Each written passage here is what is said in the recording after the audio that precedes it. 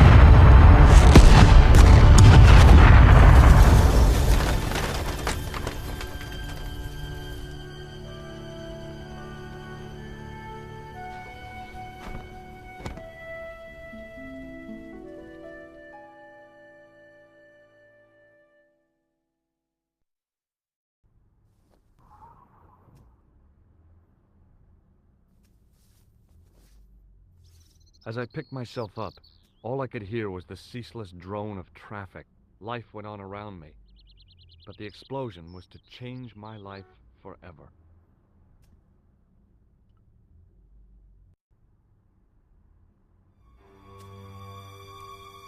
Freeze! Hold it, right there. Oh, don't shoot. I'm innocent. I'm an American. Can't make up your mind, eh? I demand to see the American consul. Drop your weapons and get down on the ground.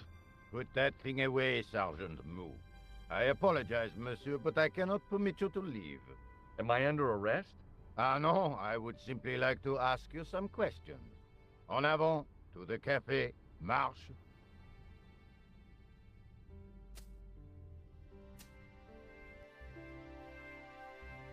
What a mess. This bombing is an outrage, is it not? Stop that, monsieur. Stop holding your breath at once. Has it occurred to you that he may be dead, Mou? Oui, monsieur. But I prefer to look on the bright side. Besides, I recall a case where the killer escaped by feigning death. However, in this case, the man is quite dead. Clearly, the killer knew of his presence and... How many times have I warned you about premature extrapolation? All we know is that he is dead. It seemed reasonable to assume... A great detective assumes nothing. Take Maigret, for instance. But he was a fictitious character, monsieur. Why, he was no more real than Poirot or Tintin. That's different, Mou. They were comedy Belgians. Anyway, it is unlikely that even you will learn much from talking to the dead. Examine the girl and take her statement, if you can.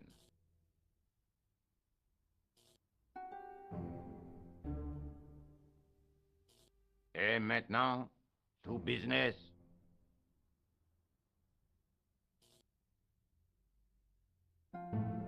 Your name, please? George Stobbart. I'm from California. And what brings you to Paris, Monsieur Stobbart? Travel. I'm touring Europe. You chose well. The city is most beautiful at this time of year, no? Yeah, I guess so, apart from the bomb blasts. Were you in the vicinity of the cafe at the time of the explosion? Yeah, I was sitting out on the sidewalk. I was lucky I wasn't killed. The inspector passed over my remark with no reaction. Did you see the deceased enter the cafe? Yes, I did. Was he alone? Yeah. And did he say anything to you? No, he was more interested in the waitress. Did you see anyone else in the cafe? Yeah, there was a guy dressed as a clown. He was carrying an accordion. An accordion?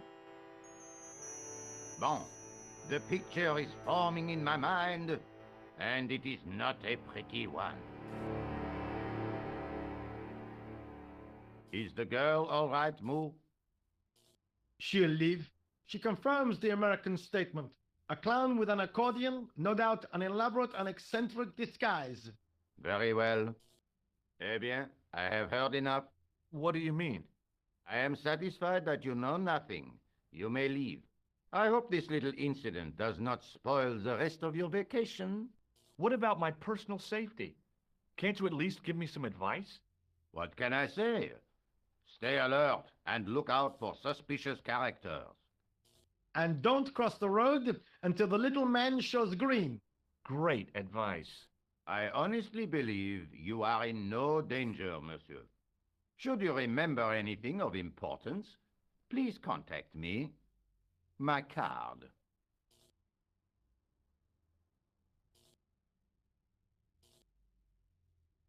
Thanks. That is all. You may go. There's not much to go on, monsieur. On the surface, no.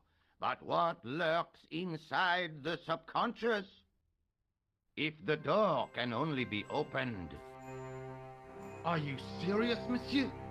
I thought your interest in psychic detection was purely academic. Academic? You are about to witness a scientific breakthrough.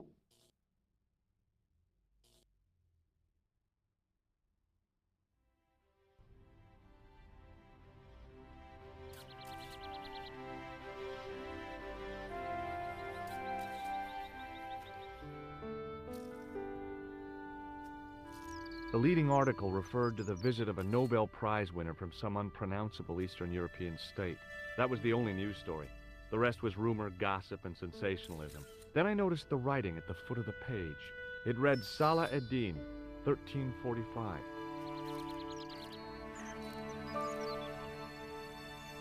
Excuse me, mademoiselle? Hi, my name's George Stobbart. Oh, an American by the sound of it. Yeah, that's right, on holiday in Paris. Some holiday, huh? You were here when the bomb went off?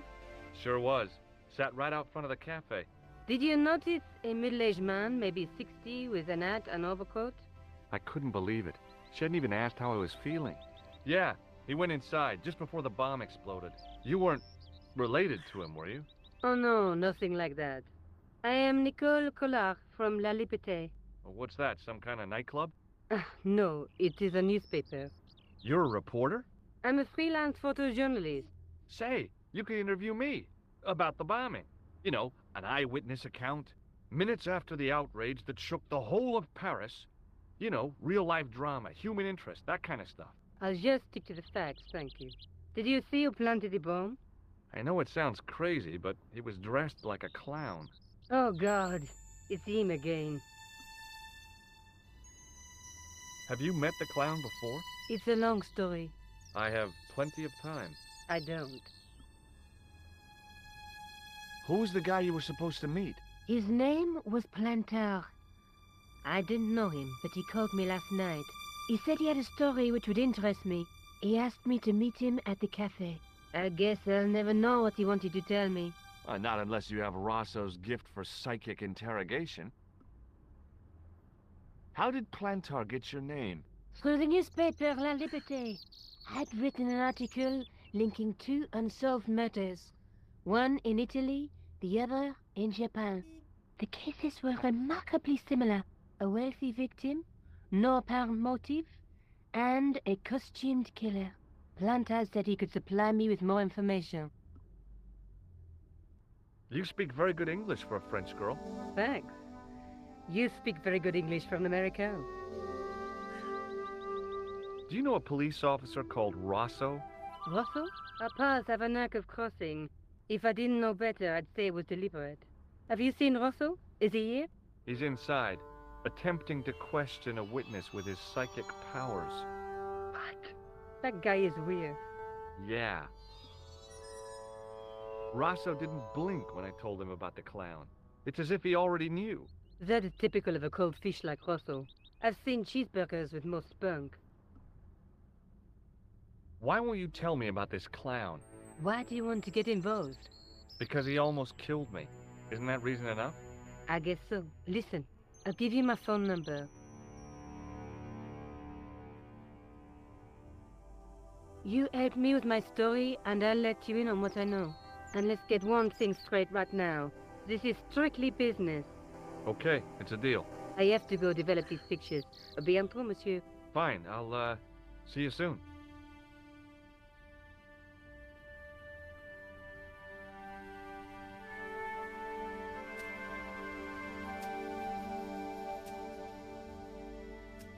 Hi, can you spare a few minutes? I thought you'd been arrested. No, it was a misunderstanding. When he pulled that gun, gah, I thought that was it. Those automatics pack quite a punch, you know? He made a mistake. He thought I was a terrorist. You? A terrorist? Ha! He was only doing his duty, I guess.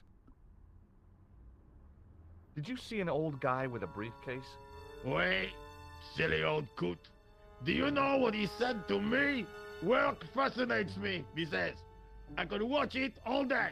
Quelle bite. I could have knocked his block off. Did you recognize the old man? No. Should I have done? Was he a celebrity? No, but I guess he is now. His name was Plantar. Was? He's dead then? Yeah.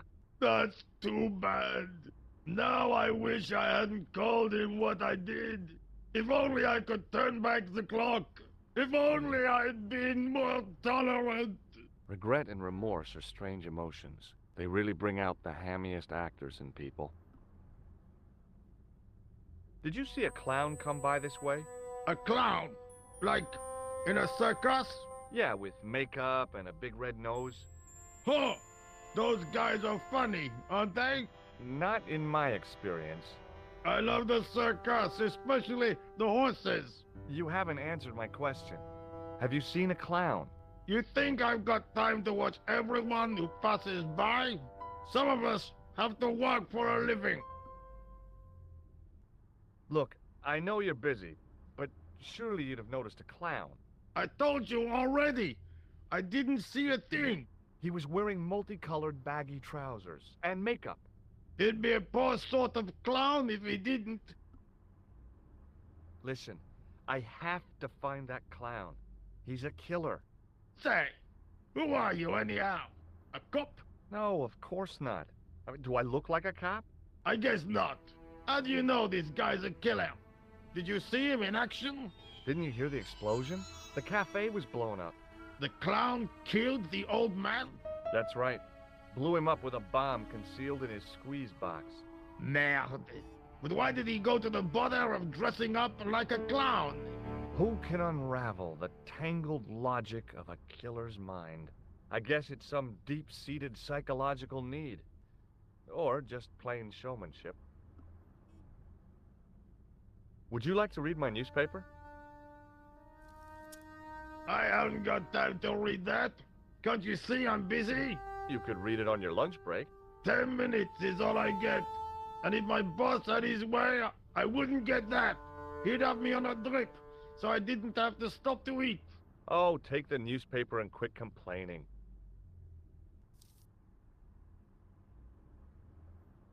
Bah! Look at this! Damn bleeding out liberals! Cha! Save the dolphins, catch them and eat them, I say! All that fuss over a bunch of fish! Nah, that's more like it! Look at the size of those!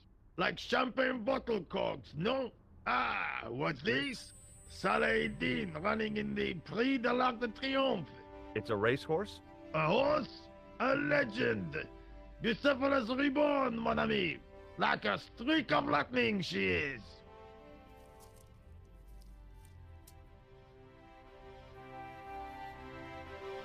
Do me a favor, won't you? Keep an eye on my hole. I'm off to put some money on that nag.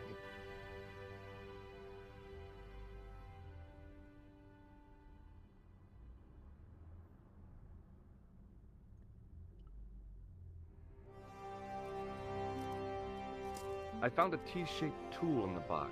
I didn't know what it was, but it looked useful.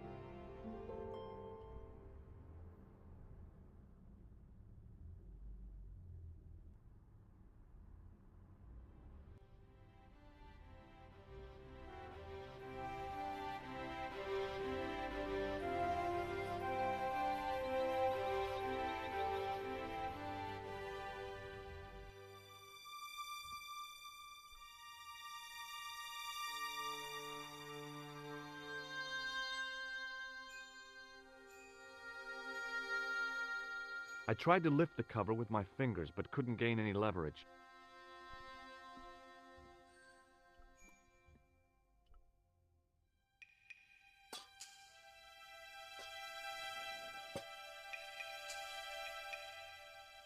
I lifted the cover to reveal what smelt like the entrance to a sewer.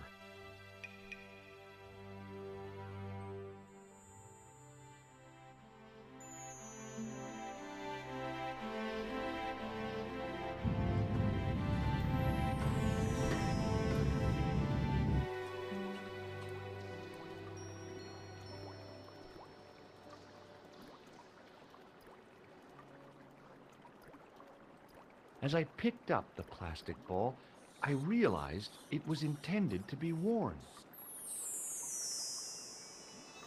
It was the clown's red nose.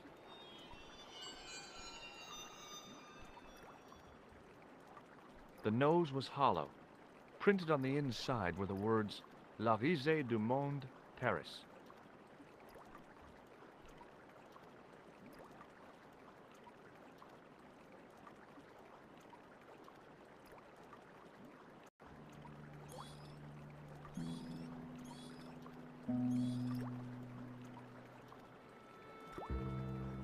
I scooped up the sodden tissue.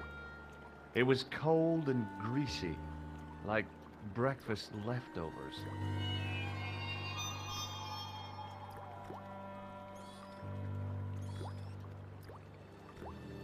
I took hold of the scrap of material and unsnagged it from the spike.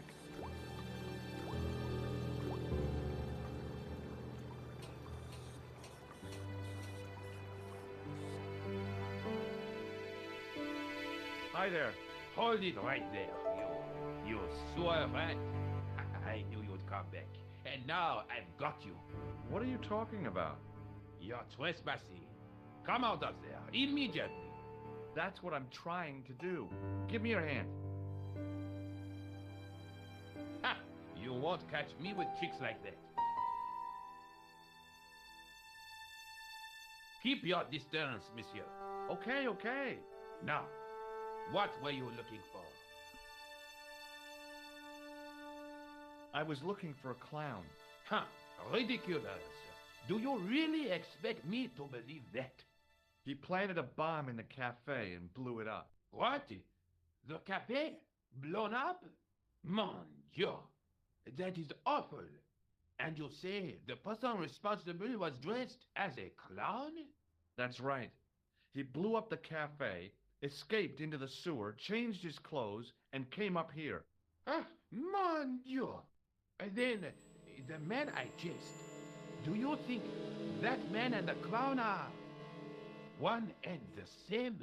Well, Yes, it had crossed my mind. Ah, that still does not explain what you are doing down the sewer. For all I know, you are in league with him. Oh no, I'm just a tourist. Haha, most tourists are content with the Eiffel Tower, the Louvre, or the Pigalle.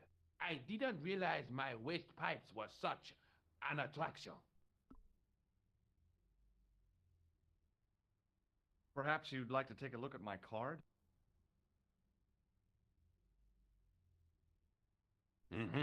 What is this? Inspector Augustin Rousseau? What does that say? Hominoid division? A homicide. I think the ink's smudged.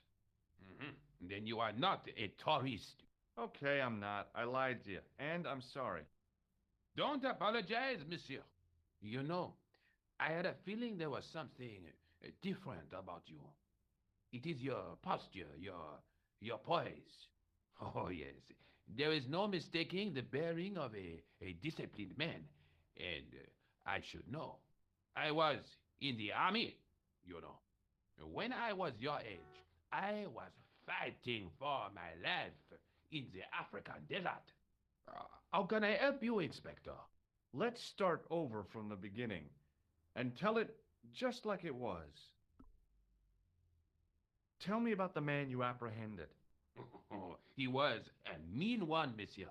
He grabbed me in an armlock. His face suddenly next to mine. His grip was like iron, but he did not know what he was up against. Oh no, he made a big mistake when he took on one of the desert hyenas. Yes, I get the picture. Does the name Plantar mean anything to you? No, it doesn't. Do you know the waitress at the cafe? So you don't want to hear about my experiences in the desert? I fought to make this country what it is today. I'm sure you did, but I'm a little short of time. Do you know the waitress at the cafe? You can't suspect her, surely. Just answer the question, please. Yes, I know her. Quite well, you could say. She came to work at the cafe 7 months ago. I look forward all week to the relief she gives me when she visits. Really? So you'd miss her if she wasn't there? Oh, mais oui. Who else would I find to cut my toenails? Was the guy you saw carrying a briefcase? Why, yes, he was. Clutched in his arms like a baby. That belonged to his victim. Oh, what do you think was in it? Drugs? Stolen jewels? I don't know, but the killer thought it was worth a man's life. Nothing is worth that, monsieur. Take a look at this false nose. Aha! That looks like a clown's nose to me. Precisely. He must have dropped it in his panic. Unless he wanted you to find it. Why would he want to do that? To put you off the scent. What does this tissue mean to you? Nothing, monsieur. It's disgusting. What on earth possessed you to show it to me? Someone had emptied their nostrils into it. Does this piece of material mean anything to you? That is the same cloth as the jacket I found. I'd recognize that pattern anywhere. Now, about the jacket you found. Do you have it here? No, monsieur. One of the sleeves was badly torn, so I sent it for repair. Pity, because otherwise it was a fine piece of quality tailoring. It had the tailor's name inside on the label. Where did you send the jacket? I gave it to an itinerant Romany seamstress. Just my luck. Was there anything in the jacket pockets? Not a sou. You know what I think? Do tell me. He changed out of the clown suit and cunningly disguised himself as an ordinary person. Looks like I'm up against a mastermind. What was the name on the label? Ah, it was a foreign name. George Leak, I think. Did you get the address? There wasn't one, monsieur. Only a telephone number. Well, I don't expect you to remember a phone number you've only seen once. 74 98 08 59. You're kidding. That's his phone number? Yes, that's it. A little secret number that I learned in the desert. I was taught the technique by a Tuareg shaman. That's incredible. It comes in handy at the supermarket checkout. Do I get a reward? Honesty, monsieur, is its own reward. Then I'm glad I do not rely on honesty to pay the bills. I have to be going. Thanks to your help, the citizens of Paris can sleep a little easier tonight.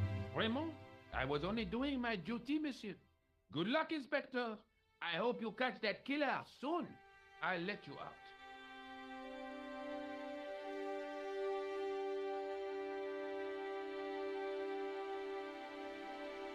I hope you find your man, Inspector. So do I.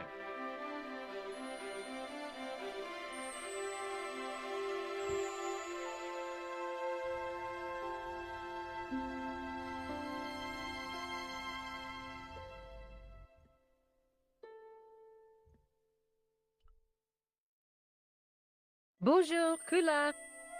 Oh, hi. It's George Stobbart, the American at the cafe. Ah, oui. You said to call if I could help. Have you any news for me? You bet. I met a witness who spoke to the clown. And I know where the killer gets his suits. No kidding. Hey, I'm impressed. You are? Well, it wasn't easy.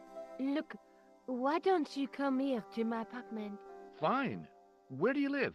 361 Rue Jarry. Okay, I'll come right over.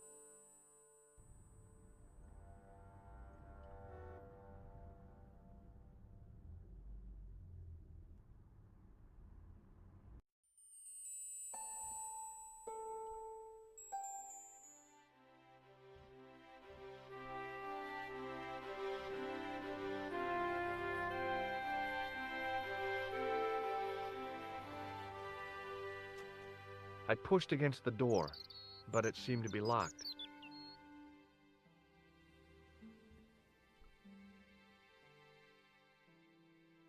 Oh, hi. Bonjour, monsieur. Would you like me to foretell your future? No thanks. I'm very good, and it only takes a minute.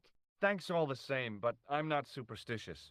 Besides, if it only takes a minute, that's not much of a future to look forward to. Are the flowers for sale? Oui, monsieur. Okay. I'll take a bunch of those white ones. I wouldn't do that if I was you. No? They are lilies, monsieur. Some people associate them with death. Yikes.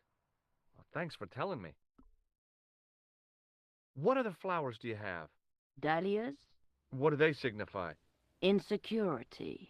I don't want to give her the wrong idea about me. What about the tall yellow ones? Those are iris, the flame of passion. And the little yellow ones? Sensuality. Well, they're no use to me. I want to make an impression, not jump down her throat. Do you know a young woman called Nicole Collard? Yes, I do. She lives upstairs from me, in the apartment block across the street. I tried the door, but it's locked. You know, I've told the landlord about that 1,000,000 times. It is the damp. The whole building is like a sponge. It sucks up the moisture from God knows where. You mean the door is stuck because it's swollen? That is correct. There is an art to opening it. Don't shove it hard. Just give it a gentle nudge above the lock. Thanks for the advice. How long has Mademoiselle Collard lived here? A few months. She's in for a shock when the cold weather comes. Drafty windows, insufficient heating. It's a struggle to keep warm. The only reason I stay is because the rent is cheap. Your young lady, she deserves better. I thought Mademoiselle Collard was a successful photographer. Not as successful as she makes out for all her fine clothes. Oh, I've heard her crying herself to sleep at night. That's awful. Now don't you let on that I've told you. She's proud, that one. Too proud, if you ask me. I've changed my mind. Will you tell my fortune? You're going on a long journey. My, oh my. What a surprise. Can you tell me anything I don't already know? 10 francs, please, my dear. 10 francs? That's a ripoff. Please yourself? How does this fortune-telling routine work? If I knew that, I wouldn't be selling flowers for a living. Haven't you ever wondered why you were blessed with the gift? Well, it's a bit like satellite television, I suppose. Some of us are born with a built-in receiver dish. I just happen to be one of the lucky ones. Can you really foretell the future? Only time will tell, monsieur. The strange thing is, I can't seem to see myself in the future. Other people, I have no problem. But when I try to see what might happen to me, nothing. That must be scary. Maybe. I figure it's a kind of natural safety mechanism. Either that, or I don't have a future. See you later. That's right, monsieur. You will.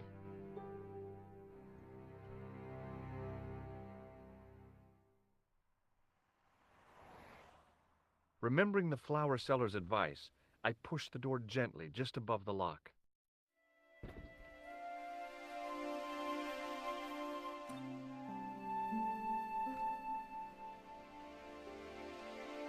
Bonjour. I'm glad you could make it, monsieur. Please, call me George. Fine. I'm Nicole. Take a seat, George.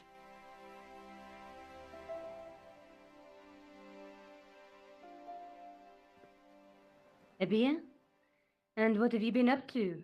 I've been exploring the sewers beneath the cafe. I thought I could smell something bad.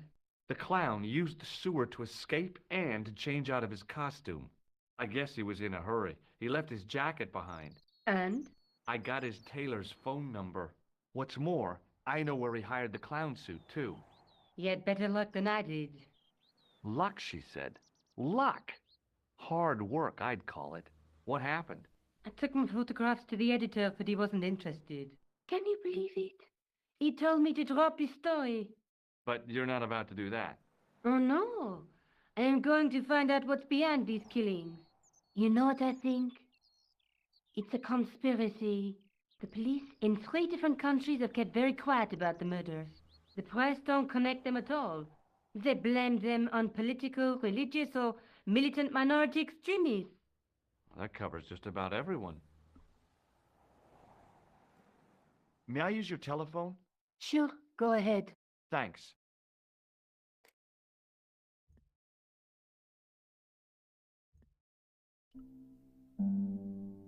Hello? Who is this?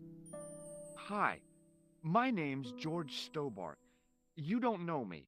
Correct, Mr. Stobbart. I don't. What can I do for you? Well, I'm trying to trace one of your customers. Could I maybe come over and talk to you? No. No, that's not possible. Oh, okay.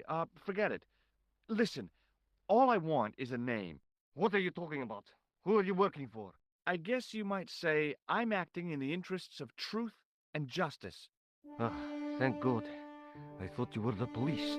There are innocent lives at stake, Mr. Todrick. Lives that you could save. You're collecting for charity, yes? No, I'm not. All I want from you is information. Go on. I'm listening. You know a guy called Plantar? No, I never heard of him. Shall I tell you what happened to Plantar? How he was killed in cold blood? I told you, I never heard of Plantar. I expect Plantar's a family man, don't you? In their little apartment, Madame Plantar is cooking the supper, listening for the familiar sound of her husband's key in the door. Junior is waiting for his daddy to come home from work. He can't wait to show him the merit marks he earned in school today. Only tonight, Monsieur Plantard won't be coming home. You forgot the puppy. Huh? The faithful puppy dog, waiting for the sound of his master's voice. Well, maybe they don't have a dog. What do you think? I don't know, Plantard. I never heard of Plantard. None of this has anything to do with me. What do you know about the clown who bombed the Café de la Chandelle Verte? I don't have no idea what you're talking about. You're cool, Todrick. But I think you know more than you're saying. I don't know who you be, but sure I am you don't know what you're talking about. I don't know if you're saying that to make me think you don't know what I mean, but... oh, this is ridiculous. Quit playing games with me, Todrick. I tell you, I know nothing about no clown. Did you know that one of your customers was a part-time clown? If a guy feels happy with a funny nose and custard down his pants, what's the problem? Thanks for nothing, Todrick.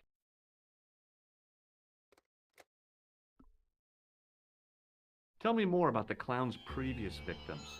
The first was Arno Bellotta, the millionaire pharmaceutical baron.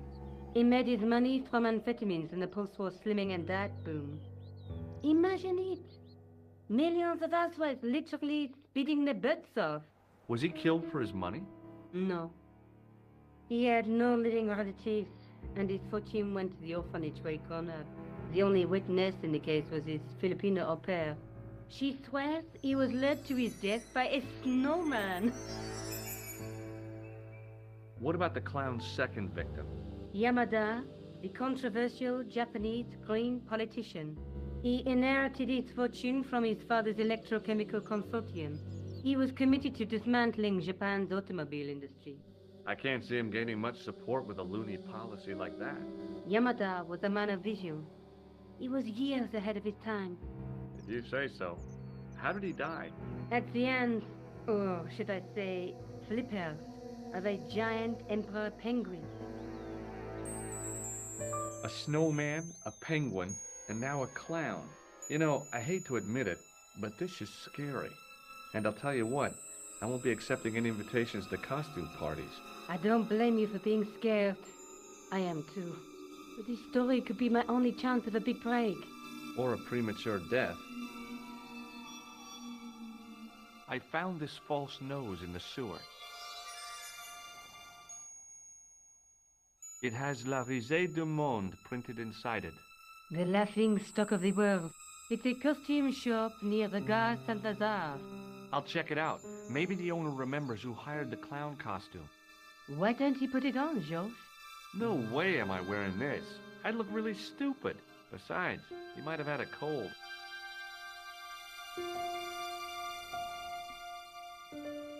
I found this tissue down the sewer. Oh, bro, that's disgusting, George. I think the stuff on it is grease paint, like actors use.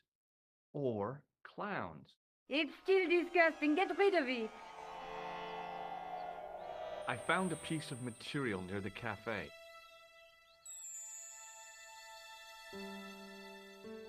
When I showed it to the concierge, he recognized it right away. It's very distinctive, all right. Just wait until you see this. I developed the film I shot at the cafe. Here, George, it's an enlargement I made. Look what that guy's wearing. Checkered pants. The same material as I found in the sewer. That's right. This guy shouldn't be difficult to find. Oh, no? Take a close look at his left cheek. A scar. In the shape of a horseshoe. Oh, a crescent moon.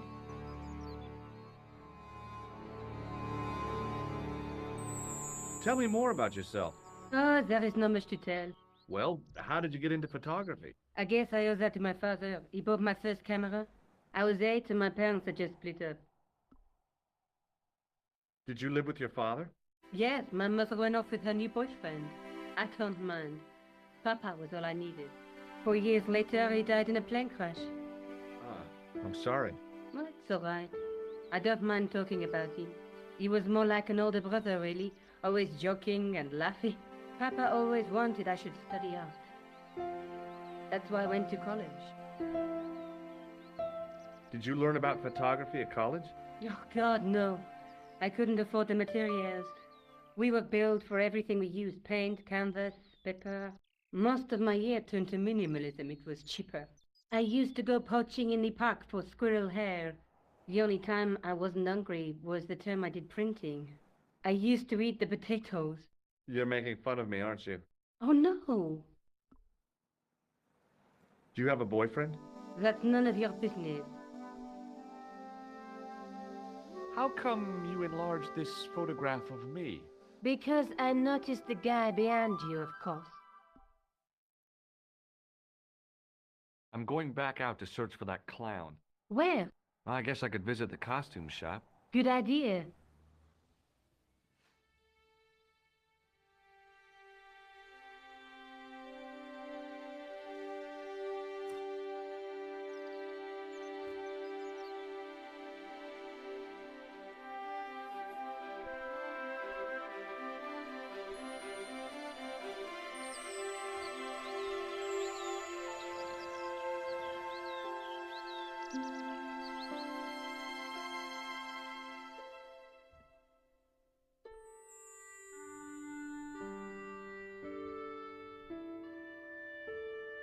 Excuse me. Bonjour, monsieur. Please, come in. Welcome. Leave the mundane world behind. But in these four walls, fantasy is king. I don't want a costume. Didn't you ever dress up when you were a child? Not that I remember. Incredible.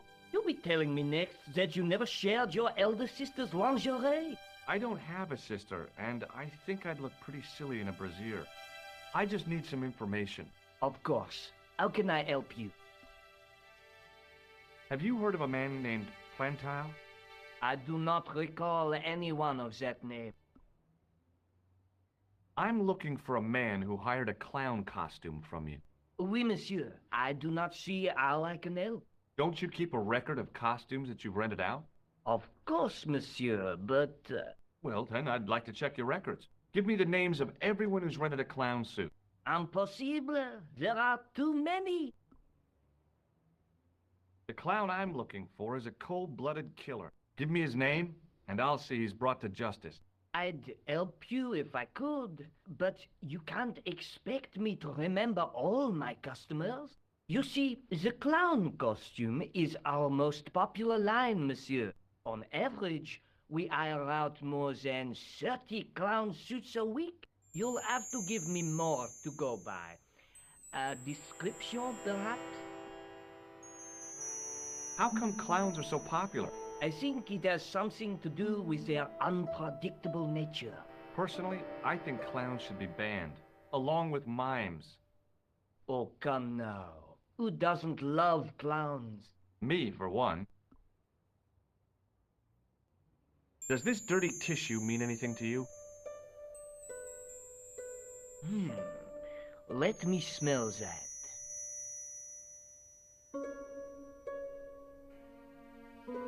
Bestheimer's number 7 white pancake. Theatrical grease paint, right? Oui, monsieur. La crème de la crème of Thespian accoutrement. Have you sold any of it recently? Yes, 2 cans. About this tissue. I have already given you my professional opinion. Do you recognize this man? Ah oui? He was here this morning.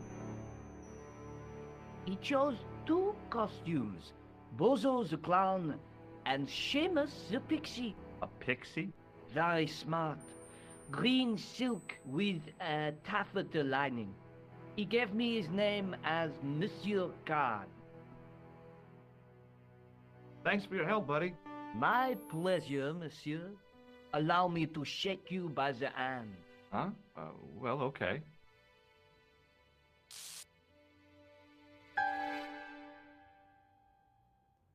What are you trying to do, kill me? You did not find it amusing? I never saw the funny side of electroshock therapy. Eh bien, it is yours to keep. A gift? Do I need a license? No, but I give you a word of warning, monsieur. What? Remember to switch it off before you visit the toilet.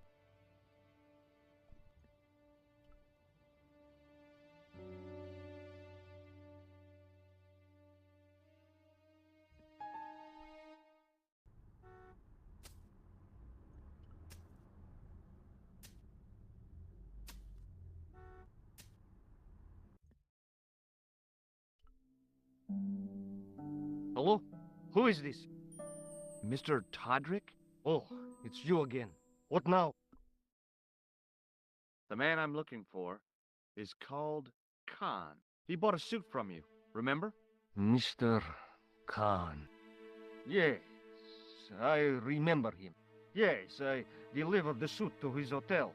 The Hotel Ubu. I don't remember the room number. It was upstairs. The second room on the right-hand side of the corridor. Thanks, Todrick. That's all I wanted to know. Now I've got you, Mr. Clown.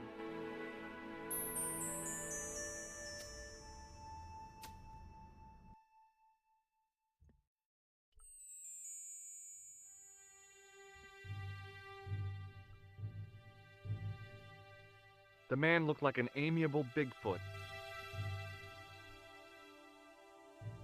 The guy looked just like a weasel.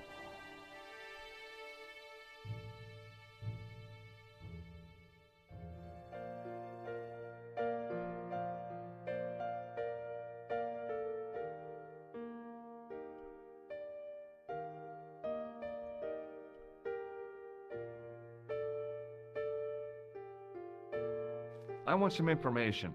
Who are you? The police? I'm conducting a private investigation. Ah, I know only too well what you mean. That is one of the drawbacks of the catering business. When people book into an hotel, they leave their morals at home, no? Do you know a man named Plantar? No, monsieur. Do you have a guest by the name of Khan? No, monsieur. Perhaps you would care to check the register. The man who calls himself Khan has a scar on his left cheek. Vraiment? I tell you, I do not know a man named Khan. Maybe not, but I noticed a change in his expression when I mentioned the scar. I'm looking for a man who dresses like a clown. This is a highly respectable hotel, monsieur. There are no clowns here. If you say so. Do you recognize the man in this photograph? Yes, monsieur. That man is one of our guests. What name? I cannot tell you that. Thanks for your help, buddy.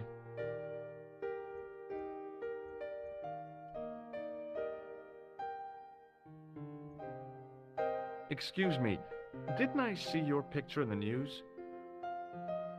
You're that Nobel Prize winner from some unpronounceable Eastern European state. Yes, that is me, in person. I don't want to worry you, but have you had any threats on your life? You know, mysterious phone calls, letters made up of headlines cut from the newspaper.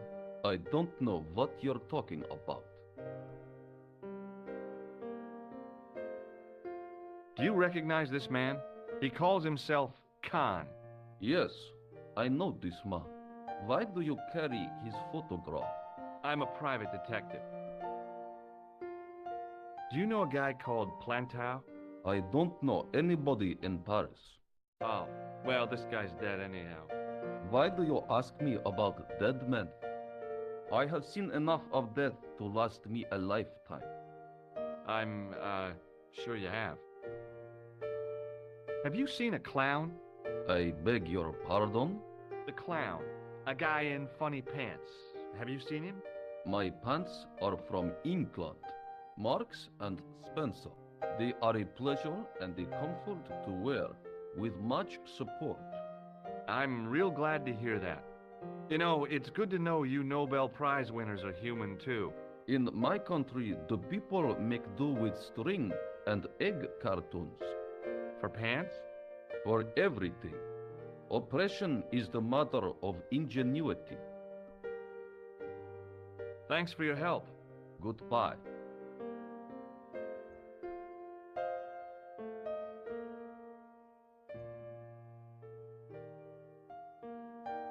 Hi there, ma'am. Well, hello. What can I do for you? I'm looking for a man. You disappoint me, my dear. For one foolish moment, I thought. But never mind. Aren't you going to tell me your name? George Stobbart, ma'am. How sweet! I once had a stable boy called George. I am Lady Piermont. The common reaction is to kneel and stutter, but it's not obligatory. A real lady? I mean, you're an honest-to-God aristocrat? Oh, I don't know about that. Few of my ancestors are honest, not even to God.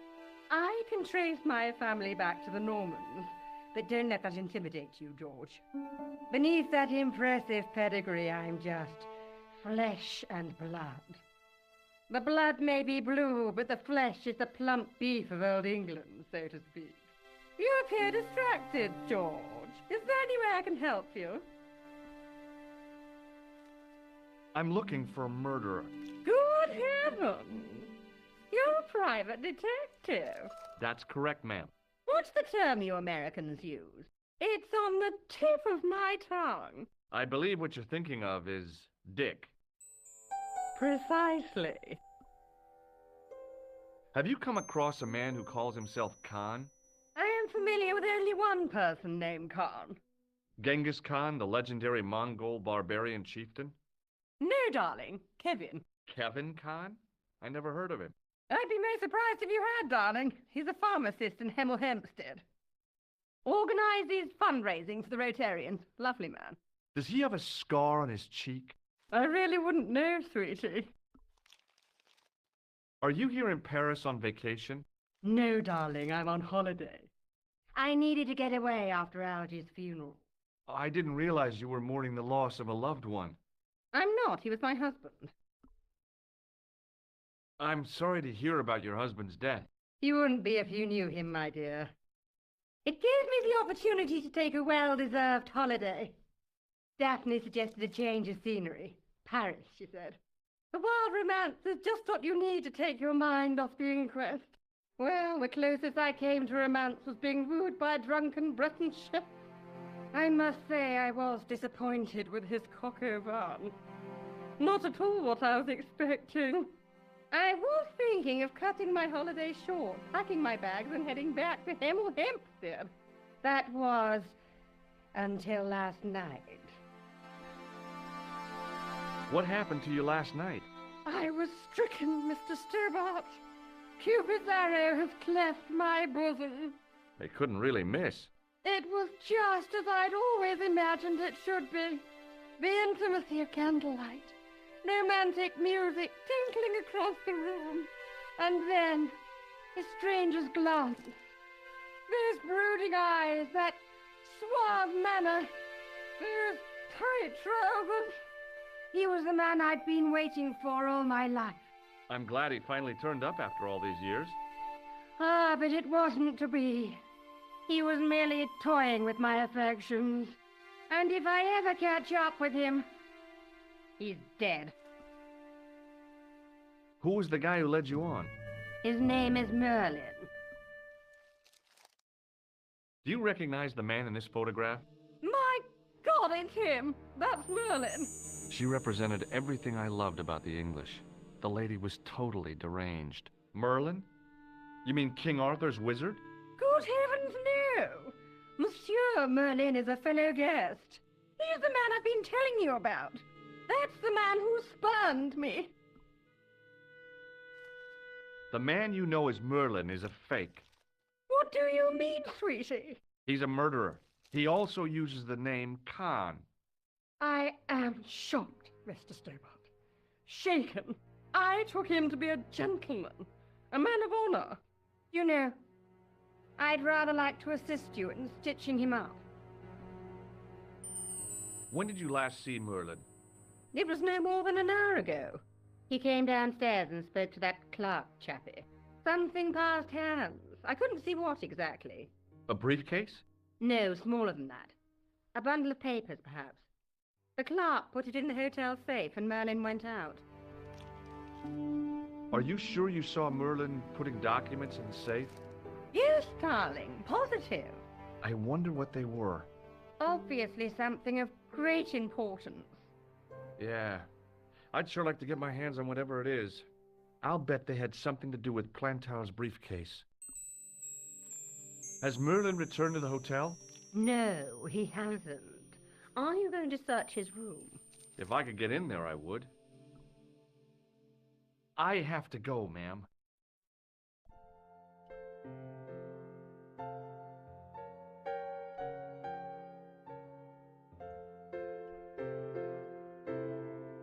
There was no one registered under the name of Khan, but the name in the book for room 22 was Merlin.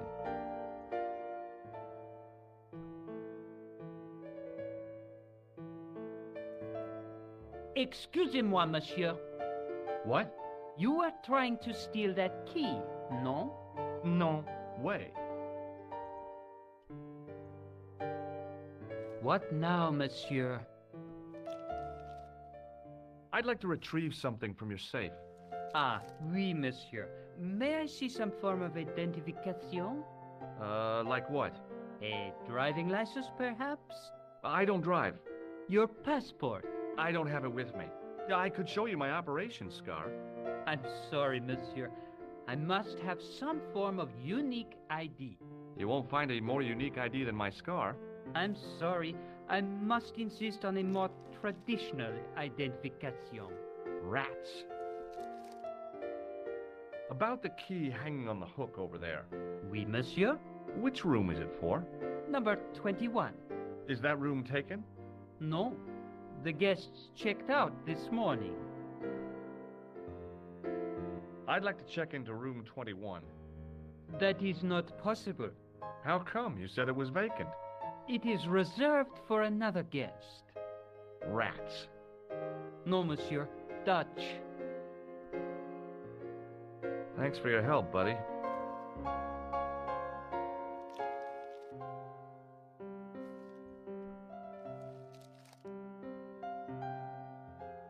Hi, ma'am.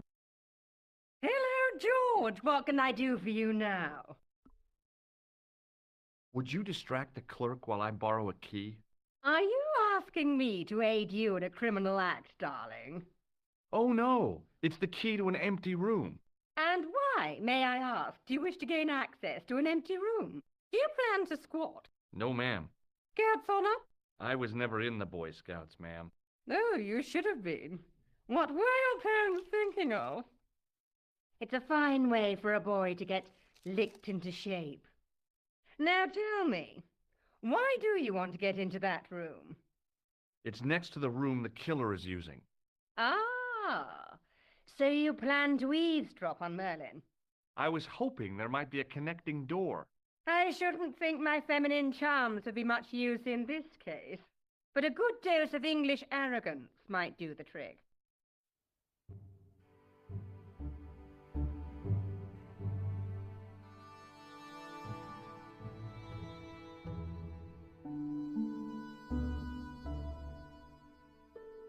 I say! You there? Flunky! Oui, madame. Listen carefully. You do understand English, don't you? But of course, madame. Good. I wish to deposit some jewelry for safekeeping. I understand. Are you quite certain? Oh, bien sûr, madame. Over to you, my dear.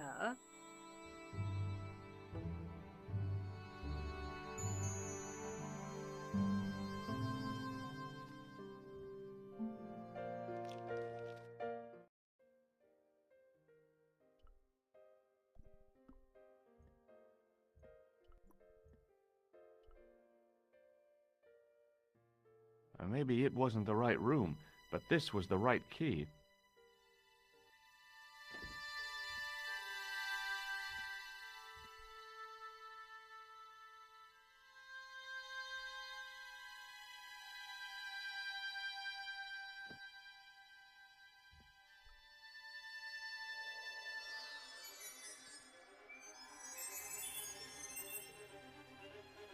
If I wanted my shins sticking out of my shoulders, I could have jumped. Mama Stobbart didn't raise no suicidal fools, though.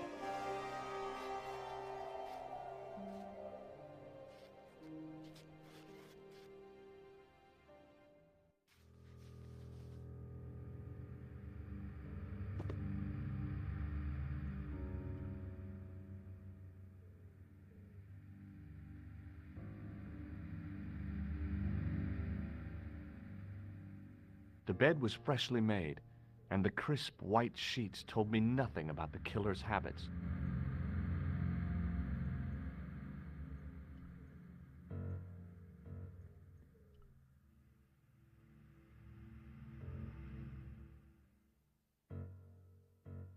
The assassin had been too smart to leave incriminating evidence beside his bed.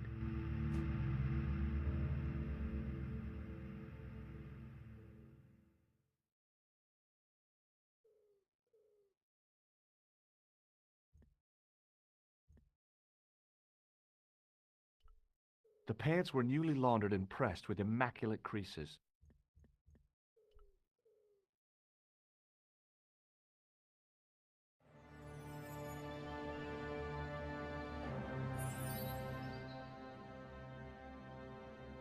I had the kind of feeling in my stomach that would usually send me running to the bathroom.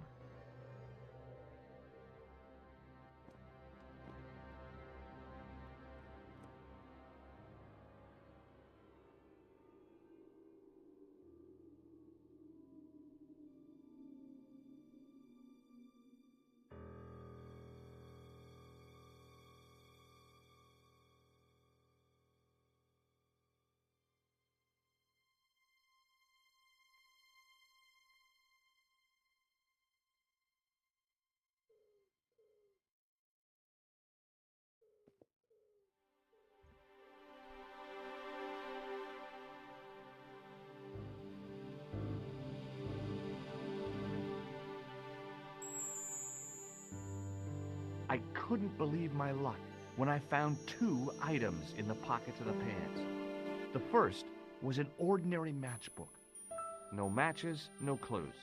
The second was a pass card which read, Thomas Merlin, Gruber Electronics Corporation.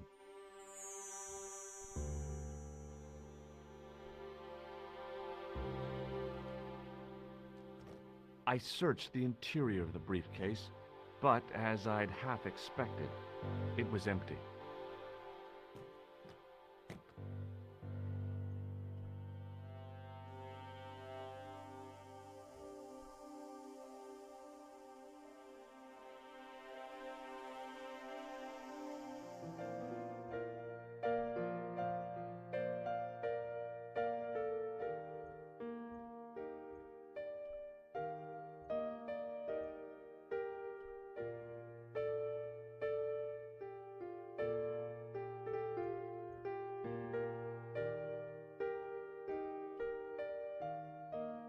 What now, monsieur?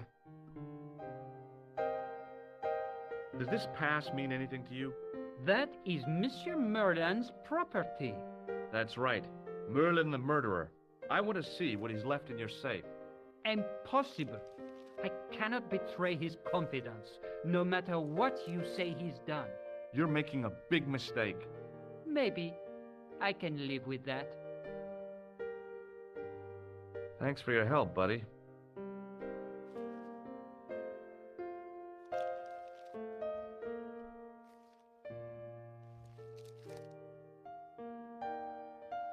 Hi, ma'am.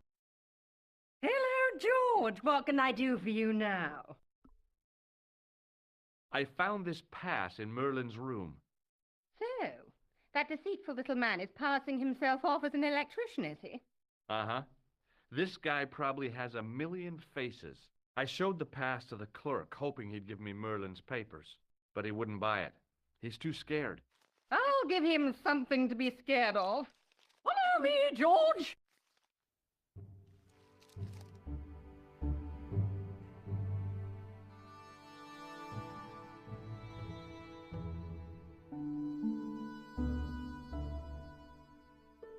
Did you place a package from Merlin in the hotel safe?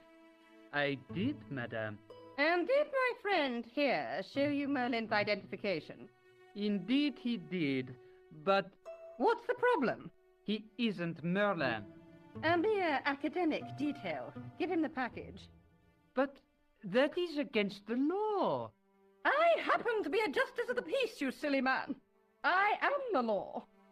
If he tries anything, shoot him, George. My pleasure, Lady Piermont. One moment, please.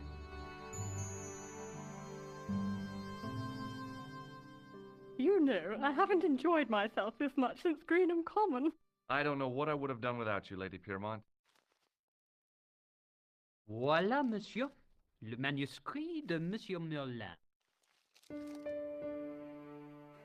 Thanks. How satisfying. An Anglo-American alliance that actually worked.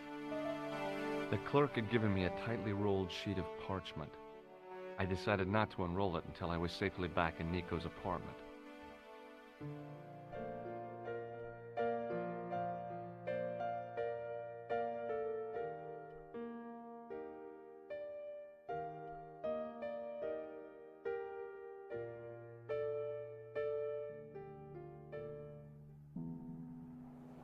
Just a minute, monsieur. What's your problem? No problem, if you cooperate. What do you want? Just a routine security check. Nothing to worry yourself about. Oh, well, all right. Search him, Flap. You bet. Hey, knock it off. Get off, you big ape.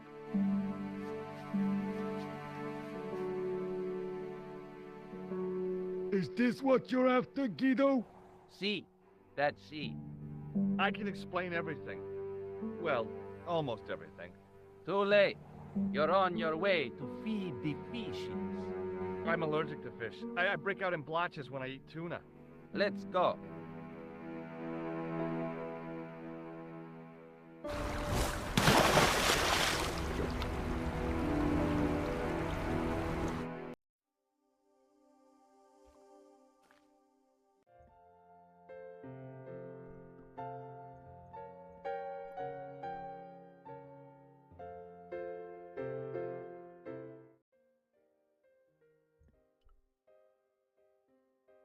The door was locked.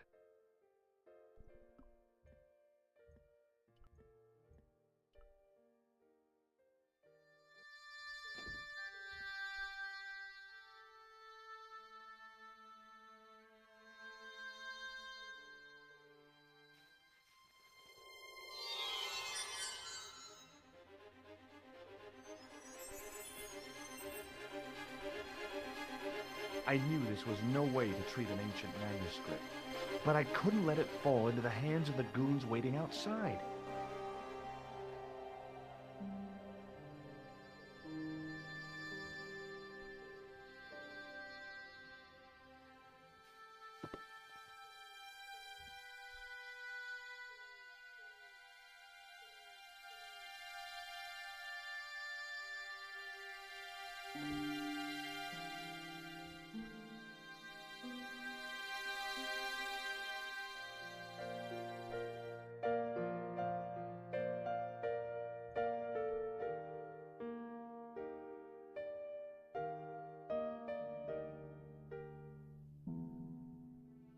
Just a minute, monsieur. What's your problem? No problem, if you cooperate. What do you want? Just a routine security check. Nothing to worry yourself about. Oh, well, all right. Search him, Flap. You bet. Hey, knock it off. Get off, you big ape. Nothing, Guido. Zilch. Our apologies, monsieur. What? I had to report you to the authorities. Round here, we are the authorities. You want I should break his arms? No. Let him go, Flap.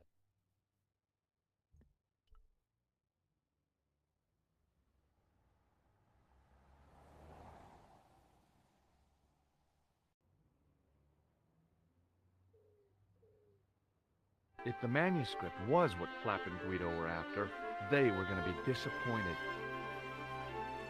I couldn't wait to get back to Nico's apartment and check it out.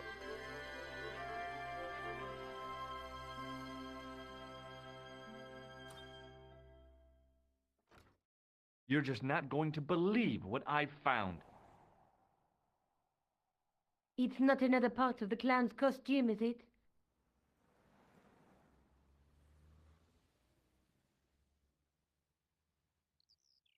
It's a medieval manuscript.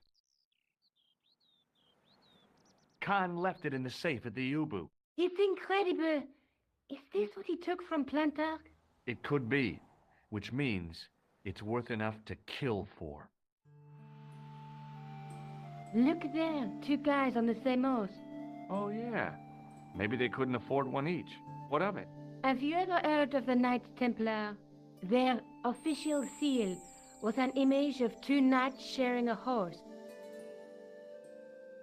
Whatever this manuscript means, it's connected with the Templars. How come you know about these knights? I learned about them while writing an article on the Crusades.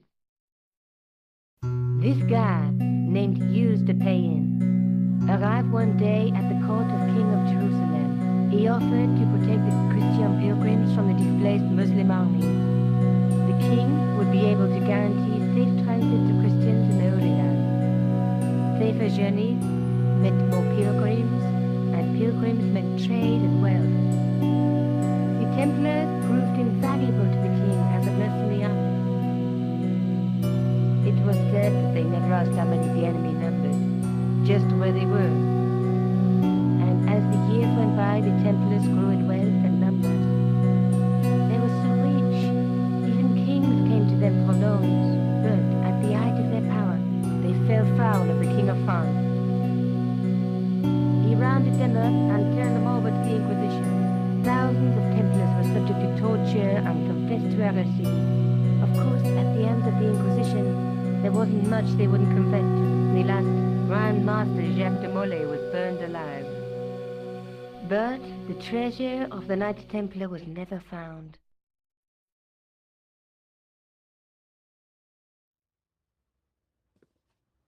Jeez. So the treasure is hidden, waiting to be discovered? If there ever was a treasure, it's been lost for 600 years. Anyway, we're supposed to be investigating a serial killer, not a medieval treasure trove. But maybe that's what the clown and his accomplices are after. Maybe this manuscript is the key. You'd better leave it here for safekeeping. Think about it, George. One guy's already died for it, as you said yourself. Besides, that parchment is fragile. Okay, I'm convinced. You keep hold of it. What are you doing to help trace the killer clown? Research, George. Yeah? You have a copy of the clown's yearbook? I have a telephone and lots of contacts. Oh, well, did you find anything useful? Not yet. I'm employing my first and most useful weapon. What's that? Patience. Oh, I've heard of that. Isn't it a substitute for decisive thinking? Have you found out any more about the murders? Well, it may be nothing, but both the clown's victims visited Paris earlier this year. When? The second week of July. They were both here at the same time. Did they meet? I don't know, but I can't imagine it was coincidence. Let's take another look at the manuscript. Let's face it, we need help, George. Someone who knows about these things. Who do you suggest? Indiana Jones? I know a guy who specializes in medieval studies. His name is Lobinol. Huh. Some stuffy old fossil who gets horny over ancient relics, I suppose. Far from it. Andre isn't the stereotypical professor you have in mind. Where can I find this Lobino guy? At the Crune Museum. I'll give you the address. There's a woman looking at her reflection in a mirror, but the reflection has 3 hideous faces. She reminds me of the wicked queen in Snow White. She was the one who said, "Mirror, mirror on the wall," wasn't she? She made me cry so much when I was a kid, Mom carried me out of the movie theater. She didn't frighten me in the least. Like I said, I was only a kid. I didn't like the crocodile in Peter Pan either. A knight with a crystal ball. Now, there's something written on the scroll beside the knight. Yes, but it's written in Latin. Per disciplinam mea lux videbis. By my teachings, you will see the light. You speak Latin? Where did you learn a trick like that? A trick? I studied law, okay? I can read Latin. My, you're touchy. Tell me that again. Through my teachings, you will be enlightened. There's a guy working on a loom. He's weaving a carpet or a tapestry. Or a duvet cover. It's a clue to a place, I reckon. Somewhere famed for weaving and ships. Where folk live in barrels?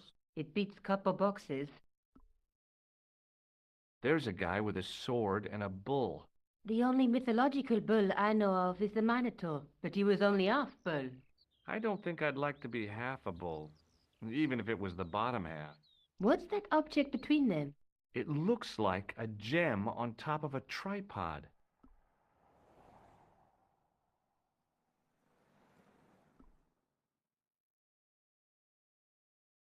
Maybe I'll check out the Crune Museum.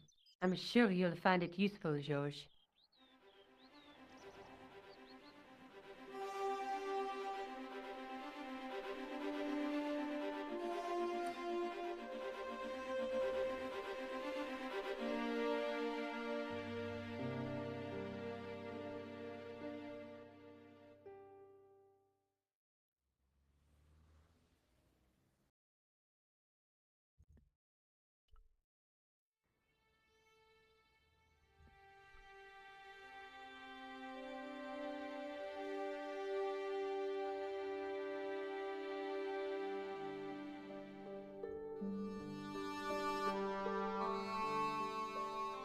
In the case was a spindly tripod, blackened with age and pitted with rust.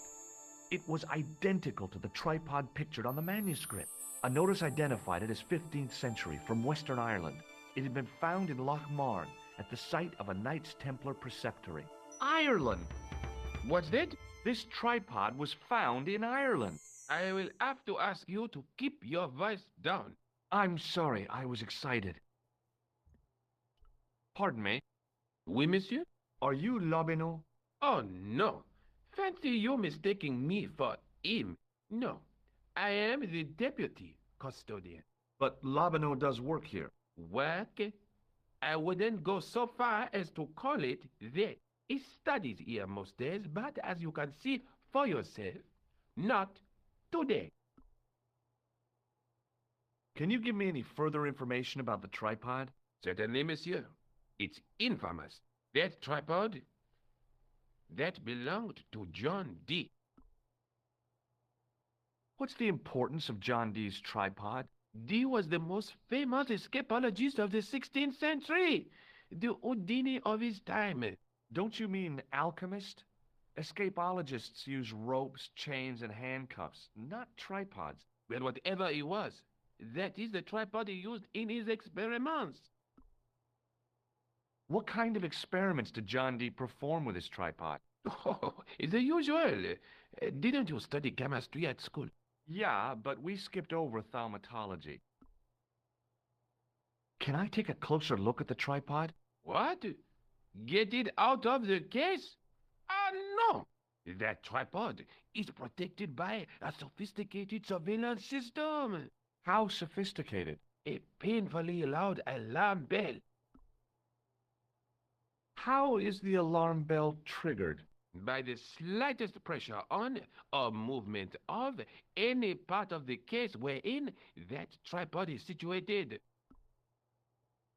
It strikes me that to call your alarm system sophisticated is, well, stretching the truth a little. It has never failed yet. The sophistication is in its simplicity. Do you know anything about the Knights of the Temple? No, sir. Not a sausage. The sign on the tripod says it was found at a Templar preceptory. It does? Yeah. It doesn't mention John Dee at all. Most remiss. You don't know anything about the tripod, do you? No, I don't. I never had much of a start in life, you see. I owe what little education I gained to my uncle. He was an optician, but he also doubled as the village school teacher. He taught me the alphabet. Well, 19 letters of it. The bottom row of the chart was too small even for him to read, so he left them out. Why don't you start over and enroll for adult education? You know, I never thought of that. Do you think if I studied art and did all my homework, I could be a professor of history? At your age? Dream on. Do you know anything about medieval manuscripts? Not me, monsieur. I am no scholar. though people often mistake me for one. It is the uniform, I guess. They see the clothes. They are impressed. And they ask you to park their cars? They ask me to park the... No, no, no. They assume I am an authority on the exhibits in my care. Whereas you know next to nothing about history. Of course not. All I am saying is, I am no scholar. Not like Monsieur Lobineau. Thanks for your help.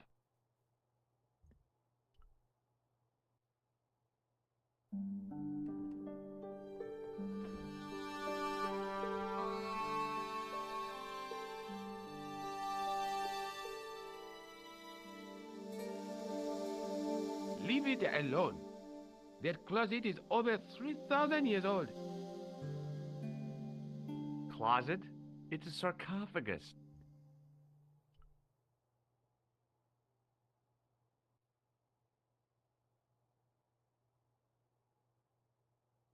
Attention!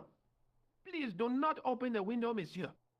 Don't you think it's kind of stuffy in here? Better stuffy than dead.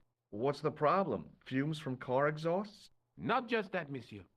There's a new burger bar opened up across the street. The Laughing Buffalo. So what's the problem? They cook their burgers on a charcoal grill, and the fat falls on the open flame. The amount of organic compound and smoke particles released is astounding. Since they opened, local air pollution has doubled, and it stinks like a funeral pyre. That is why I keep the windows closed.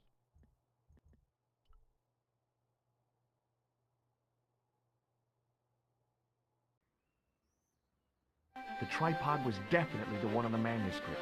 The Templar connection confirmed it. I was tempted to go to Ireland to check it out.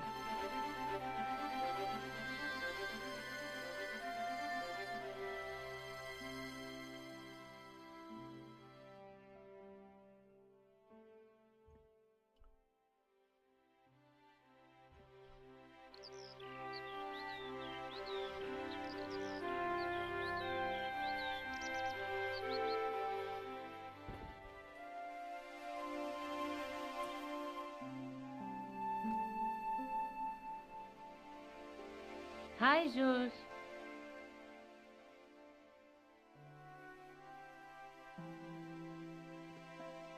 I found the tripod. Where? In the museum. It belonged to the Templars. It was dug up in Ireland at a place called Loch Marne. I have heard of Loch Marne. I read an article about the castle. Take a look for yourself.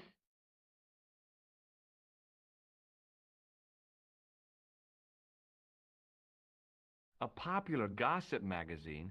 You read that rubbish? No, I write it.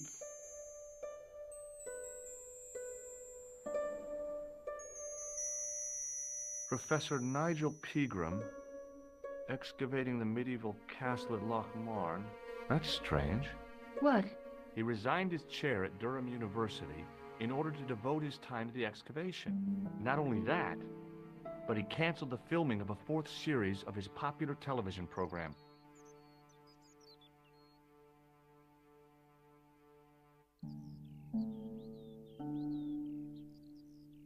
This site at Loch Marne must be awful important to him. He's a professor of history. They're all cuckoo. All the same, I'd like to talk to this Professor Pegram. How do you feel about a trip to Ireland? Disappointed. Huh? That I won't be going. I want to follow up the Bellotta case.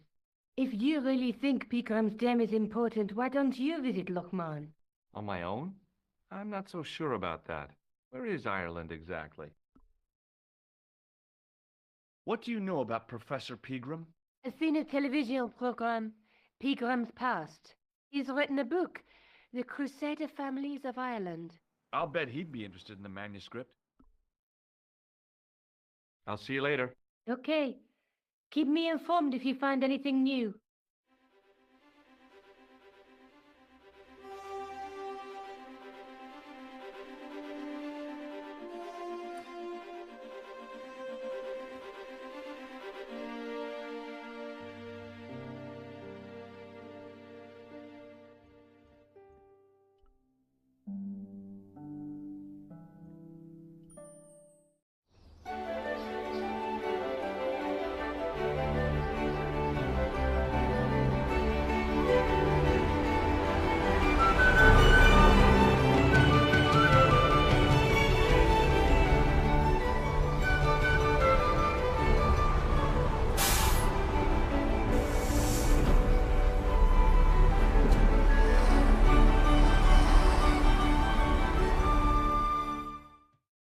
Several hours later, I arrived in Ireland, the Emerald Isle. I'd been lucky to get a bus from Dublin to the tiny village of Lochmarne. On the way out, the driver told me there was only one service a day.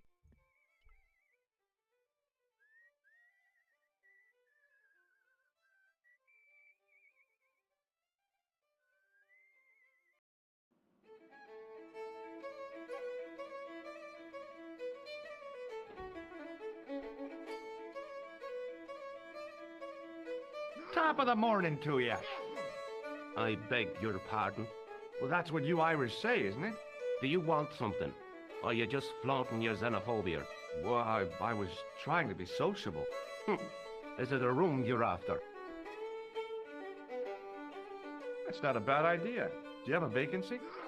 I could, if you don't mind waiting until the last guest checks out. No problem. When will that be? When the undertaker comes to collect him. Do you know a man called Pegram? Indeed I do. Are you a friend of his, by any chance? Oh, no. I'm just trying to track him down. Me too. That son of a bitch should be locked away. Did Pegram stay here? That's right. In the best room in the house. That's the one with the bed. Can I see Pegram's room? It's been taken by one of the brothers from the reformatory. They come every year for spiritual refreshment. That's a good one. Their idea of refreshment is a good full of stout. I wouldn't want to disturb a man of God, especially not a big fella from the bad boys' home. I don't blame you, Mick. That brother's got muscles like a muscle man. Have you served any, clowns recently? No. You're the first today. Seriously, I'm looking for a man dressed in a clown costume. Would he be having a little white dog with a black patch over the eye? I shouldn't think so. What can you tell me about the castle? You're the second person to ask me that today. I don't know anything about the castle. It's only an old ruin anyway. Who else was asking about the castle? He said he was a reporter. He was asking about the little people. I could have told him a tale or two about the little people. He might have paid me to hear what he wanted me to say. Anyway, I chucked him out on his arse. Good for you, Meg. That's the way to deal with journalists. I'll try a glass of beer, please. Is this your first pint of real ale? Well, I guess so. What's real ale, anyhow? Beer that's brewed from natural ingredients to traditional methods. It shouldn't be kept under pressure or refrigerated. And finally, it should have a good body and distinctive character. In other words, it's flat and worn with bits in, and it makes you fall over.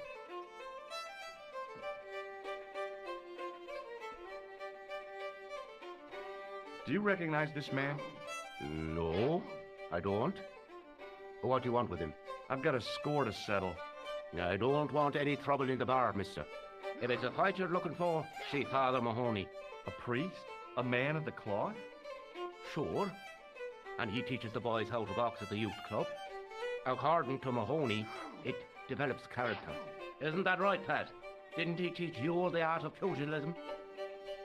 Dial. Sorry, Michael. I was miles away. What did you say? Never mind. Thanks.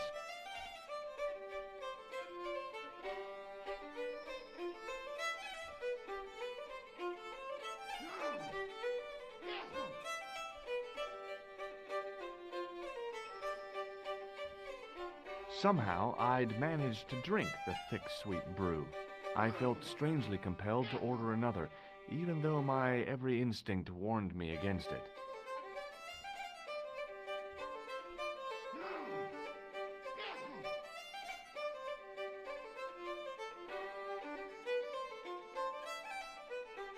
My name's George. Pleased to meet you, mister. My name's Fitzgerald. Can I get you another drink? Oh, no, thank you. I shouldn't be drinking at all. I'm on tablets for my nerves. More than a pint and I'll pass out. Do you know Professor Pegram?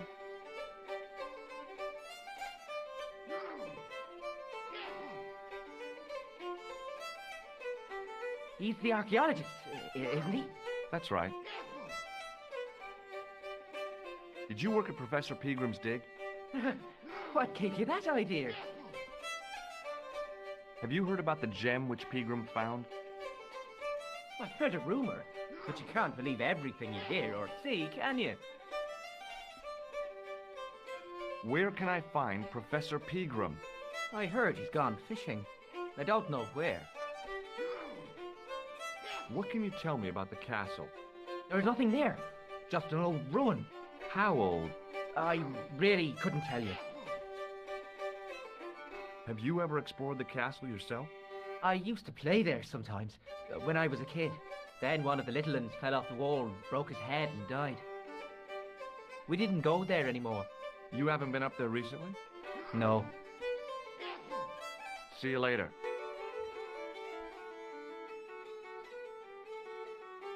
Hi there, old-timer.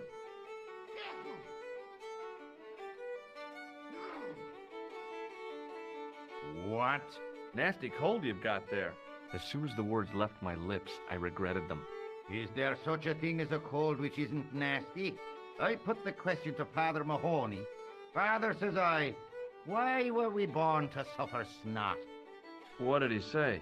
He said, it's my reward for being out all night like a sinner. Pious prig. Anyway, this is no ordinary cold. 'Tis the hay fever. Pollinosis? Thank you. You're not a policeman, are you? Excuse me? Police? No. I'd know it if you were. Do you know Pegram, the archaeologist? That's the scrawny fellow who was poking around at the castle, isn't it? No, I don't know him. Were you aware that Pegram was conducting an archaeological dig? I don't meddle in other people's affairs. They don't interest me. Do you know where I can find Pegram? I told you, I never heard of him. Can you tell me how to get into the castle?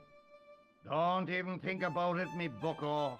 Lochmarn Castle is haunted. Have you ever seen the ghost? To be sure, with me very own eyes.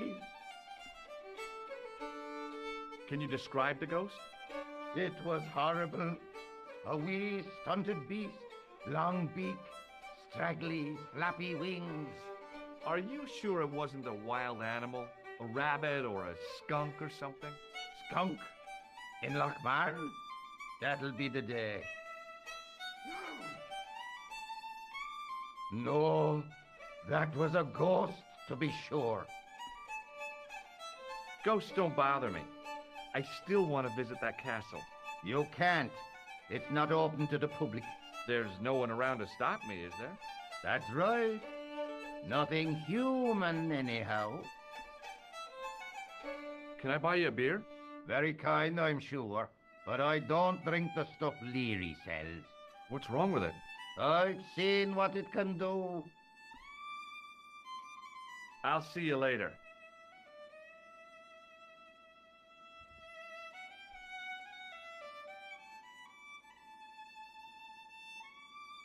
The man's arm lay across the towel, preventing me from moving it.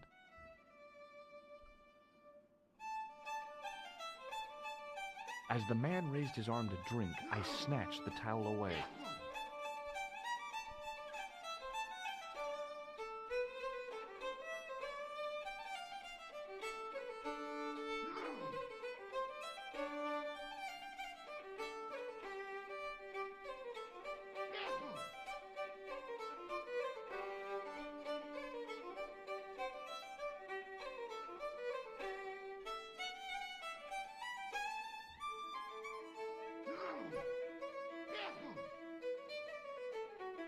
Oh, no, you don't.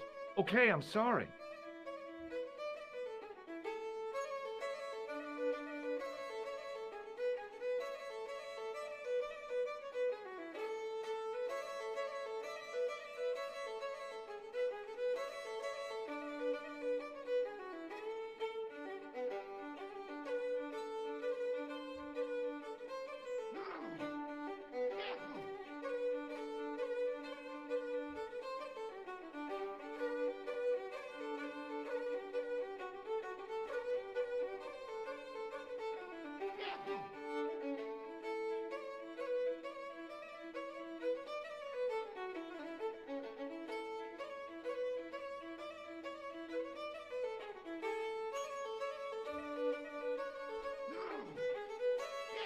As soon as the old guy looked away, I grabbed his piece of wire.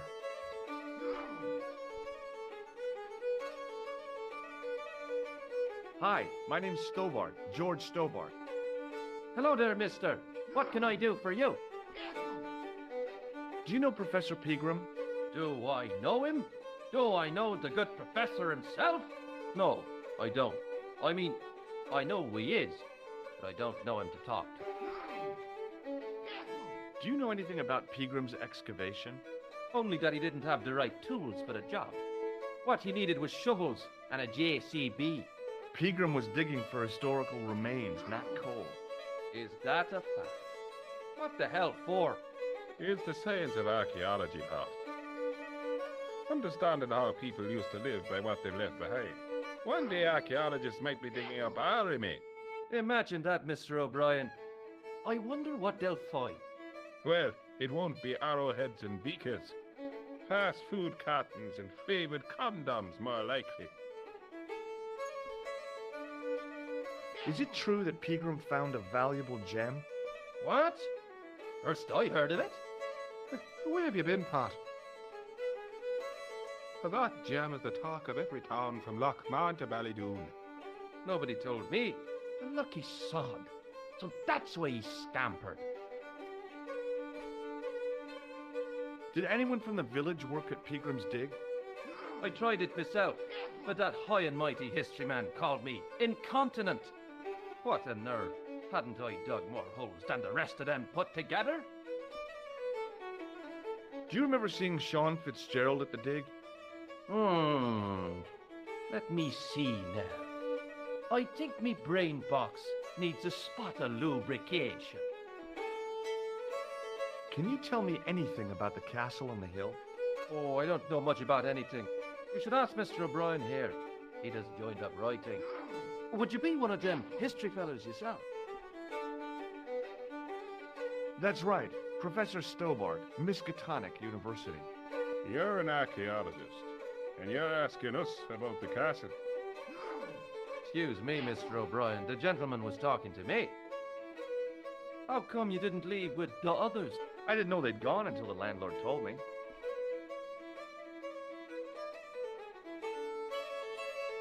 Can I buy you a drink? You most certainly can.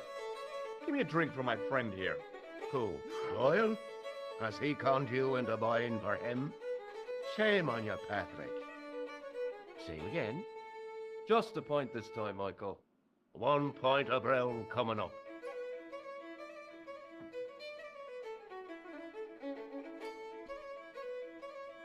Do you remember Sean Fitzgerald now? I can picture the scene as if it was only last week. Come to think of it, it was only last week. Fitzgerald was there all right. Him and a bunch of students. He was speaking with the boss man. Bye for now. Hello there. My name's George Stobbart. Pleased to meet you, I'm sure. I'm O'Brien. Can I help you? Do you know where I can find Pegram? You're too late to meet that fella. Is he dead? Not that, but he's gone from the village.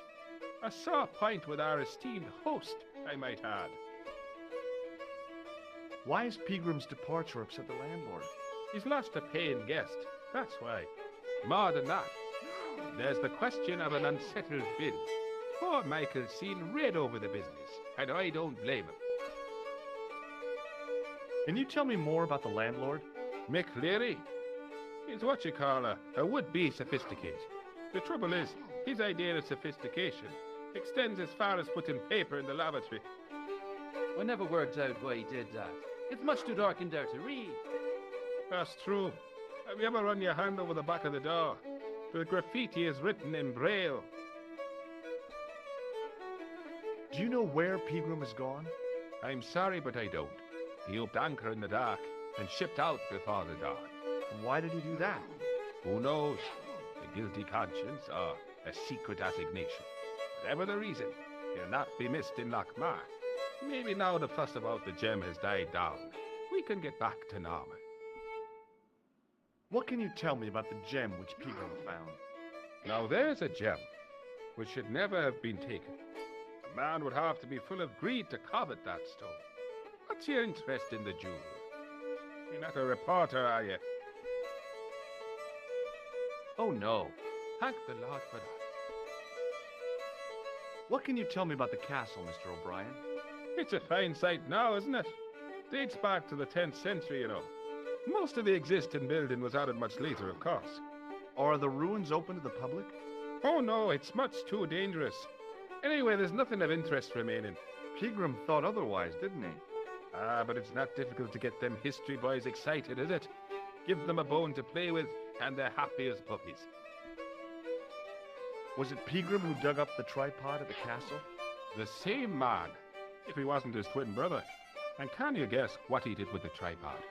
He sent it to a museum in Paris. I've seen it. How can I get into the castle? Well, those walls were built specifically to stop people getting in, Mr. Stobbart. But I dare say you'll find a way, if you've the will. Goodbye for now.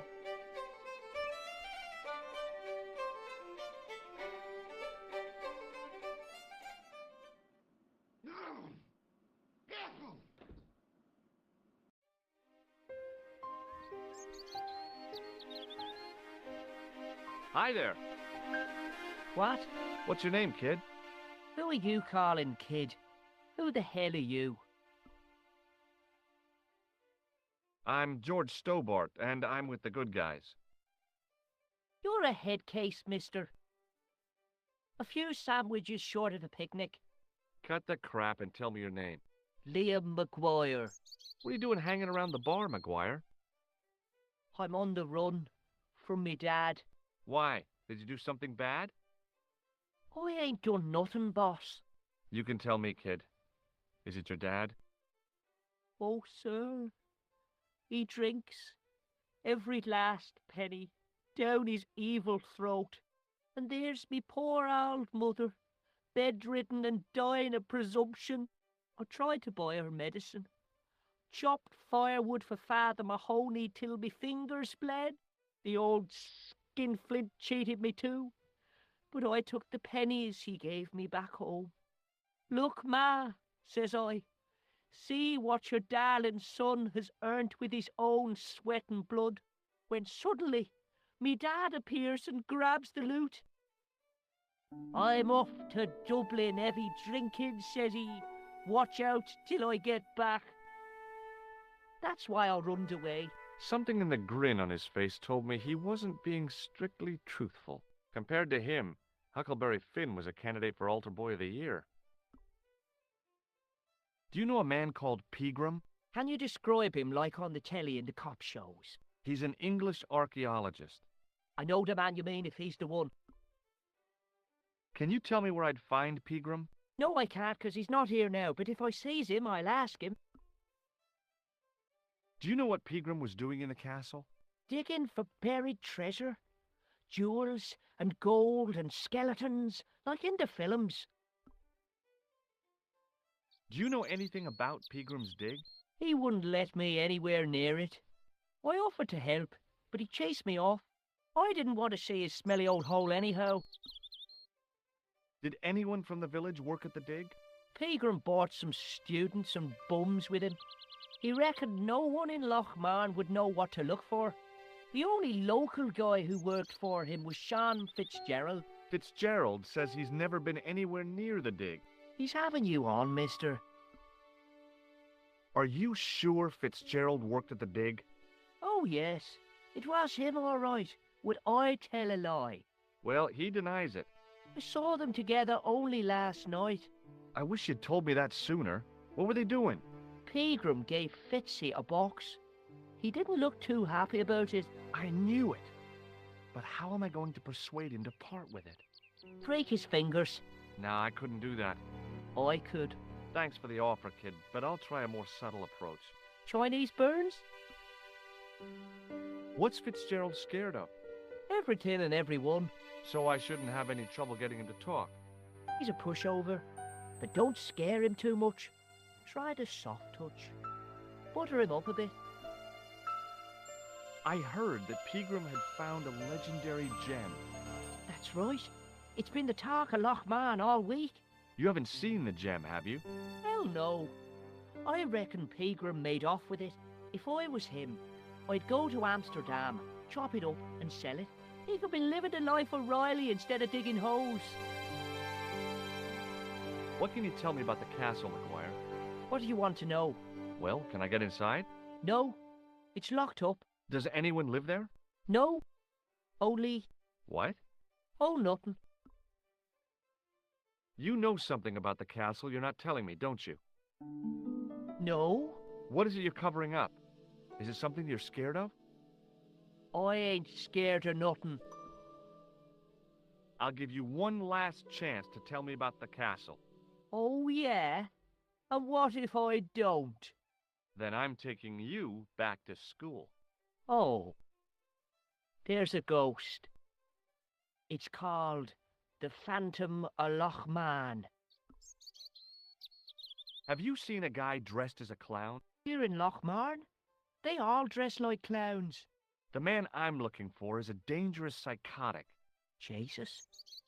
It's just like that film I saw. There's this clown, see, and he's after this kid who saw him kill a guy. He tries to warn the sheriff, only no one believes him. Then, while he's in the tub, the clown cuts him up with a chainsaw. My God, that doesn't sound suitable for a kid like you. Who are you calling a kid? I'm 25. Yeah, right. You're not a day over 14. Oh no, it's 25 that I am. Married with a car and 3 kids. 10 kids if you count the wives. You're not telling me you believe in ghosts, are you? Mister, I seen it with me very own eyes. Last Tuesday night, I went up to see what that dig was about. I just reached the top of the wall when I hears this awful noise. What sort of noise? A horrible snuffling and snorting, like O'Brien's pig, only worse. It was coming from inside the castle. Did you find out what was making the noise in the castle? No fear. I just sat there on the wall like Humpty Dumpty. The moon was cracked and greasy like an old dinner plate. The yard was full of shadows. I could have been hiding anything. I would have gone home, but my legs had lost their stuffing. Did you get to see the ghost? Indeed I did. And a fearsome sight it is too. I sat on my arse, waited while the moon went down. Then out it comes from the shadows, all grey and tattered and hunched over like an old bent willow. Then I hears this spluttering and splashing and horrible laughter in the dark. I was so scared. Why, I fell off the bloody wall. I'm sure there's a rational explanation for what you saw at the castle. There is. The bloody place is haunted. See you later, kid. Okay, mister.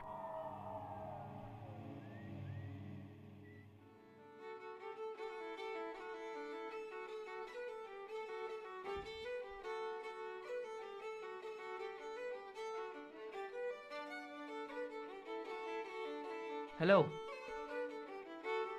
McGuire says he saw you working at the dig. What's more, he saw you talking with Pegram.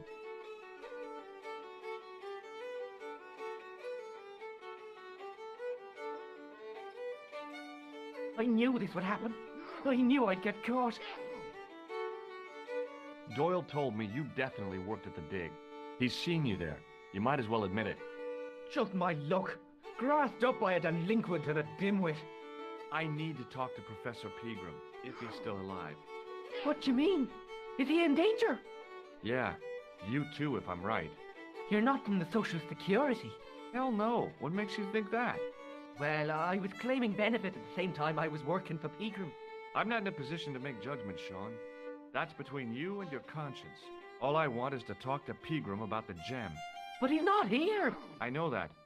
But he left that package with you, didn't he? So where did Pegram go? I don't know. I swear it. He came to see me early this morning. Said he was leaving.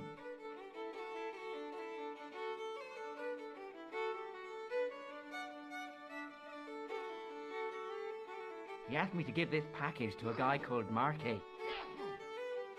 Show me what's in the package, Sean. I can't do that. Why not? I promised the professor. So what? You didn't have any qualms about your benefit scam. So where's the harm in taking a peek inside Peagram's package? You don't know these people.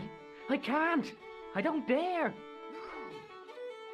This is your last chance to show me the package, Fitzgerald. I've been patient with you, but now it's time to kick ass. But he'll kill me. Who will?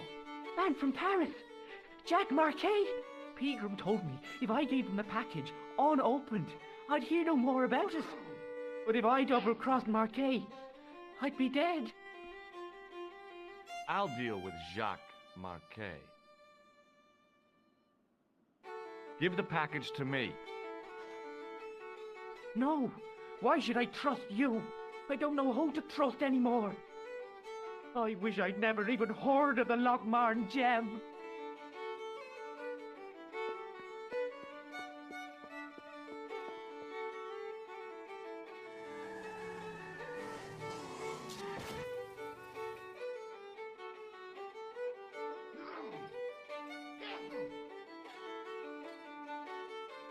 Hey, I just seen a big red. Get out of here, Maguire. Come back when you're old enough. What's the lad howling about? A big red sports car. Sean Fitzgerald's been runned over. Get out! Noisy little tyke. Maybe you should send out some medicinal brandy, Michael. Oh, yes? And who's going to pay for it? Not me. Me too, neither.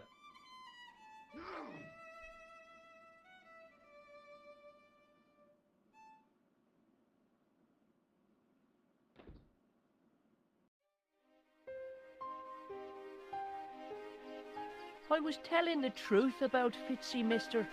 Okay, calm down. Now tell me what happened. I was standing here, minding me own business, when I saw this beautiful red sports car coming up over the hill. Would you look at that, says I, and I going over to take closer. Next thing, Fitzy stared out the smoke and nearly knocks me on my ass. But the car just flies at me. It was too fast for me. And it's an awful while flying up on top. Jesus, said I thought he was a goner. Next thing, the driver hops out, and I couldn't believe my eyes.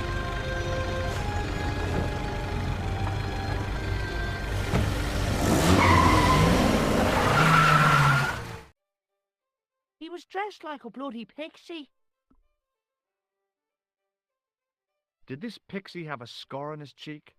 I couldn't see. He was wearing a stupid mask. Are you a special agent? Sorry to disappoint you, kid, but I'm not.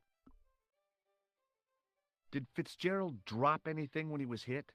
I didn't see. It all happened so fast. See you later, kid. Okay, mister.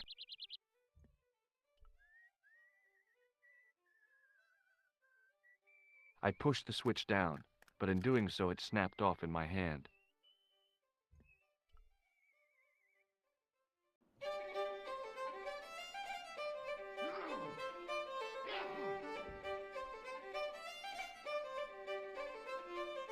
Excuse me. Yes, sir? Do you know Sean Fitzgerald very well? I know him enough not to sell him more than 2 pints. He's like a kid when he gets a few beers inside him. I'm not surprised. He's on medication. For his nerves. There's nothing wrong with his nerves. He's just screwy. May I have another beer, please? Certainly, sir. Same again? Yeah, please. How is this stuff made? That's the secret of the master brewer, sir. Each barrel is lovingly manhandled in time-honored fashion, suspended on skillfully tied ropes of the finest hemp, lowered into the cellar, utilizing the forces of original gravity, like manna from heaven. I'm sorry, but the pump appears to be broken. I can fix it for you. I don't think so. This is a job for a professional electrician. Oh well, At least the glass washer is still working. It's not my dear, is it? It just so happens I'm an electrician. Check out my credentials. Well, no. Isn't that marvelous? Ha, here's the house bedeviled with faulty wiring of a wayward nature. Here's you, an electric man, with a little plastic card to prove it. I still want to see what you can do before I let you touch me beer pumps. You can make a start on the glass washer.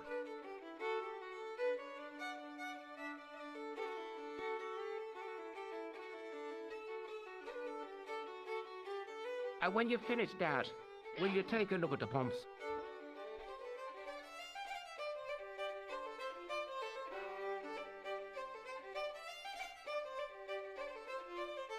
There was nothing physically wrong with the glass washer.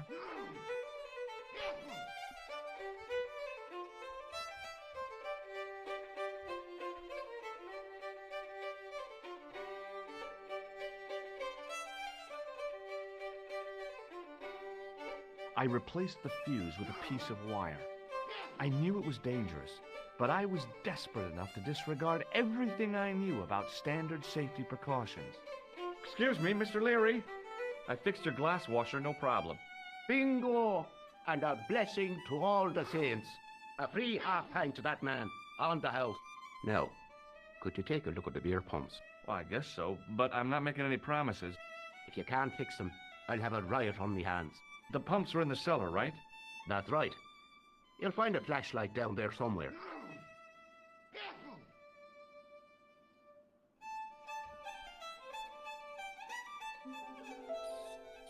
What a dumb place to store a flashlight. A dark cellar. The only way I was going to find anything down there was to feel around.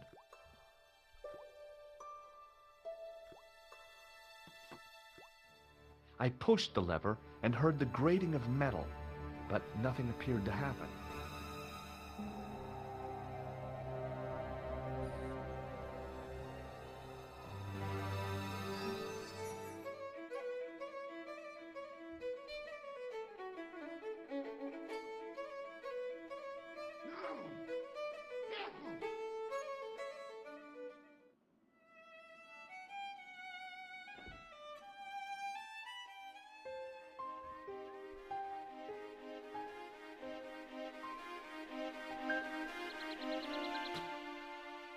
I lifted the trap door, and an overpowering smell of stale beer rose from the cellar below. I looked down on a stone-tiled floor, way too far to jump.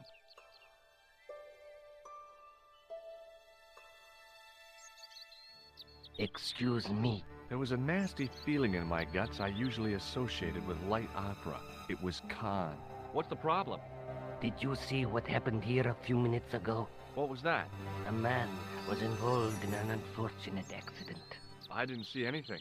What about the boy? He doesn't know anything either. The kid, well, you know how it is in these rural communities. Not enough genes to go round. I prayed McGuire had the sense to keep his mouth shut. Was the guy hurt bad? He's been taken care of, but he thinks he dropped a small parcel. You didn't happen to find it, did you? If I had, I would have taken it to the police. Of course. Thank you.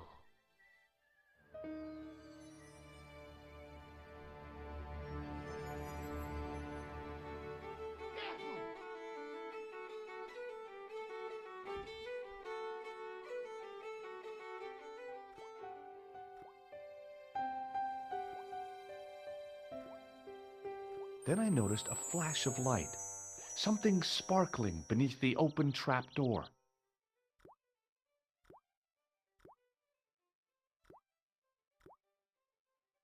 It was Peagram's gem, all right.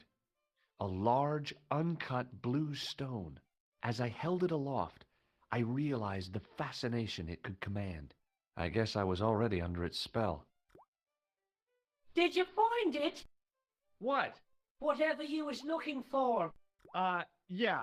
Listen, McGuire. I want you to keep this to yourself. No problemo. Just chuck us up a crate of lager. No way. You're not old enough. We can sell it and make some cash. Forget it, kid. I couldn't betray Mr. Leary's trust. Oh, I could.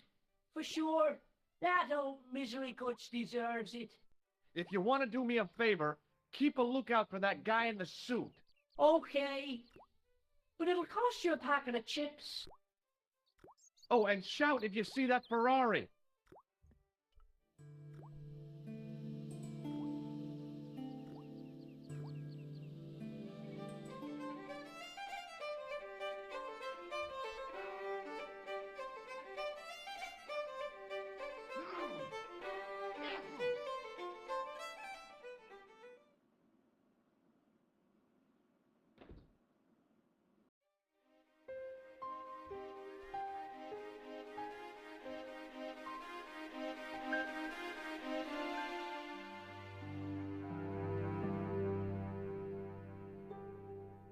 Hi, do you speak English? Well, now, what if I was to say no? An implication of cognizance shrouded in denial. A pretty poser of a paradox indeed. I gave him the look I'd perfected when I was 12 and was going to be the greatest hypnotist of all time. It was a killer. Are you attempting to hypnotize me, or is it the constipation you're suffering? I was a little out of practice. Have you seen Professor Pegram? No, he's packed up and gone. Do you happen to know where? Back in England, I suppose. Do you think Pegram's disappearance is due to the curse? Look at the facts. He dug up the gem, he disappeared, bingo. It doesn't take a degree in mathematics to work that one out, does it? You don't have to be a smarty Pythagoras with a calculator. I guess not. Pegram has run off with the gem. Did you happen to see a red sports car down on the road? I caught a glimpse of a flash of red on the hill and heard the racket. Sure, it was an awful noise. A sports car, you say? A Ferrari, to be exact. A racing car? And what was it doing here? The poor fella must have been lost. The driver of the Ferrari was involved in an accident. Is that so? Yeah, he knocked somebody down outside the bar. What an idiot! How could a thing like that happen? He was traveling too fast. So fast, he ran right under the car? I mean, the car was traveling too fast. But you'd have thought the idiot could have heard it coming. Maybe you know the guy who was hit by the Ferrari. His name is Sean Fitzgerald. Oh, I know him all right. That's me nephew, the idiot responsible for the stacking of my hay cart. Was he killed by the car? Oh, no, but he has been abducted. Well, that's a relief now. Aren't you going to look for your nephew? What for? From what you say, it's too late. Well, you could report the matter to the police. Better not. Besides, what could they do? Well, they could mount a search. They have only the one bicycle between them. In a question of superior acceleration, I put me money on the Ferrari. I think you ought to know exactly what Sean has gotten himself into. I'm not sure I want to know. But you're his uncle, his own flesh and blood. You're right, but what can I do? If I'm not here to guard it, some idiot might try to climb the haystack. What a moral dilemma. Stay here and guard this potentially lethal agricultural construction, or to go off in search of the prodigal nephew, the very man responsible for said hazard? It'll need some thinking about. Why, there's no problem. You're right. Why didn't I think of it before? We'll demolish the haystack. You don't have to demolish the haystack to go look for Sean. I'll stay here in your place and warn anyone who's silly enough to climb it. Marvelous!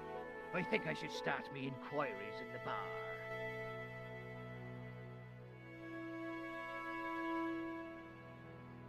He strode off in the direction of McDevitt's bar, leaving me to contemplate the stack of hay.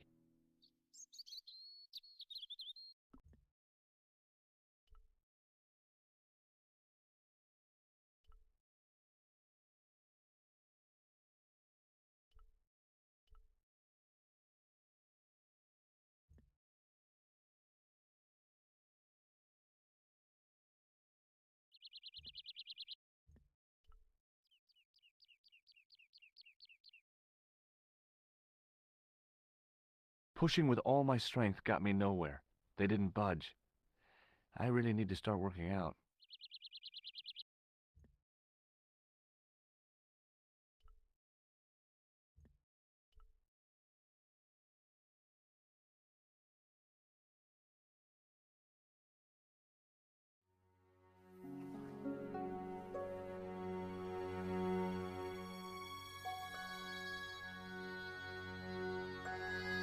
The stack of hay stopped, short of the top of the wall. Even if I stretched as far as I could, the wall was out of reach. What I needed was a slice or two of Alice's Wonderland.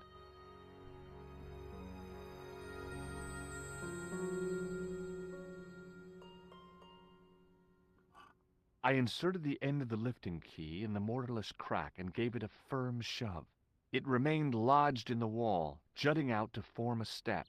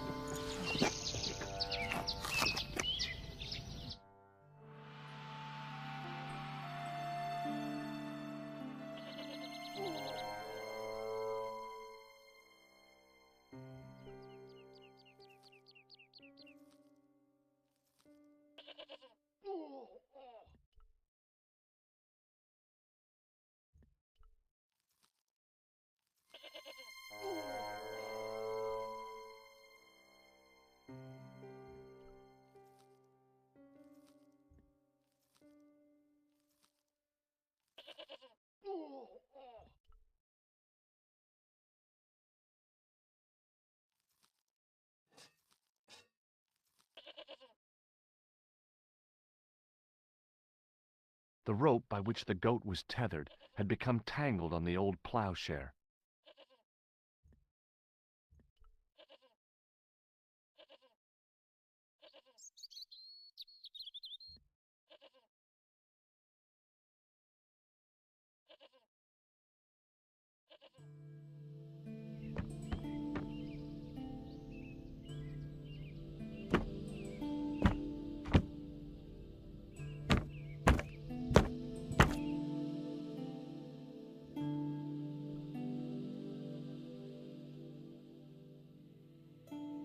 I placed my fingers and thumb into the holes in the wall.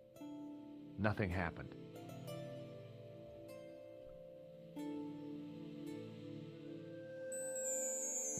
The statue was too heavy to lift. It overbalanced into the sand.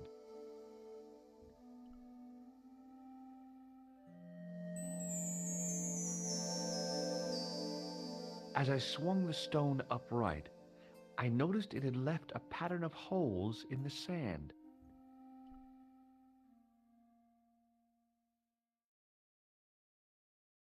As I dipped my fingers into the soft white powder, I realized what it was. Plaster of Paris. I'd used it in kindergarten to make casts of animal paw prints.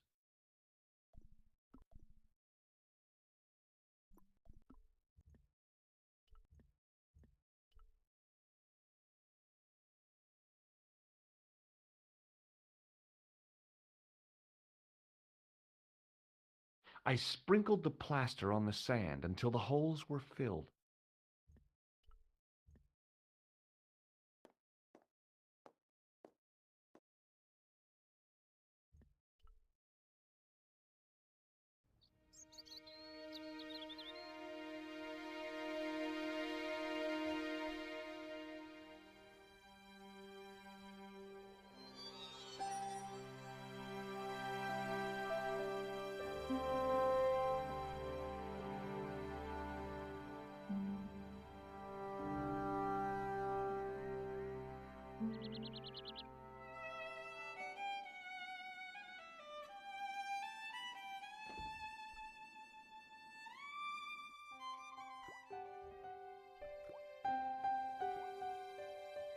The faucet creaked, coughed, and spewed out a stream of rusty-colored water.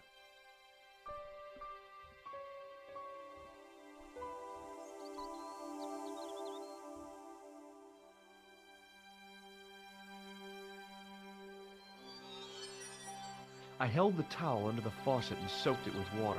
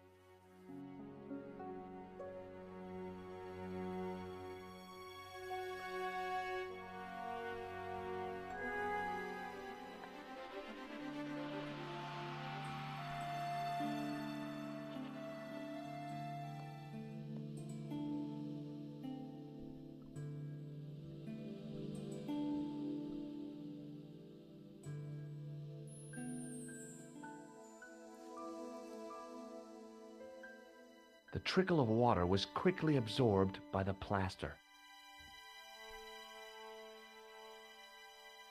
I eased the solid piece of plaster from the sand. Underneath, it had formed a perfect copy of the statue.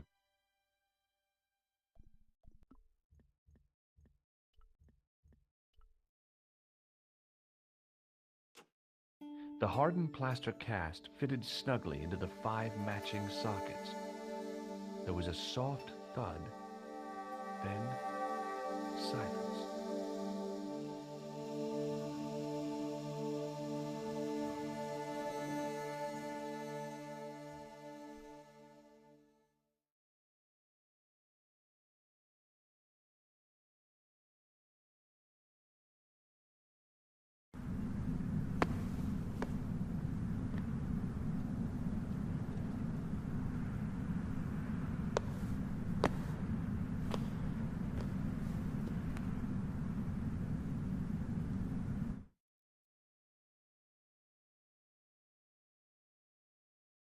So, where did you stay last night?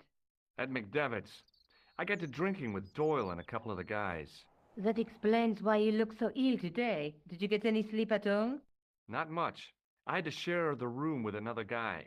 Did he snore? Hardly. He was dead. Then Leary woke me in the middle of the night to help bail out the cellar. The cellar was flooded? Yeah, some idiot had left the faucet running. And you say Pegram has disappeared? Without a trace. But my visit wasn't a complete waste of time. Pegram's gem? The Templar's gem. Whoever Jacques Marquet is, he's in for a disappointment. Jacques Marquet? He's the guy who should have collected the gem from Fitzgerald. What are your plans? I want to find out who, what, or where Montfaucon was.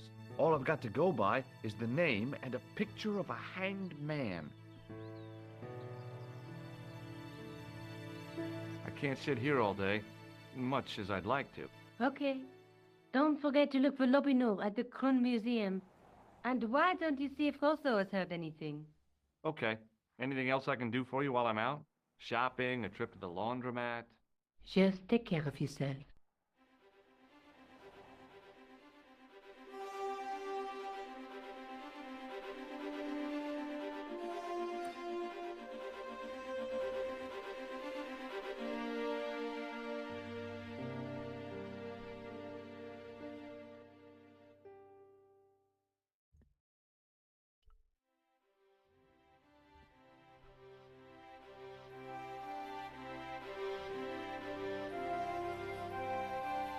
Excuse me?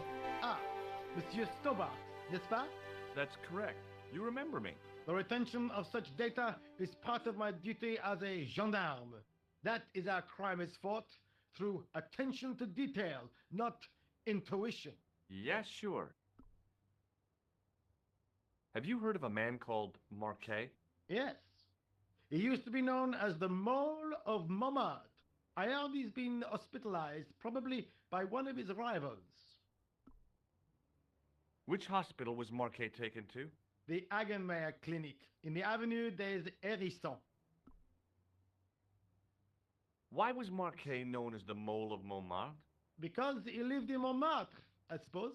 Yeah, but why the mole? I don't know. Maybe he ruined people's lawns. I'd like to report an assault. Yes, monsieur? Where is the victim? I'm the victim. I've been harassed by a pair of thugs. I see. And where did this alleged assault take place? Outside the Hotel Ubu. They stopped me as I was leaving and went through my pockets. Could you describe the suspects, monsieur? One looked like a gorilla, and the other looked like a weasel. Their names are Flap and Guido. Bon. I'll get them this time. What are you going to do about Flap and Guido, Sergeant? I'm going to bust them, monsieur. For years I have been hoping to pin something on that pair. Now's my chance.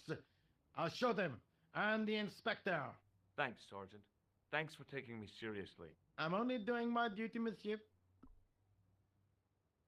Do you know a man named Khan? He's a shifty-looking guy with a scar on his left cheek. No, monsieur. Has this man any connection with the bombing of the cafe?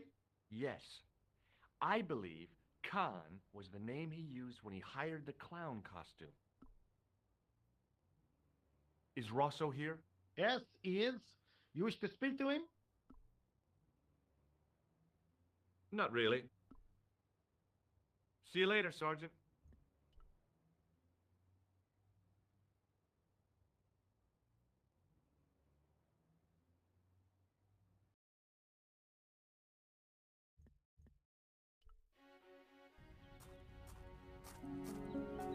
The old building managed to retain some of its original grandeur, but the modern additions looked like a baseball cap on a statue of a medieval saint.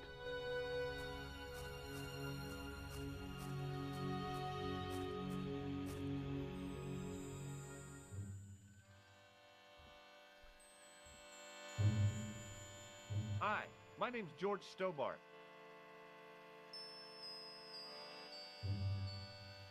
Pleased to meet you, sir. Call me George if you like. Are you sure? Yeah, that's my name. My name's Benoit, but everyone calls me Bunny. Bunny?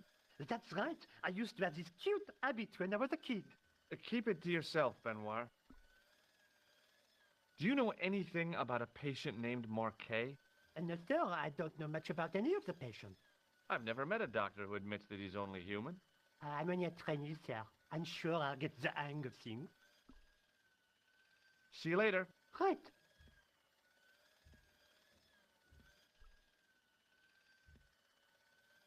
Excuse me. Yes, sir? Is this the Hagenmeyer Clinic? That's correct. I thought I was in a garden center. Oh, the plans. They were my idea. A little greenery to evoke the spirit of nature. How may I help you? Has Marquet been visited by a man in a clown costume? Oh, no. You haven't seen a man in disguise? Well, there's Theodore the bear. He comes every Thursday to entertain the children. Personally, I think he scares them half to death in that crummy old bear suit. If I was stuck on my back with tubes in every orifice, he's the last person I'd want to see. Has Marquet had a visit from a pair of gangsters? I should hope not. Can you describe them?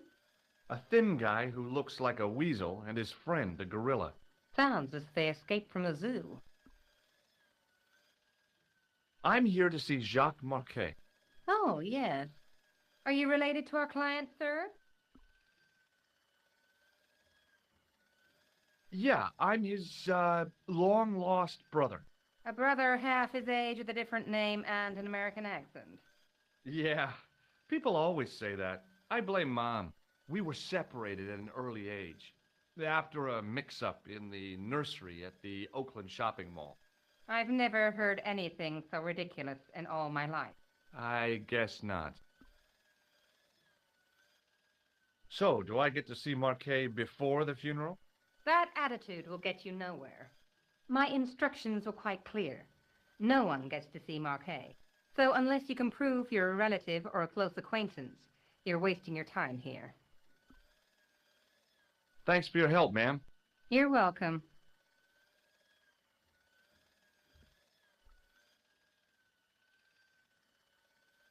Hi, My name's George Stobbart. Really? If you wish to make an appointment, see the receptionist. I'm looking for a guy named Jacques Marquet. In which department does he work? He doesn't. He's a patient. I see. You do realize there are strict policies regarding visiting hours, don't you? This is important. I have to talk to Marquet urgently. We make no exceptions to the rules. It's a matter of life and death. The well-oiled running of this hospital is a matter of life and death. That's why we have rules. I think I ought to warn you that Marquet is not what he seems. Explain yourself. He's in league with a bunch of guys who want to take over the world. Nonsense. Besides, Marquet's employers have paid in advance for one of our most exclusive private rooms. Could you tell me who Marquet's employers are? Certainly not. Thanks for your help. Excuse me. Yes, sir?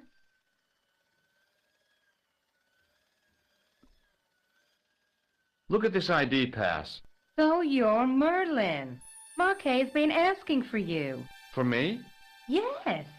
He was shouting your name when they brought him in here. Now, let me see. He was on Ward B12, as I recall. Oh, he's being transferred to... Oh, dear. He's on Ward J2. That's... Nurse Grendel's ward. What's so bad about Nurse Grendel? She runs that ward like a South American prison. Keeping a well-disciplined ward isn't a crime, is it? Well disciplined. In the discipline and punishment stakes, she'd whip the butt off the Marquis de Sade. Everything, I mean everything, is done to a strict routine. 6 o'clock, alarm call. 6:10, bowel movements, and woe betide anyone who doesn't have a result. Those patients of hers are like Pavlova's dogs. She sounds like a real nightmare. And then some. If Nurse Grendel is that bad, how come the authorities tolerate her? She's like part of the furniture. Oh, you mean she's been here a long time? No, I mean there's not a man in this clinic who hasn't sprawled out on her. I was beginning to get the picture. This woman was jealous, with a big green capital J. How do I find Nurse Grendel's ward? Down the corridor on the left, turn right at the senior consultant's washroom. Right again at the executive coffee lounge. Fair left past the administrator's sauna. And turn left at the end. That's J2. And good luck. Thanks for your help, ma'am. You're welcome.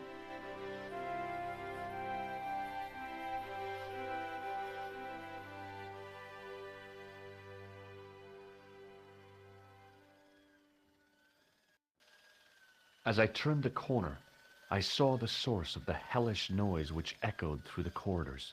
It was an industrial polishing machine with an odd-looking guy in tow.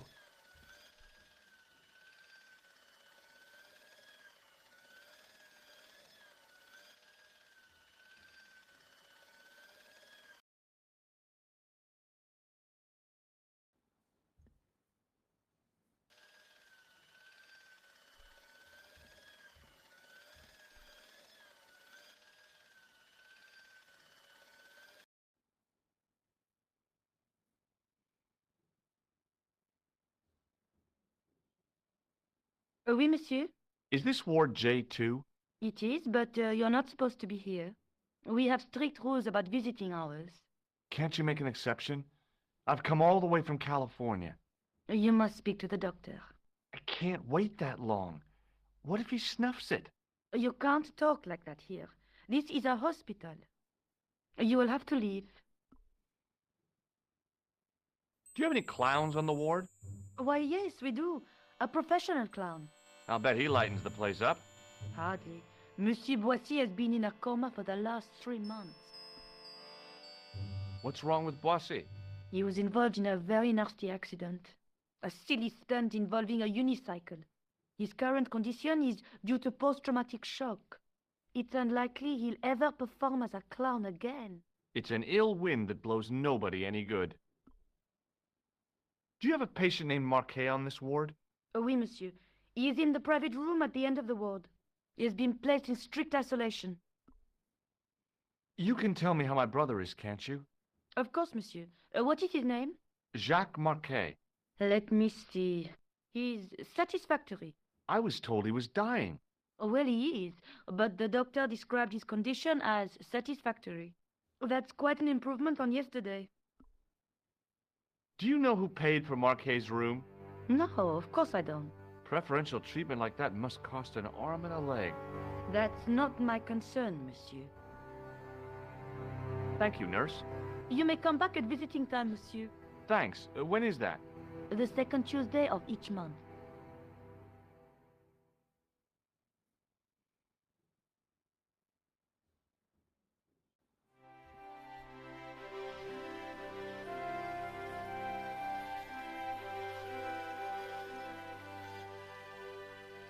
Hey now, you can't go in there.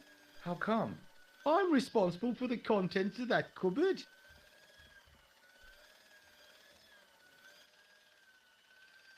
Hello. What's that? I said hello. Oh, hiya. I'd like to talk to you for a minute. That's what I thought you said. Don't look so down in the mouth. No matter how bad things seem, I never let life get on top of me. Oh, yeah? What's your secret? Why, it's easy. All you have to do is smile and whistle this little tune. You know what? If you start whistling, I'll bust you in the teeth. It's a deal. Have you seen any unsavory characters lurking about in the quarters? No, sir, I haven't. But I've got nothing to worry about. What's that, Mr. Shiny? You'd take good care of the rascals, I'll bet you would. With a friend like him, I've no fear of oppressors. It must be a great comfort. He is. Would Mr. Shiny be your polishing machine by any chance? Please, don't call him that. He's more of a friend than a machine. I've had Mr. Shiny for 3 years, and he's never let me down once. How come you got so attached to a polishing machine? I asked you not to call him that. He's got a name, you know. Yeah, Mr. Shiny. It's just that... You think it's odd, don't you? No, I don't mind. The rest of the staff think I'm twisted. I heard them snorking behind my back when I gave Mr. Shiny his weekly pull through. Whatever you've got with this metal mop foot is probably a fine and noble thing. It is? Say, it's not every day I meet someone as crazy as me. Do you know where I'd find a patient called Marquet? No, I'm not allowed on the wards with Mr. Shiny. See you later. Yeah, take care now.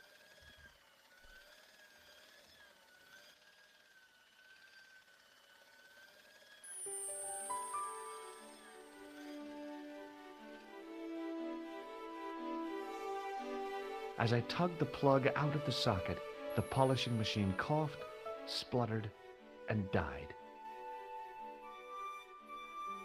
Mr. Shiny, what's wrong, pal?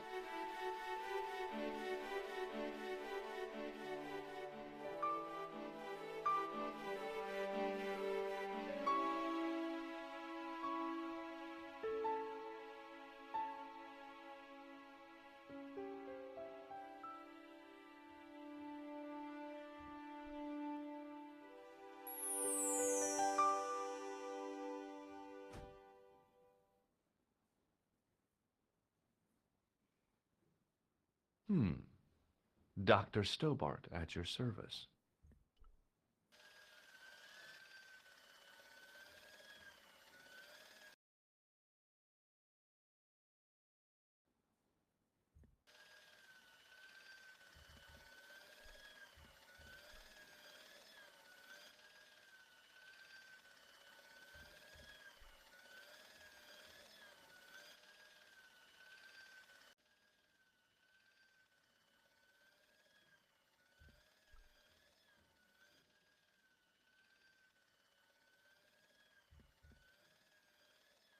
Excuse me, sir. You must be the new boy. Yeah, I must be. Well, stop wandering about and make yourself useful. Bernie, come here, boy. This is Benoit, my nephew. Can I trust you to look after him? Do your own babysitting, Gramps. Who do you think you are, anyhow? I am Felix Hagenmeyer. And may I say what an honor it is to meet you in person, sir. You are on my medical wall of fame. Right up there with Pasteur and Leary. I look on it as a privilege, no, an honor, to look after your nephew, sir. He is fresh out of medical school. It will open his eyes to see a real doctor on the job. I'll bet. Show him around. Let him see some real suffering. So long, Hagenmeyer. Hey, Benoit. There's no need to shout. What do you want? Do you know the nurse on Ward J2? No, monsieur. This is my first day here. I can't wait to get my hands dirty. I was talking about treating my first patient, of course. I didn't mean I'd get my hands dirty with a nurse. Shut up, Benoit. Okay, sir. Follow me, Benoit. I'm right behind you, sir.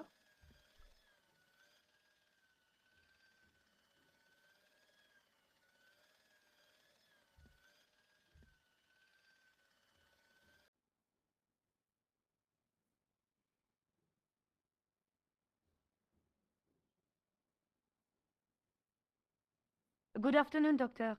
Oh, hi. Is this Ward J2? Yes, sir. The patients are ready for your inspection, doctor. Thank you, nurse. Well, who's first? Monsieur Croquet in bed 2. What's his problem? He's been complaining of loss of consciousness. You'll need this, doctor.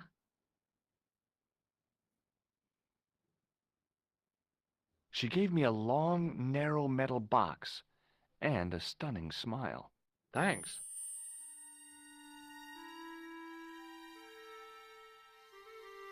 Hi, I'm Dr. Stobbart. Hello, Doctor. The nurse told me you keep losing consciousness. That's right. I've had the problem as long as I can remember. It's a real out-of-body experience. Like death, but not so conclusive. I see. How long does it last? Just a fraction of a second, and then I recover. I might not have been a doctor, but I was formulating a diagnosis all the same. This guy was nuts. I know exactly what you mean. It's known in the medical field as blinking. Is it serious? Of course it isn't serious. It's perfectly natural. But just think, 2 seconds every minute? Why, that's almost half an hour every day. 2 weeks out of every year spent in total darkness. I don't have time to listen to this baloney. Which bed is Marquet in? He's round the corner, in solitary. What's the matter with him? I don't know, but the men who brought him in were wearing masks and rubber gloves. Hey, you're a doctor. How come you don't know? We doctors don't know everything. Then how come you act like you do? Has Marquet had any visitors? Nah, neither have I. That's the worst thing about being in hospital. You feel like the rest of the world has abandoned you. Well, you know how it is. Life goes on. Thanks for those comforting words. Well, goodbye and good luck. Thanks, Doc.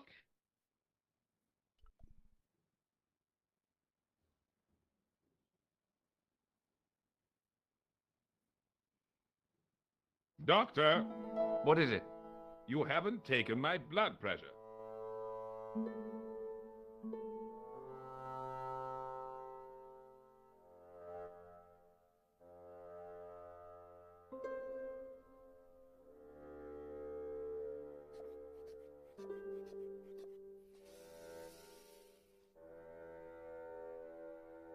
Seems fine to me. You're not doing it right. Of course I am. No, you're not. Dr. Monroe never did it like that.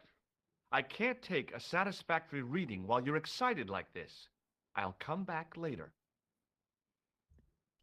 Hey, Benoit.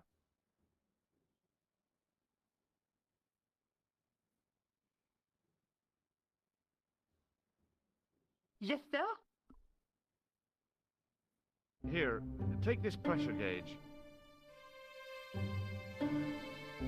Thank you, sir. What do you want me to do with it? Well, keep it safe until I think of something. Are you ready with that pressure gauge? Primed and ready to pump, sir. What do you want me to do with it? Use it on Eric Sopmarsh. Okay.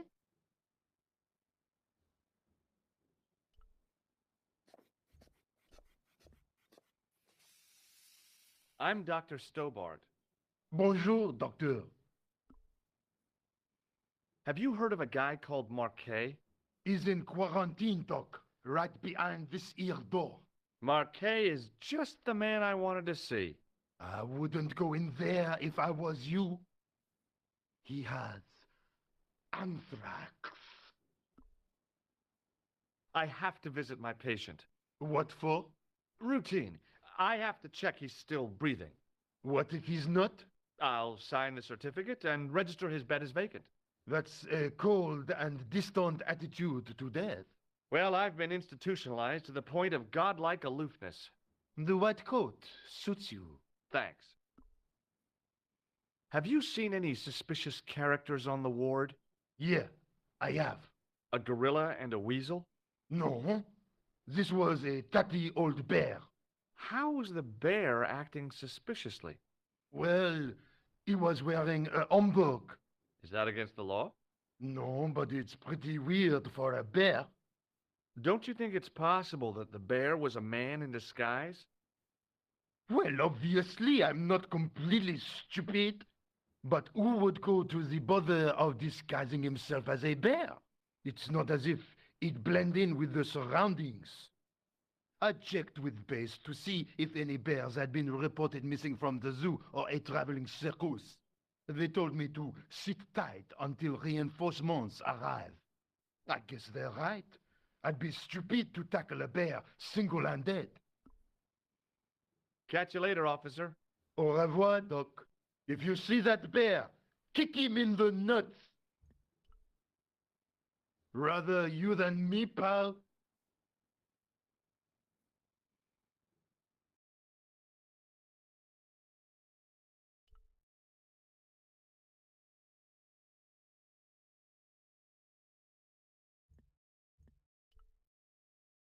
Marquet? Yes, I am Marquet. I've been expecting you. You have?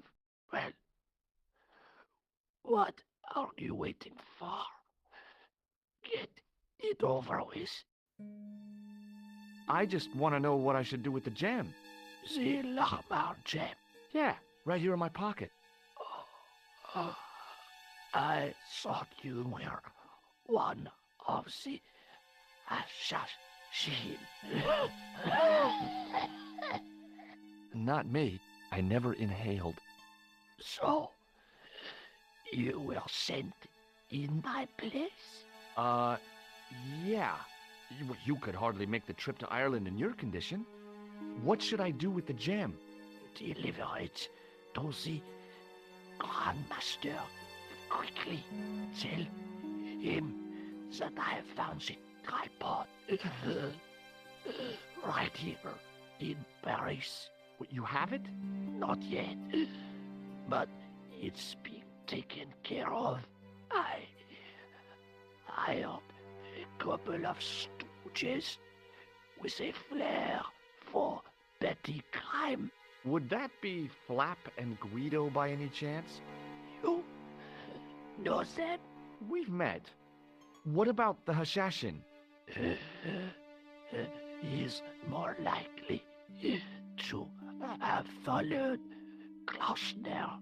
He'll stop at nothing to prevent the reforging of the shore. And that's bad, is it? As for Klausner, he is gone off to Syria on a wild goose chase. They have geese in Syria? He has a theory about the location of the... That's enough excitement for one day, Monsieur Marquet. What are you doing here? Talking to this patient, of course. Monsieur Marquet is my patient. Herr Hagenmeyer was to hear that. Okay, I'm going.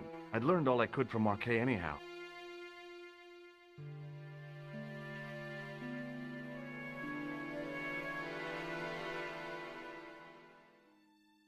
There you are, sir. I was just coming to look for you. I finished with your pressure gauge. Thanks, Bunny. What's that noise? It sounds as if someone's having a cardiac arrest. It's all right. The doctor's in there with him.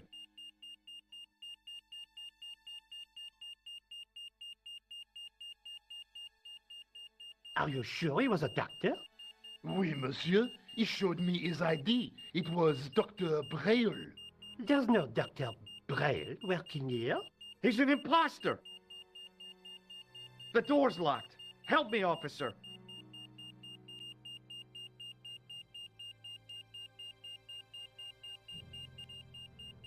Stand back, monsieur.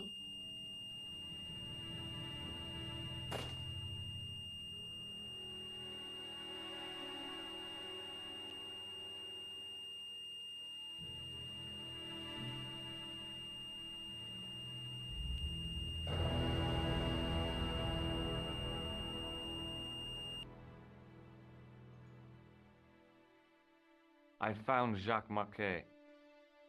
Did he talk? Yeah, he talked. For the very last time. He's dead. Yeah, killed in cold blood by a bogus doctor. That's despicable. What kind of guy would pass himself off as a doctor and take advantage of a dying man? Was it Khan? No, I don't know who he was, but it certainly wasn't Khan. He got away, out the window. Have you ever heard of the Hashi-Ashin? No. Marquet said that they were his biggest enemy. His biggest enemy was the bogus doctor. Don't remind me. That guy was evil. He had wild, staring eyes like a dead fish. I'll never trust a doctor again. Do you think the assassin was responsible for killing Marquet? I don't think so. He could have finished him off the first time. Besides, Marquet would have recognized him. He was pumped to the gills with sedatives. He wouldn't have recognized the 4 horsemen of the apocalypse unless they'd introduced themselves. I guess I'd better go back and talk to that weirdo. Which one, Rousseau or Sergeant Mou? Oh, but you're referring to André. I'll let you work it out.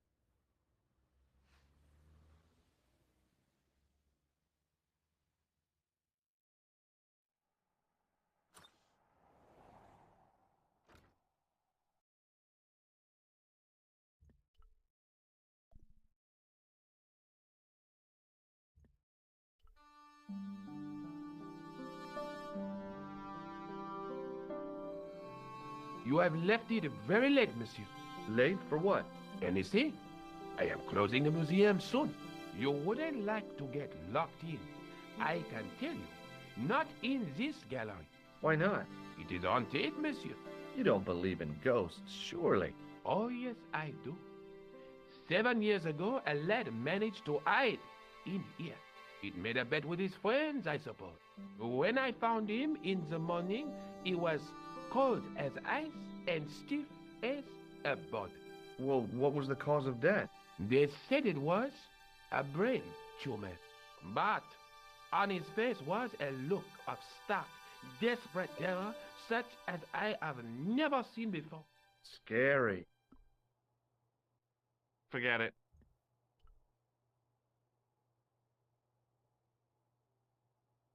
I beg your pardon. Are you André Lobineau? That's me. You want my autograph? No. I was told you may be able to help me. Help? My name is George Stobbart. I'd like your professional opinion. Well, okay, shoot. Have you ever heard of the Hashashin? Why, yes, it was a radical Muslim sect whose name became synonymous with murder. It was formed in 11th century Persia, shortly before the Crusades. At roughly the same time as the Templars. Yes, they gave a new word to our language, assassini, the assassins. How did the assassins get their name? From the legends surrounding the secrets of their initiation rites. A young man who sought to join the sect was given hashish until he drifted into dreams. He awoke to find himself in a fabulous garden with everything he could wish for. The freshest water, the most delicious food, the choicest hash, and the most delectable women imaginable. Cool. Do you have the address? I haven't finished the story. There was a price to pay for this taste of paradise. Wouldn't you just know it? The young man would wake the next day to find himself back in the real world. He was told that he'd been given a glimpse of the heaven reserved for holy martyrs. A heaven he would enjoy for eternity if he was willing to join the Hashashin. How did the assassins operate? Well, as I explained, the new recruits would be only too willing to die for the cause. They'd be instructed in the use of the dagger, poisons, and disguise. Then, the Grand Master of the sect would name an enemy of Allah. And they'd stop at nothing to eliminate that enemy. You got it. They were fearless and deadly. Does the cult of the assassins still exist? Take a look around at the world today. You tell me. Does the name Montfaucon mean anything to you? Sure. It was the most grisly spectacle in Paris until the Revolution. A public toilet? Montfaucon was the place of execution for many thousands. A dark temple of death, with row upon row of arches, each one framing a grim exhibit. Scores of rotting corpses swung on creaking rope, while the crows devoured their flesh. That explains the image of the hanged man. I found a reference to Montfaucon in Ireland, in a village called Lochmarn. Lochmarn? That's where Pegram was digging. That's right. He'd left the excavation before I arrived. Do you know Pegram well? Not really. I met him at a conference. I would have liked to talk to him in depth, but I didn't have time. When was this? Oh, back in the summer, July, I think. The second week of July? Maybe. Yes, it was, just before Bastille Day. So Pegram was in Paris at the same time as the other victims. Pardon? Victims of what? Nothing. Just thinking aloud. Where was the site of Montfaucon? To the northeast, near the Canal Saint-Martin, but there's nothing there now. The old gibbet was torn down during the Revolution.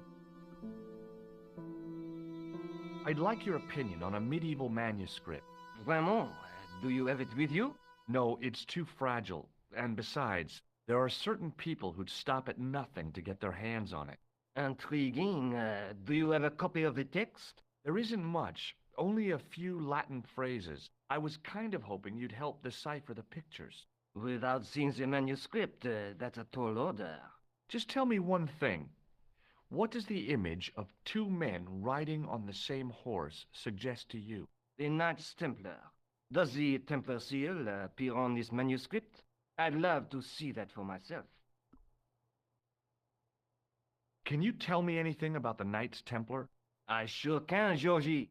Soldiers, diplomats, mercenaries, monks, bankers, you name it, the Templars fit the bill. The greatest fighting force in Christendom, the militia of Christ. Jeez. How did the Templars get their name? From the building in which they set up their headquarters. The King of Jerusalem gave them part of a mosque on the Temple Mount. It was said to have been the site of the original Temple of Solomon. The order became known first as the Knights of the Temple, and later as the Knights Templar. You're a mine of information, Andre. Glad to be of help, Georgie. How come the Templars became so wealthy? There was a constant stream of new recruits to their ranks, many from noble families. They were required to swear a sacred oath of poverty, chastity, and obedience. So, their money, goods, and lands were donated to the order. The Templars soon held land in France, Scotland, England, Spain, most of Europe, in fact. The poor Knights of Christ became the wealthiest power in Christendom. Is it true the treasure of the Knights Templar was never found? Who knows? So little knowledge of what really happened remains. Or, if it does, the truth has never been made public. What do you mean by that? The Templars have attained mythological status, like the King Arthur of the Britons. There are people even now who say the Templars still exist. Do you think that's likely? No, not for a minute. The manuscript is being looked after by a friend. In Paris? Yeah, not far from here, in fact. Well, just give me the address and I'll come round and take a look. I'm not so sure about that. Maybe I should check with her first. A female friend? Yeah, she's a woman. Maybe it was my imagination, but I noticed a predatory look in his eye. Suddenly, this friendly historian had turned into the big bad wolf. This friend who has the manuscript? Oui, the anonymous girlfriend. She lives at 361 Rue Jarry. Ah, I know it well. I'll drop by. Just as soon as I can. I think you ought to know that the tripod is going to be stolen. The Lochman tripod? No. It's true. I can give you a description of the thieves. Before the supposed event has taken place? I heard them planning the raid. They're wasting their time. The tripod is protected by a state-of-the-art alarm system. Well, don't say I didn't warn you. Why don't you loan the tripod to me for safekeeping? Because I'd never see it again. Well, don't you trust me? It's not a question of trust, George. That tripod is hundreds of years old and extremely fragile. I get your point.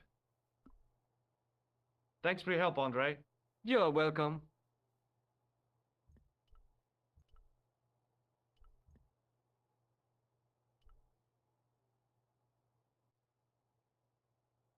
The rod turned smoothly, and the window above me opened.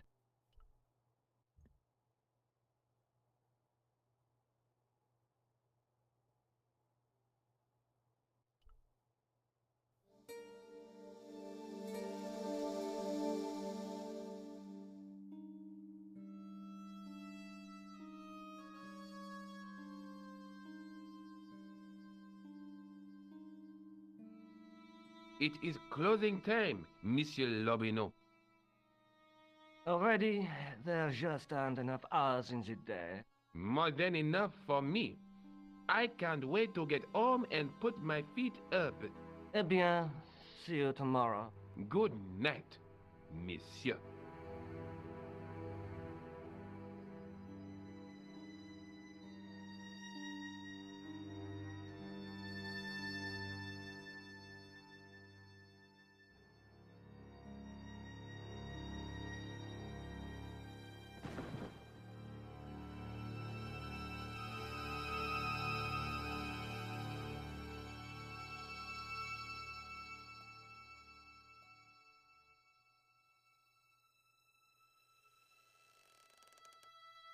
Hey, Guido! Look at this! Quit fooling around, you moron! Get your ass over here and bring that flashlight.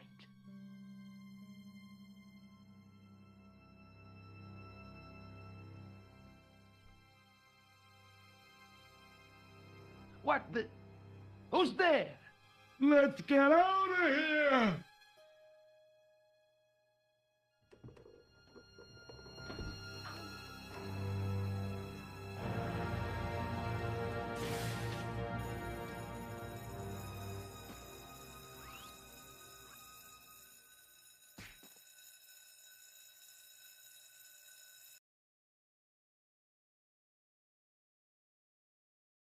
And when I woke up, I was at the police station. Luckily, I managed to persuade Rosso I was innocent. Poor George. What a mess.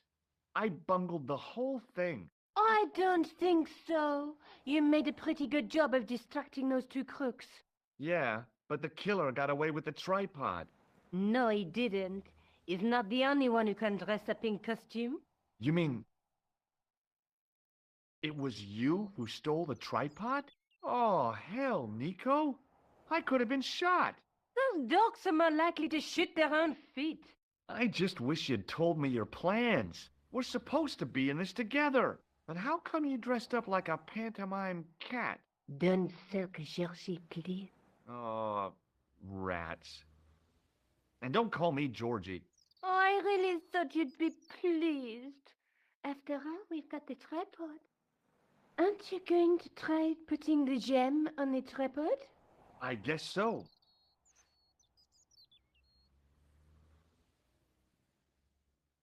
Nothing happened. Yeah. The gem fits perfectly, but what does that prove?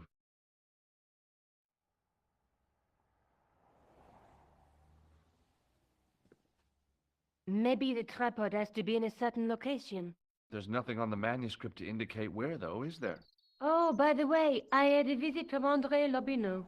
Oh, yeah. I hope you didn't mind me giving him your address. Not at all.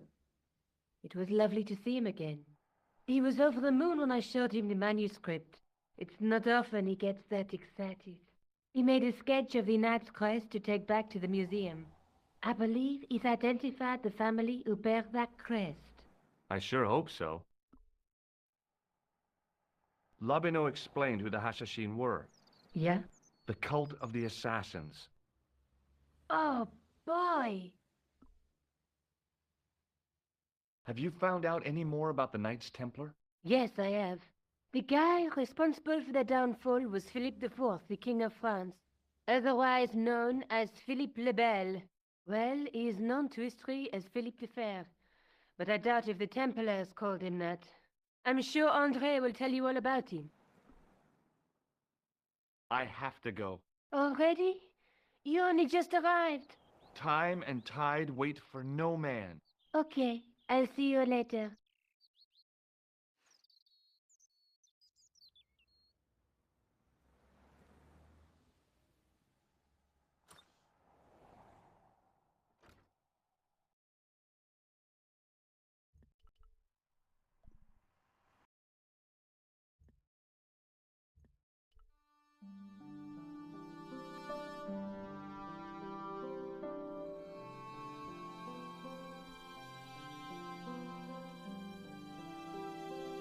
Hi, André.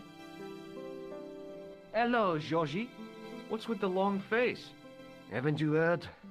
The tripod was stolen. No kidding. I just don't get it. So many other treasures, and the thieves choose the tripod. A modern-day alchemist, perhaps? Who knows? There's no shortage of crazies in Paris. Hey, I visited Nicole's apartment. Yeah, she told me you came by.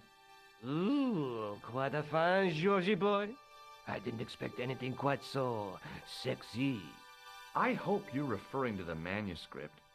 Oui, of course. What can you tell me about Philippe le Bel? He was responsible for the extermination of the Knights Templar. I know that, but why was Philip so hot to get rid of them? Mostly because he wanted to get his hands on their treasure. He had an enormous debt and a lifelong war with England to fund. The trouble was, the Templars were a highly respected holy order. If the Templars were so powerful, how did this Philippe dude wipe them out? By underhanded, dishonorable means, of course. The Pope was Clement V, a Frenchman. French, huh? Handy for Philippe. Fate had nothing to do with it. He was Philippe's puppet, planted to further his political ambitions. Philippe wanted the wealth of the Templars and used Clement to get it. So what was Philippe's plan? What happened? Sealed orders were sent out all over France, not to be opened until the appointed day. That day was Friday, July 13th. That's the origin of our superstition regarding that date. At dawn, throughout the whole of France, the Templars were arrested. It was the biggest bust in the history of the world. What happened to the Templars after their arrest? Philippe was out for blood, so he handed the Templars over to the Inquisition. Not surprisingly, they confessed to a sensational and sordid list of blasphemies.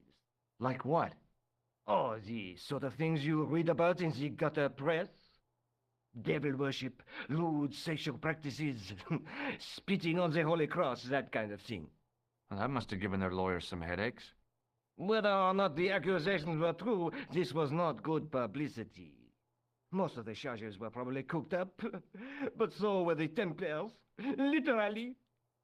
Hundreds of them were found guilty of heresy and flamed grilled at the stake. They died protesting their innocence. But surely Philippe had no proof of his charges against the Templars.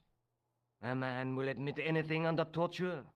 The Inquisition fabricated some nonsensical demon called Baphomet, and then suggested to the victims that this was what they worshipped. But they didn't have to agree. The records show a Templar coming to trial with both feet burnt off. Fragments of flesh and charred bone falling from the stumps. What would you not admit to stop such torment? So there was no truth at all in the Baphomet accusations? Not a shred. Almost every victim described the idol differently. No, Baphomet never existed outside the sick minds of the Inquisitors. So Philippe stole the Templars' riches, huh? Oh no, they weren't stupid. The king's troops marched then to the Templar home port at La Rochelle. There was no trace of the treasure, and the fleet of the Knights Templar had set sail. What did you make of the manuscript? It dates from the time of the Crusades. We guessed that from the Templar seal. It's a story and pictures like a modern-day comic book. What story does the manuscript tell? I don't know. It was probably produced for the tourist market. Tourists? Oh, oui, pilgrims in their thousands on their way to Jerusalem. The tourist trade is nothing new, you know. It's been around for centuries. Ever since Joshua made a packet selling souvenir bricks from the walls of Jericho. Have you deciphered any of the images on the manuscript? There's very little I can be sure about. The slang of the bull could be a reference to Mithras. Who's he? A Persian god, almost as popular as Christ at one time. The only thing I can be sure of is the knight. He's Spanish. How can you tell that? The writing on the shield, the reference to Ave Maria. No self-respecting knight from Northern Europe would have borne a coat of arms like that. Can you identify the knight's coat of arms? I already did, Georgie. He's a member of the De Vasconcelos family from the Costa Calida. Were they famous? No, they're not mentioned after the 15th century. Oh. The spotlight of history moved on. They're probably long dead. Do you think the manuscript could be the map to the Templar treasure? Frankly, no. That's too far-fetched. The manuscript is interesting enough and a rare find, but that's all. Wouldn't it be terrific if it was a map, though? The treasure of the Knights Templar.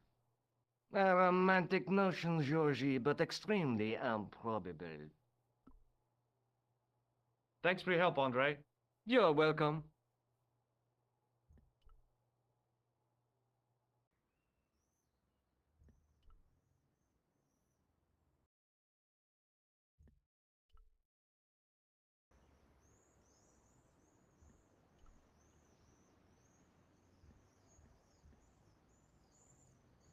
Hey, you with the ball. Oui? What do you know about the Knights Templar? Les Templiers? Ah, their last Grand Master, Jacques du Molay, was burnt on an island in the Seine in 1314. Wow. You're pretty well educated for a juggler. No, monsieur. I read it on that board over there. How did you learn to be a juggler? Juggler?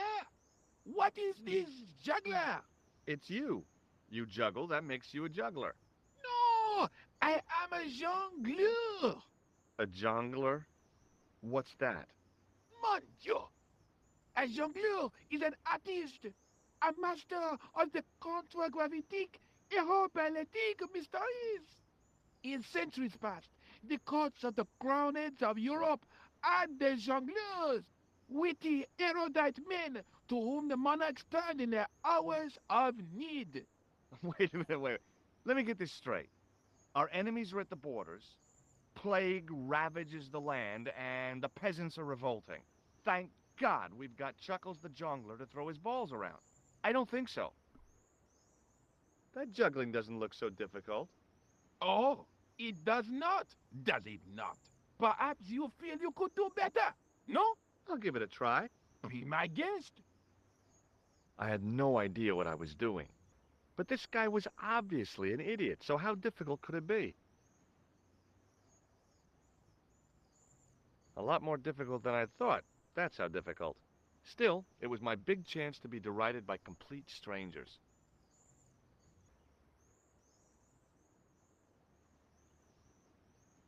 Not so easy after all, is it? No, I guess not. Catch you later. Au revoir, monsieur. Excuse me, officer. And how may I help you? What do you think of the juggler? Ah, he is excellent, most watchable. But he's blocking the thoroughfare and obstructing traffic. So? He is amusing. The traffic isn't. If he wants to block it, who am I to say no? You're a cop. Ah, oui. So I am. Ah, well. So you're not going to do anything about this guy? No. He probably doesn't even have a license. Ah, a license. This I had not considered. So what are you going to do? The instant I return to the station, I shall check. Return to the station? Why not just ask him? And spoil his concentration? What kind of a barbarian do you take me for? What do you know about the Knights Templar? Les Templiers. Only that they were excommunicated in 1312 and hanged in their dozens within this very square. Boy, what they teach in the police academy these days.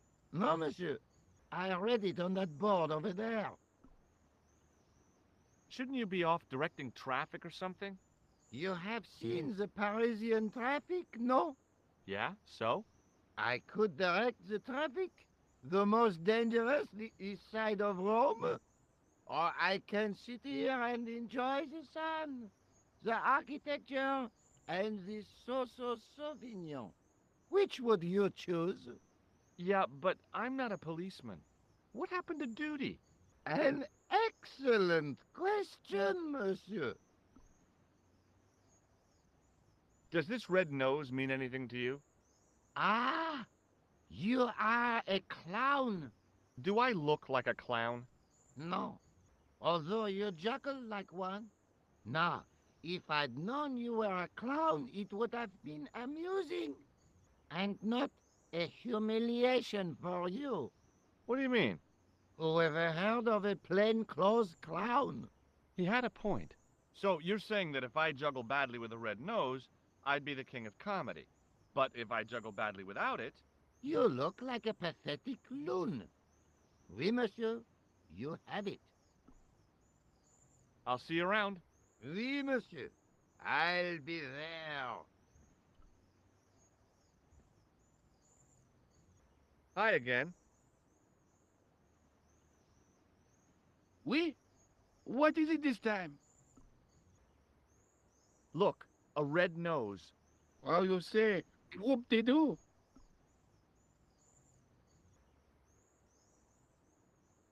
I'd like to have another try at juggling, please.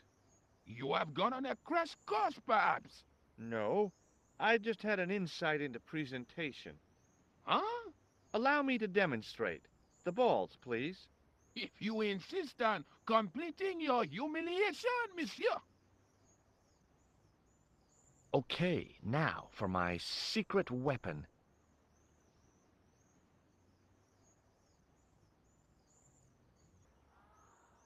The juggler was speechless with rage.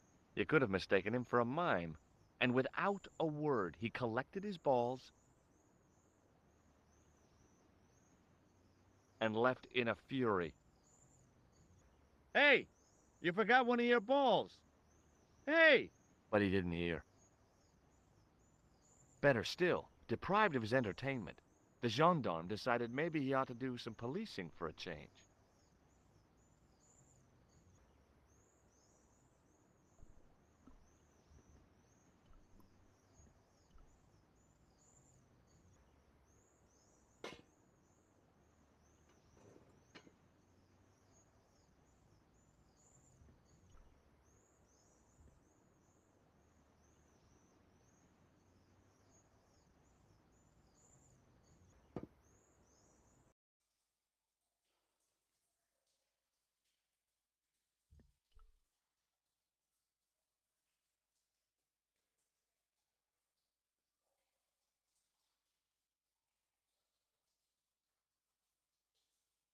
Close up, I could see a faded inscription. My medieval French isn't much, but the few words I understood seemed to say, "This is where the gallows used to stand." Maybe.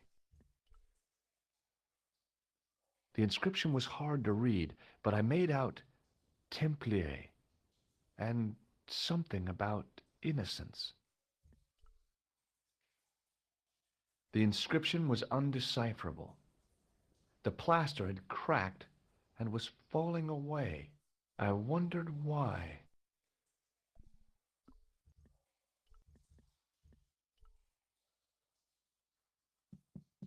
Hey, that's hollow. It was time for some brutal destruction.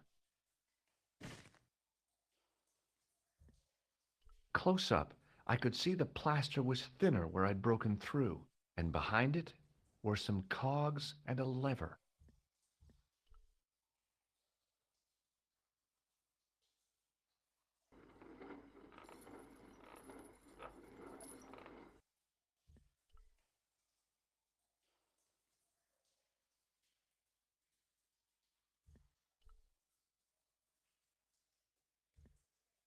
Here goes.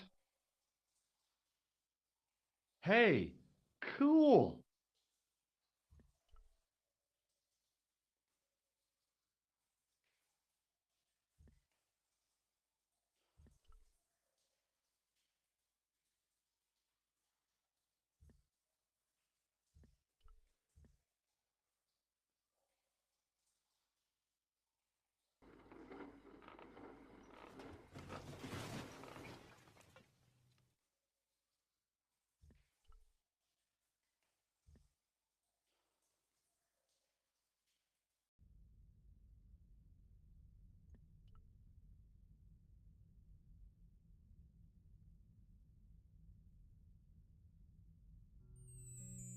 In the beginning was the end. An end wrought by our enemies began our darkness. In the end will be a beginning. An end to our enemies heralds our new day. Report. The military establishments are in flux. The end of the Cold War has left them with no clear goal and as obvious targets for budgetary cuts. We have successfully promoted a sense of betrayal in the upper echelons. They feel that the politicians have cast them adrift. The pattern is emerging. Our time is now. Good. Mademoiselle? Governments are giving the corporations more respect than their own citizens. A groundswell of dissatisfaction and dissidence is growing. The corporations are becoming too large and complex for their own executives to control them.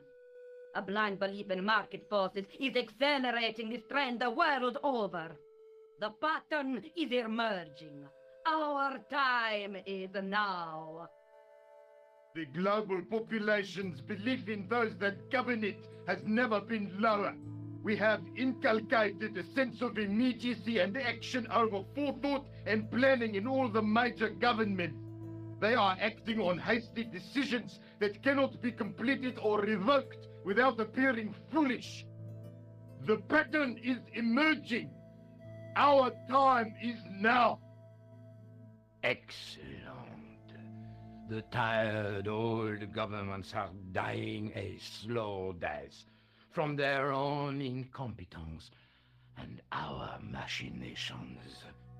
The millennium is almost upon us, and everything is in place for the rise of our new order. Almost. Professor, where is the broken sword? As we discussed last time, with the loss of the manuscript, our search is as a corollary hindered. And as discussed last time, you have been furnished with a dramatically increased budget. What have you been doing with our money, Professor? We are working on the principle that the Templars,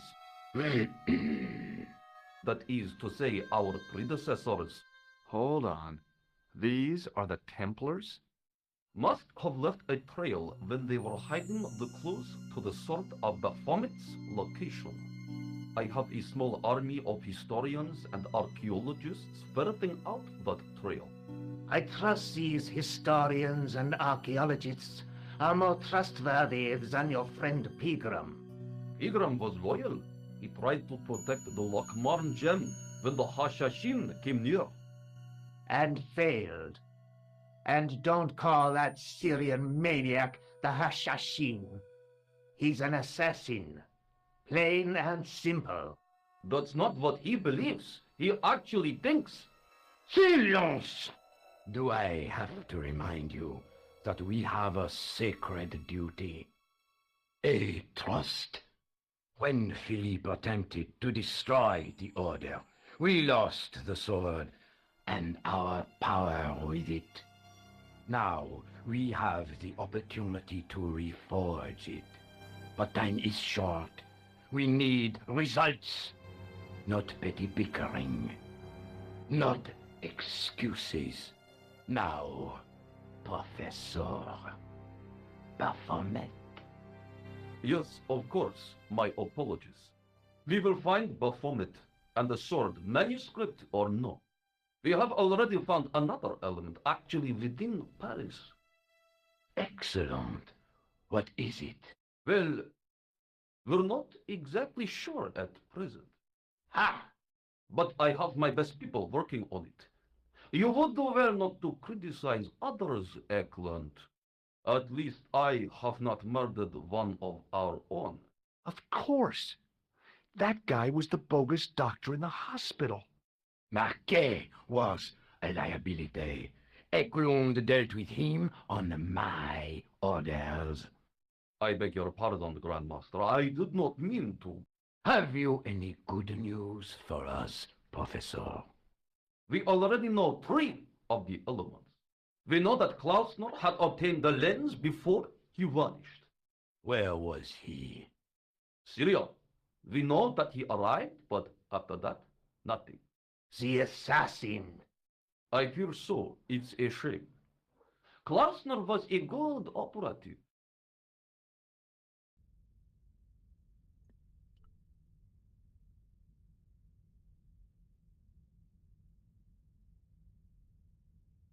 I could hear voices from the lit area.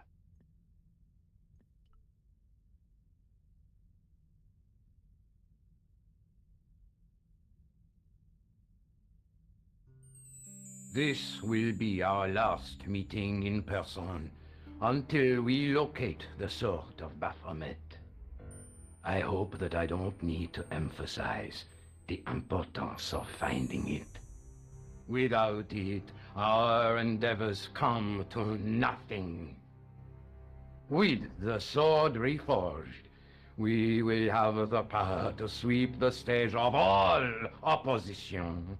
The new millennium will belong to us. The next time that we meet, it will be to become the princes of this world!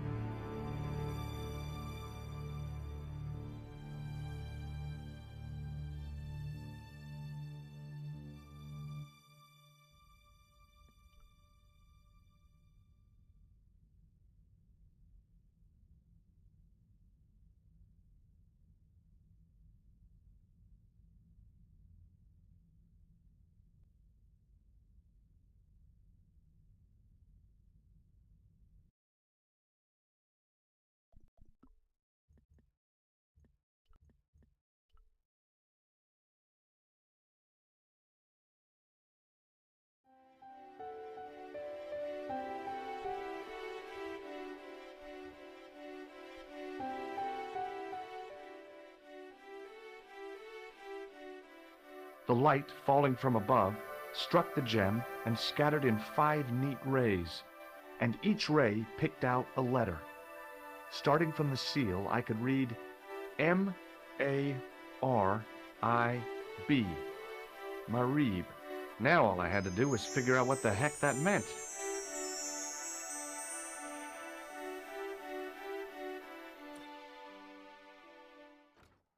Nico, I've seen them. Who? The Templars. I spied on their meeting in the catacombs. And you saw the Knights Templar? I saw a bunch of guys masquerading as Templars.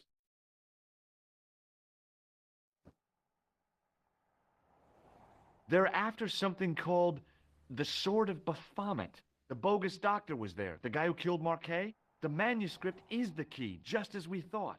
It shows the way to the broken sword, whatever that is. And how does the assassin fit into all these? He's out to stop them. These Neo-Templars, they're men and women in influential positions. Don't you see? Plantar was one of them. The assassin killed him for the manuscript, to stop them finding the sword. But now we have got the manuscript. Yes. So, how do they hope to find the sword? I don't know. They said something about a lens and a guy called Klausner who's gone to Syria, but they didn't seem to realize the significance of the very site of their meeting. You see, after they'd gone, I discovered a stone pedestal and a carved inscription. I set up the gem on the tripod, directly below a beam of light. The gem split the beam and lit the letters M-A-R-I-B.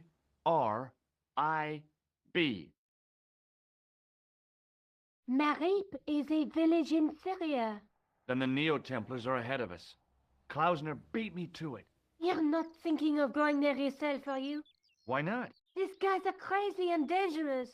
That reminds me, you should leave the gem here. Okay. What about the tripod? I'll send it back to Andre, anonymously. Do you think I should go to Marib? Syria is a long way, George.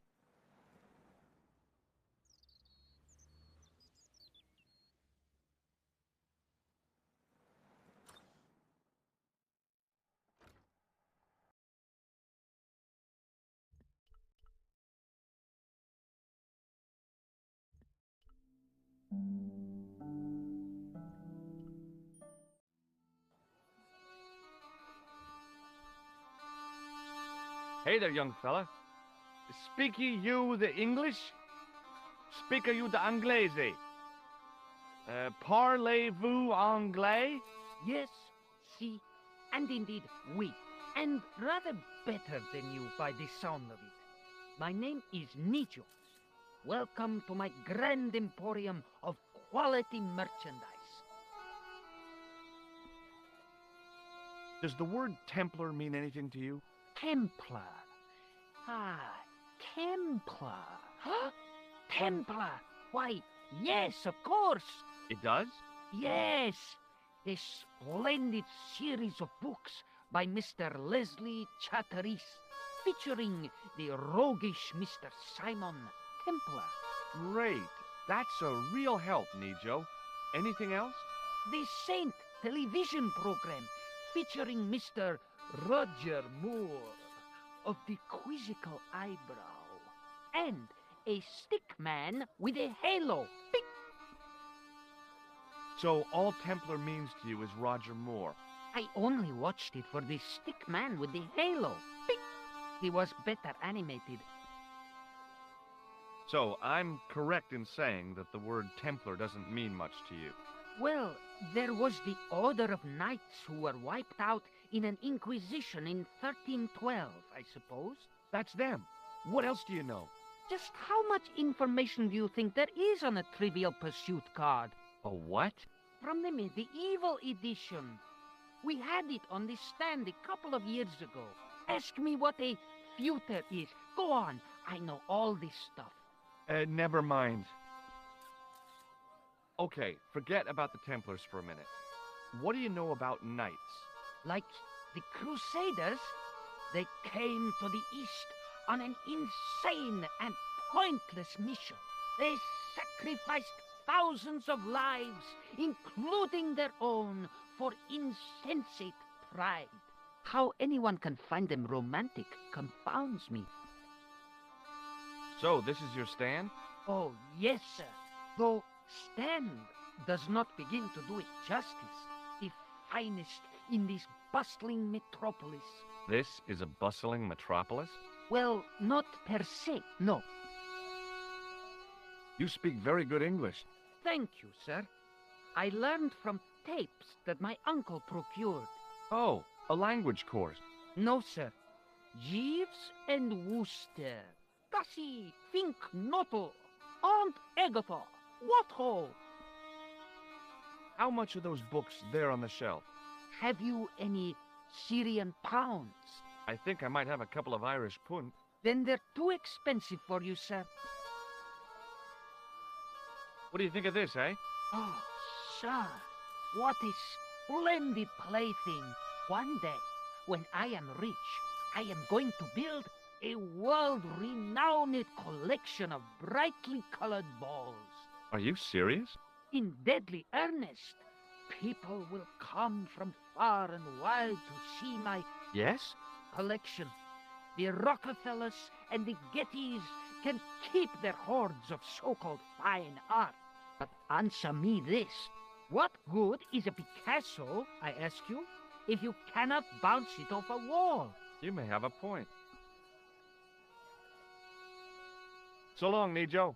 Hoodle pip, sir.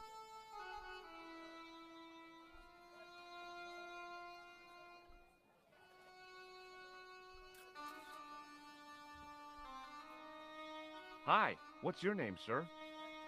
Hello, you buy kebab. Most good. Well, goodbye. Have a nice day. Most good.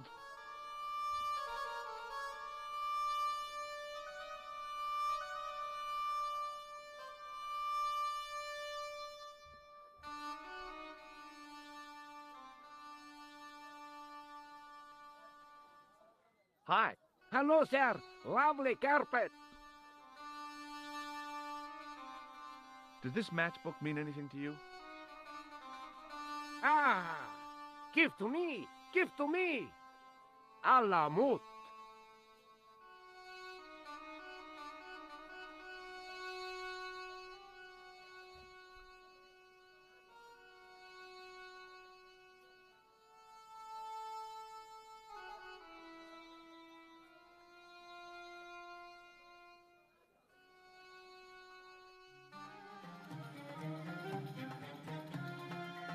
Many beneficent greetings, my most fortunate possible friend.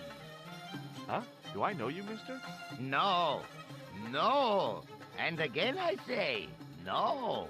But, my friend, do you not see our mutual good fortune in this meeting? How frank do you want me to be? You are a traveler, yes? Boy, you must be the world's greatest detective.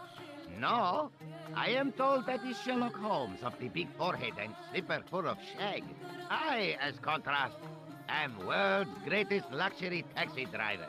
I can see where this is going. I am Ultar, taxi driver and luxury guide per excellence. Yes. This I had to hear. Where does your heart desire to go? Simply mention the name to your obedient servant and we shall fly there, swift as the eagle.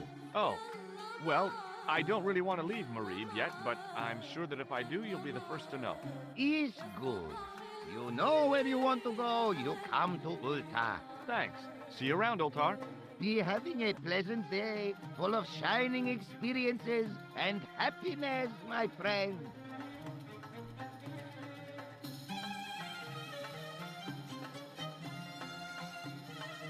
Damn, the door's locked. I'm sorry?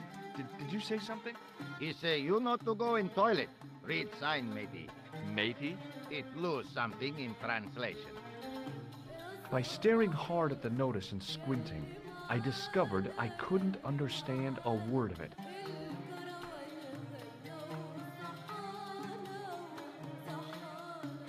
Hi! Nice club you've got here. I was wondering if you could help me. What? I mean, I beg your pardon? I'm sorry, but I don't understand. No surprise there, all righty. He says sorry, but he not speak English. But he didn't say anything. He not have tongue. No tongue? What happened? It was bet. And he lost. He won. You should see other chappie. Oh, yes. Hello again, Ultar.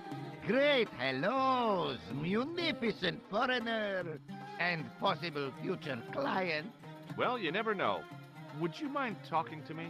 It's most agreeable. This is how Ultar learned such splendid English, yes? Yes. Could you tell me what that sign means? It's a door stay shut until brush come back. Signed, the management. Oh, well, what does that mean? Manager buy lovely new toilet brush, leaves it by wash basin for 10 minutes, come back, it's been stolen. Not even out of wrapper. He damn cross. Lock up toilet and say, nobody use fine pristine toilet until brush given back. We say, what we do till then, eh? He say, cross legs and use superior willpower. And that's what you've been doing? No. Ultar use bucket.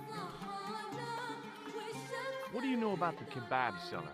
A most miserable man. Ultar say, cheery up, matey mate. It might never happen. And he say, shut up, Ultar. Fancy that. Not at all. Arto has face like the drizzle that falls on the midweek afternoon. Whatever that is. Do you know anything about the Templars? Of course. Yes? What can you tell me? Great she-bop band of the 60s. No, that's not really... Who put the bop in the bop, bop, bop, bop, bop? Yeah, eternal questions. What do you make of that boy in the market, Nejo? Nejo? Ha! Ayub boy. He's too big for sandals. I speak splendid English and he laugh. He say, Ultar, you big ox, you split infinitive. I say, I split your head if you stay still long enough. Ha ha ha ha ha ha. Ho ho ho ho ho ho. Pretty funny, yes? Hilarious. You should be on cable. This place is certainly hard to find. Oh, yes, it is most exclusive. The membership can be no more than... Kind sir, what would you guess the population of the village to be? Gee, I don't know, a couple of thousand? Then I would estimate the membership to be no more than a couple of thousand. Have you seen this man before? Oh, most certainly. Was here only yesterday. Here? Yesterday? My God, he's close. Yes, he was asking a lot of questions, just like you. What did he ask about? He asked about American called Stobby. Stobbart? Yes, Stobbart. You know him. The killer knew my name. What else did he ask about? He asked about German man called Klobner. I tried to remember the name of the man the conspiracy had lost in Syria. Was his name Klausner? Sure, that is what Ultar said. Klausner. I told this man in the picture, Klausner wanted to go up to Bull's Head. Hold on, he wanted to go where? Bull's Head. Big hill. 10 mile out of town. Maybe 60. When was that? Oh, maybe a week ago. What can you tell me about this Bull's Head Hill? It's most magnificent. Lovely views. Worth visiting. Yes, by indeedity. How do I get there? No. Let me guess. You need fine luxury guide to take you there in air-conditioned taxi. Woe is me. Where can I find such a guide? And Ultar is most luxurious guide for most literally some way, in any direction. Gee willikers, lucky old me. Are you desirous of my pleasant and luxuriant service? All right, let's go. First, I regret the formalities. A trip to the Bull's Head. 50 Yankee dollars, please. $50?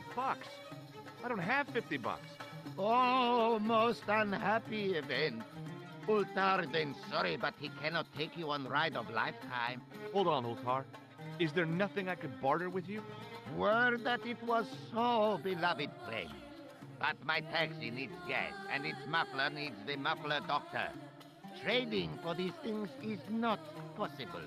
My heart weeps for the injustice, but it's box or zip, or unfortunate American. About Bull's Head Hill. Are you desirous of seeing this most splendid place? Well, maybe. A terrific bargain. Only 50 of your Yankee bucks. 50, huh? Well, I still don't have any cash on me, American or otherwise. Oh, unfortunate, most extreme. The delights of the Bull's Head Hill then must wait, I fear. See you around, Ultar. Fare you most splendid, good sir.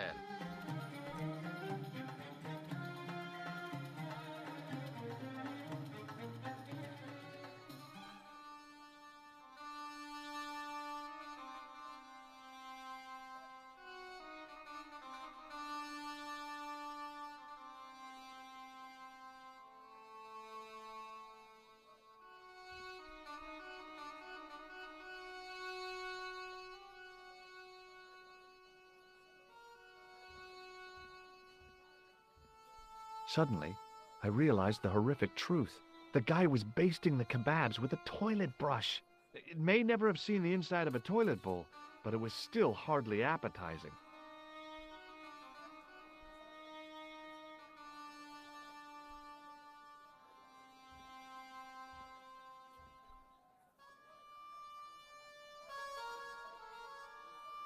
Hi, Nijo. Hello again, sir. And how may I help you this time?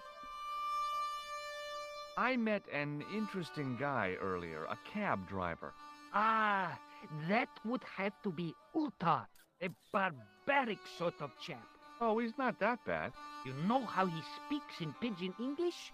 That's how he speaks in Arabic too. Who's the guy selling the kebabs? Oh, that's Arto. A miserable blighter to be sure, sir. He doesn't seem very happy. He never is.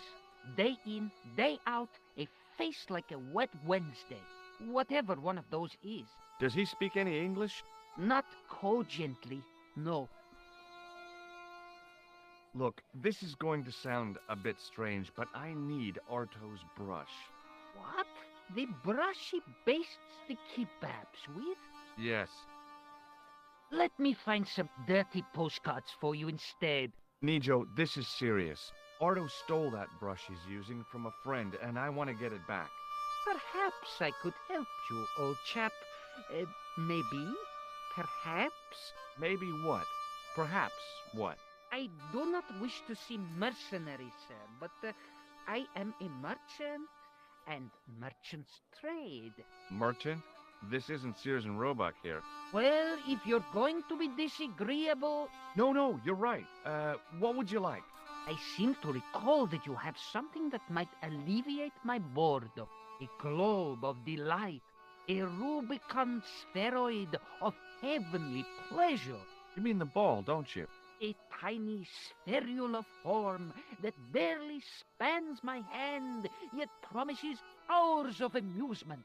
If you mean the ball, why don't you just say so? Can I have the ball back, mister? All right, here you go. People say bad things about Americans, but you're okay in my book. What people? What bad things? Never mind that now.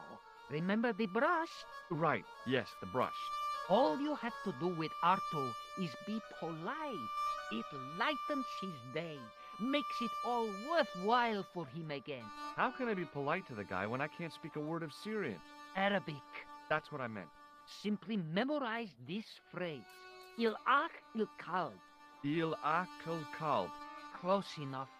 Now, go over to Arto and deliver those honeyed words even unto his delicate ear. He won't be able to do enough for you. Really? Really. See you around, Nijo. Ta-ta for now, sir.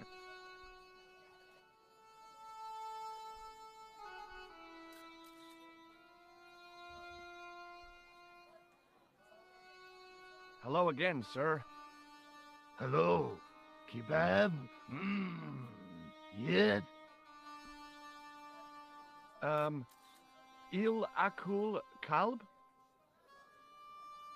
Filthy. Bad. I'll kill you. Whoa, calm down. Feet, do your thing.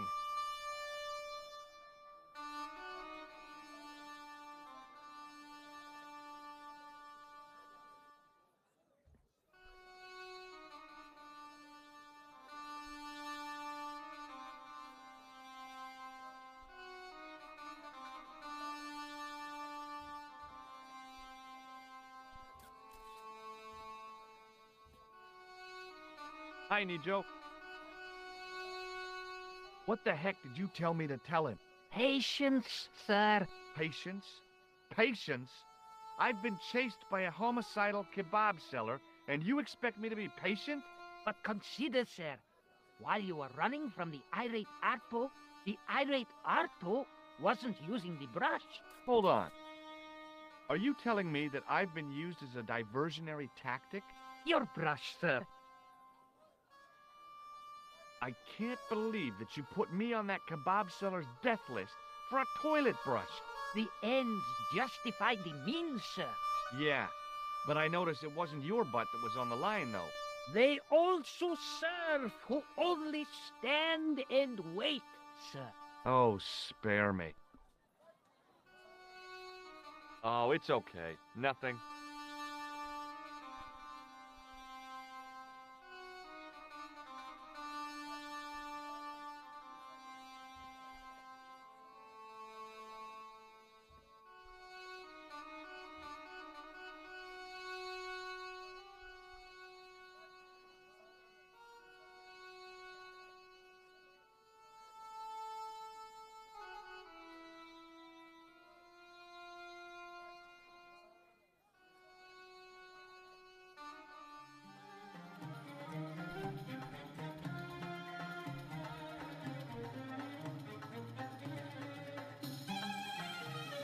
Hello again, friend.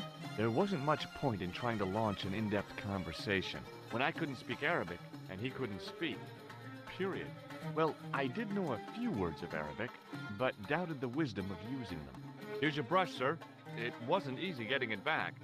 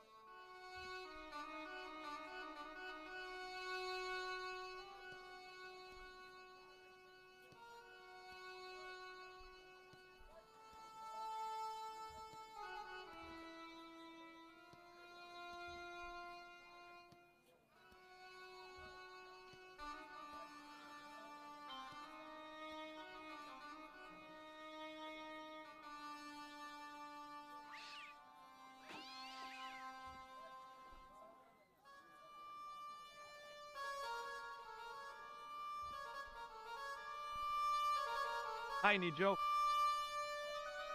Hello again, sir. And how may I help you this time? Is that your father lurking in the back of the stand? He is indeed a roaring fellow. Ayup's his name. You don't sound like you respect him very much. Don't I? Not only do I respect him, I rather like him. For all his bluster, we get on very well. That's not a very friendly cat you got there, Nijo. No, sir. It is a very unfriendly cat. Why do you keep it? Oh, it's not mine. It just rests where it pleases. And today, it pleases to rest there. As Kipling would say, it is a cat that walks by itself. Fiercely independent. And it smells. What happened to your ball, Nijo? I regret to say that it has been confiscated by my father. Oh, Nijo, I'm sorry. Not to worry, sir. Soon he will forget why he has the ball and put it on the stand, at which point I shall recover it. I'm sorry about the statuette being broken as well. Again, do not fret, sir. It has been on the shelf for a long time. As merchandise, it did not have legs. Now it hasn't got any arms either. Very droll, sir. May I have this statuette? It is broken after all. Certainly. And when my father deals with that feline for breaking it, you can have a Davy Crockett hat as well. So long, Nijo. Poodle pip, sir.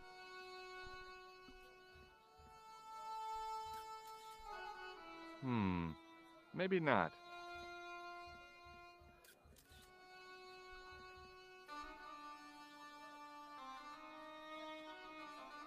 The plaster seemed to soak up the grease paint until it began to look like stone.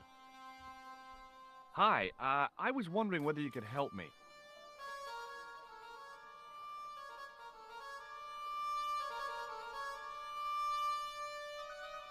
Why, sure, son. Always got time for a fellow American. The name's Henderson. Dwayne Henderson. Pleased to meet you, Mr. Henderson. Hell, boy, I'm not in the office. Call me Dwayne. Oh, okay. Dwayne?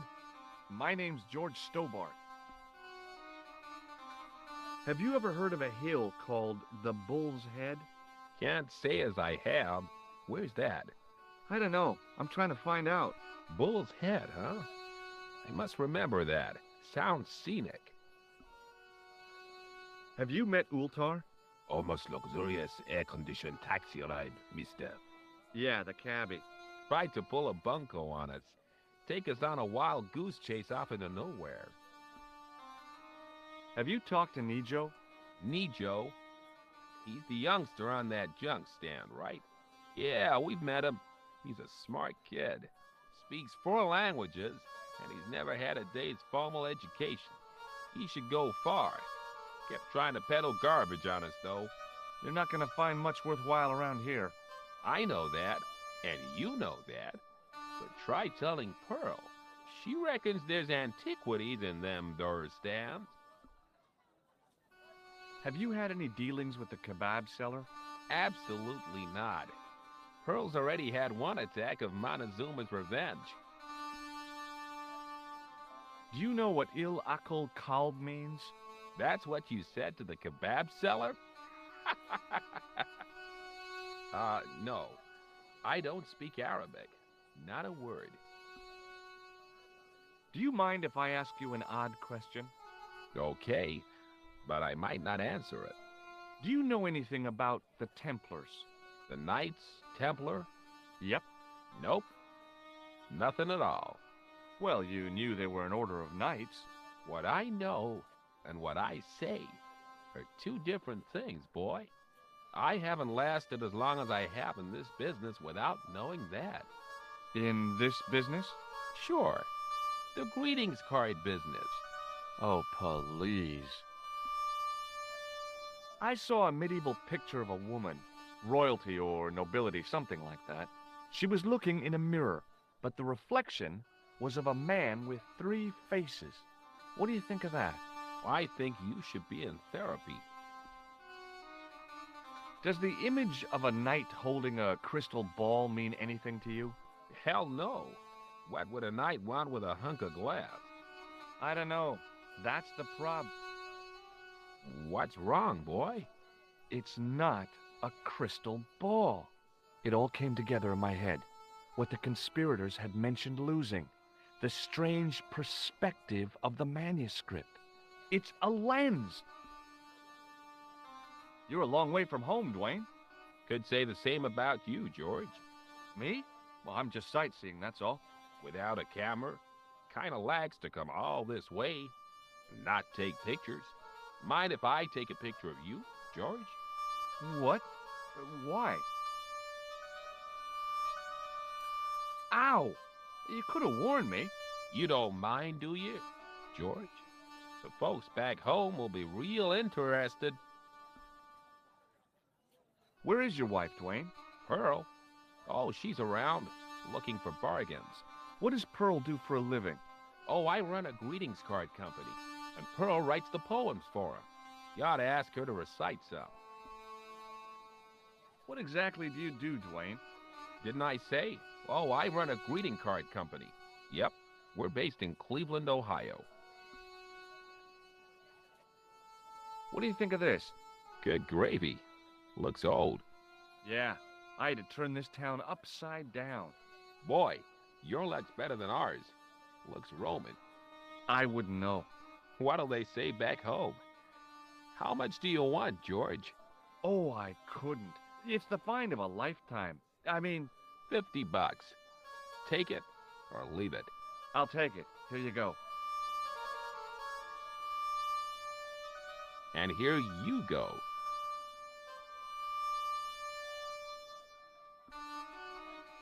Okay, well, I'll see you around, Dwayne. Count on it, George.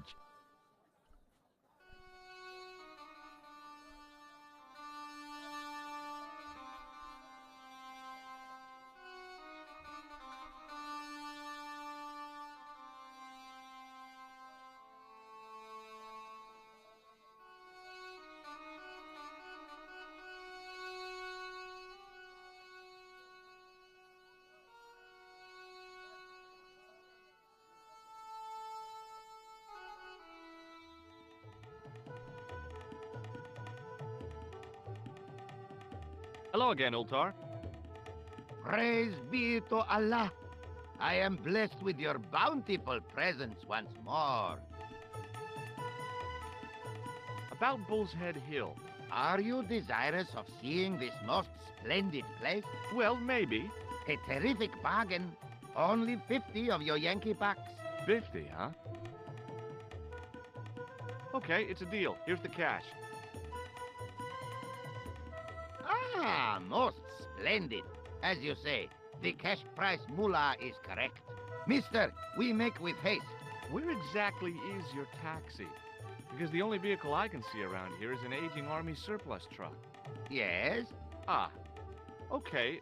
I'll be along in a minute.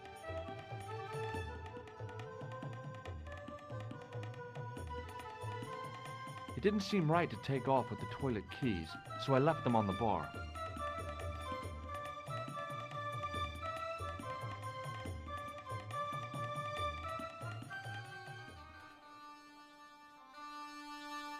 Hello again, Ultar. His most splendid and adventurous client. That's your taxi? Oh, yes, most assuredly. Most entirely splendid taxi in all Marib. It looks like an old army truck to me. Bah! You Americans with your checkerboard caps and your Judd Hershes. You have lost sight of what a taxi should truly be. About 4 tons by the look of it. There, you have hit the nail in the nutshell.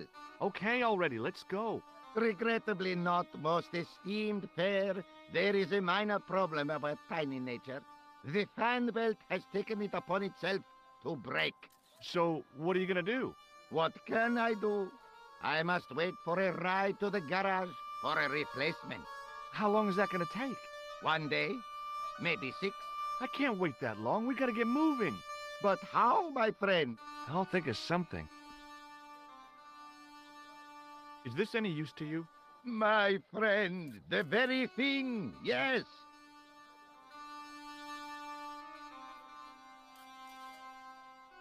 Ultar took the towel from me, cut it in two lengthways, and gave me half back. With his half, he did the kind of fan belt replacement that's normally done with stockings. Now, if I knot the ends together, so... Serviceable, yes? Very serviceable indeed. Stockings might work on a Bentley, but on a truck, the coarse toweling did the job nicely. Come along, my friend. You want to see the bull's head? Yes?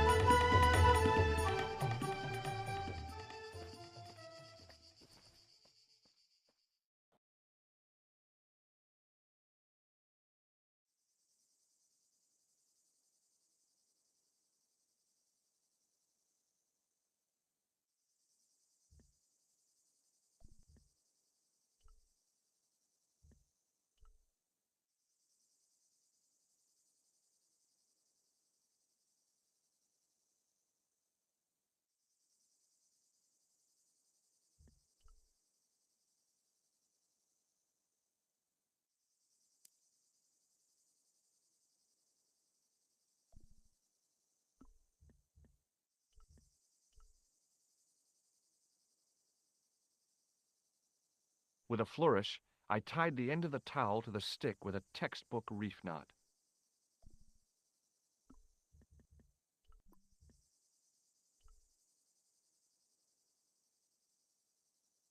I could see that crack would make a good anchor point.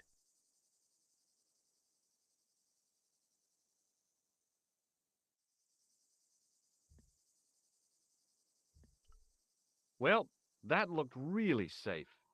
But I had no choice. I hadn't anticipated going mountaineering when I'd come to Syria.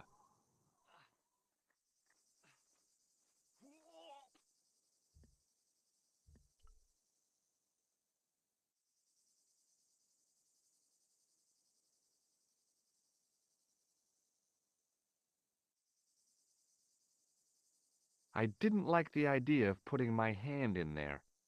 But there was something in there. A metal ring, as wide as my hand. I took a firm hold of the ring and pulled. Whoa there!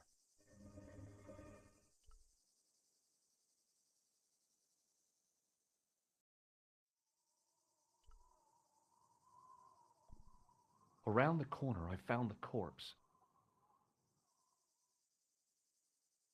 Oh my God. Klausner? Large as life and twice as dead. I'd hardly had time to accept the fact when I heard the door mechanism start up again. Oh man, no! The door had slammed shut, trapping me. I had a bad feeling about how Klausner had died. Okay, all right. I've done more fun things in my life than searching a corpse. But as my life expectancy wasn't great, I figured I should try every new challenge that came my way. Hey, what's this?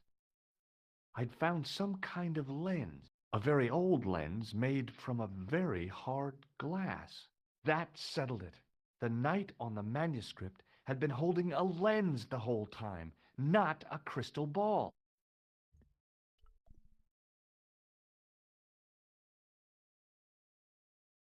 I couldn't take the inscription with me, and I didn't have a notebook or a camera to record it. All I could do was stare at it and try to memorize it. In occidenta sita est, in ora mundi. Okay. That would have to do.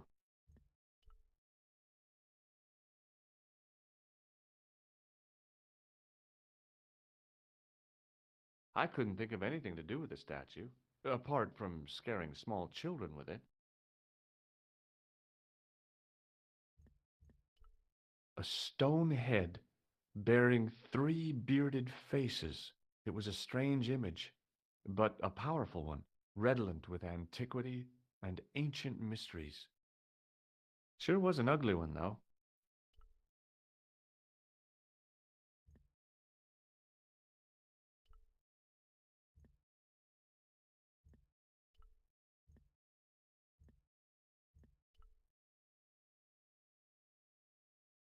Up on the wall was an inscription, partially eroded by the ages. Something, something, in accidenta cita est, in ora mundi. The Latin was clear enough, but what did it mean? The mouth's opening. It must be Ultar. My God, if he comes in, we'll both be trapped. Ultar! Don't come in! It's a trap! Stay where you are! You! Hello, Mr. Stobbart. We meet in the most unusual places. Please, do not make any sudden moves. I have no desire to maim you. Did you say maim? I did. Dead men tell no tales, as you say. And I want to hear everything that you have to tell. And what if I don't want to talk? Then I shall, most regrettably, have to kill you. Rest assured, however, that I am an excellent shot you would not suffer. Oh, that's good. Believe me, I'm really assured. It is rather dark in here. I think we should conduct our business outside. Why should I make myself an easier target? If I fire at you, Mr. Stobbart, I shall hit you even in here. But, unfortunately, my marksmanship will suffer. It could be the difference between hitting you in the leg or the groin. Boy, it sure is hot in here. No sudden moves, Mr. Stobbart.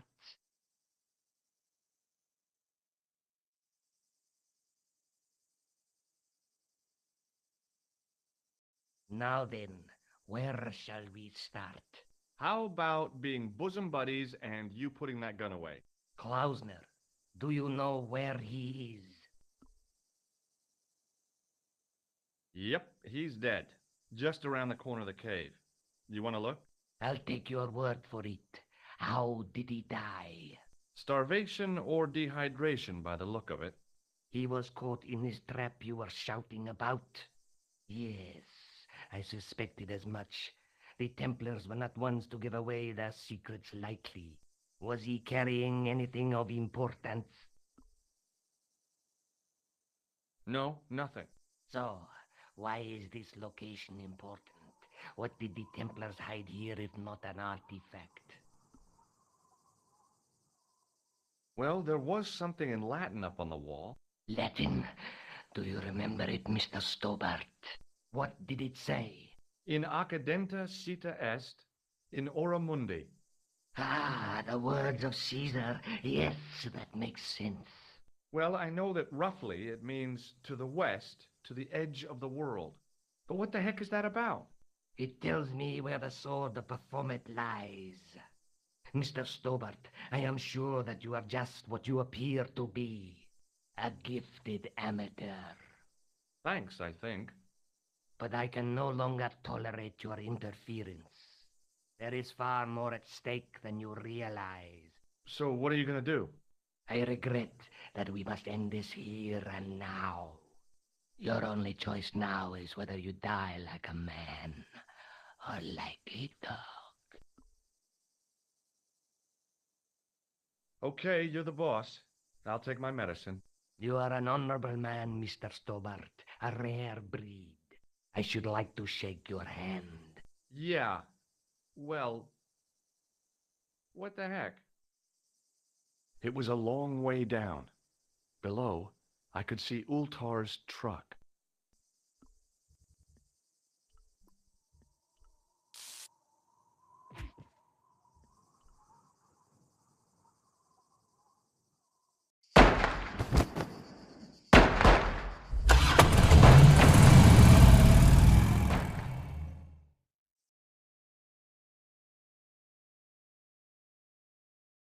Luckily, the canopy on Ultar's truck broke my fall.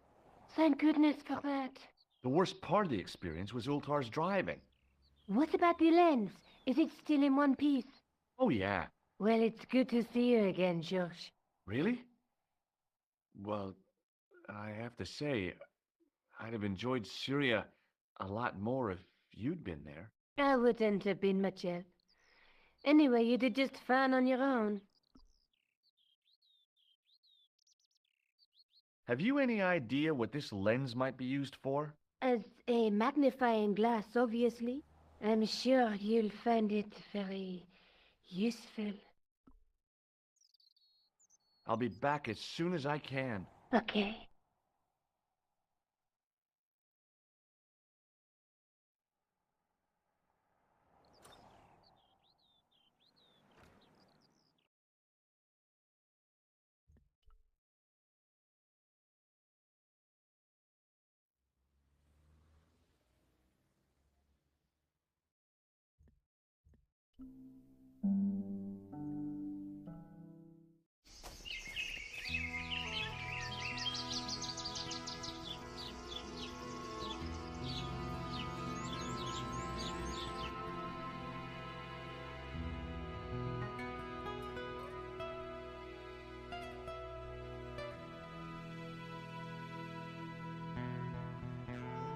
Hi, is this the De Vasconcelos house? Who wants to know? I could tell the old coot was going to be trouble. My name's George Stobbart. I was wondering whether... The house is not open to the public. This is the De Vasconcelos house. And what business is that of yours, senor? Look, all I want is to speak to the head of the household. There is no household. Only the Countess and myself. What do you know about the Templars? Who wants to know? Are you angling for a bribe or something? You have nothing that I want, senor, except the pleasure of your absence. The guy was obviously protecting the Countess against the whole world. But why? Tell me about the Countess de Vasconcelos. She doesn't receive guests. That's all you need to know. You don't even know what I have to talk to her about. She hasn't won the lottery, has she? No, she hasn't won the lottery. A more cunning man might have claimed that she had. Oh, yeah? They might have, might they? And that more cunning man would have been kicked off the premises. The Countess doesn't do the lottery. Okay. Well, I'll see you around. Adios.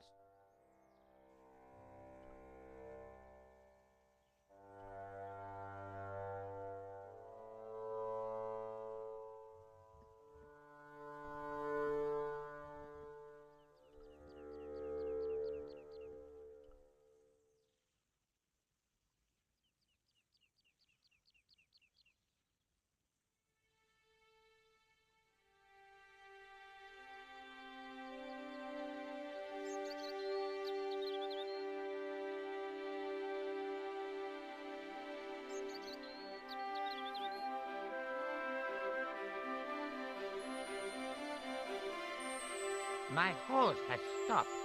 Yeah? See, my horse never stops. Well, I'm sorry to hear it.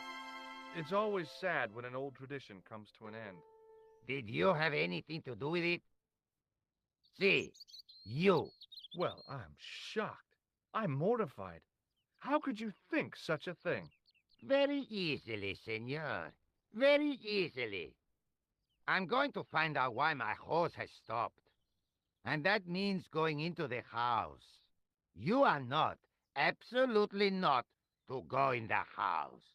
If you do go in the house, I will set the dogs on you.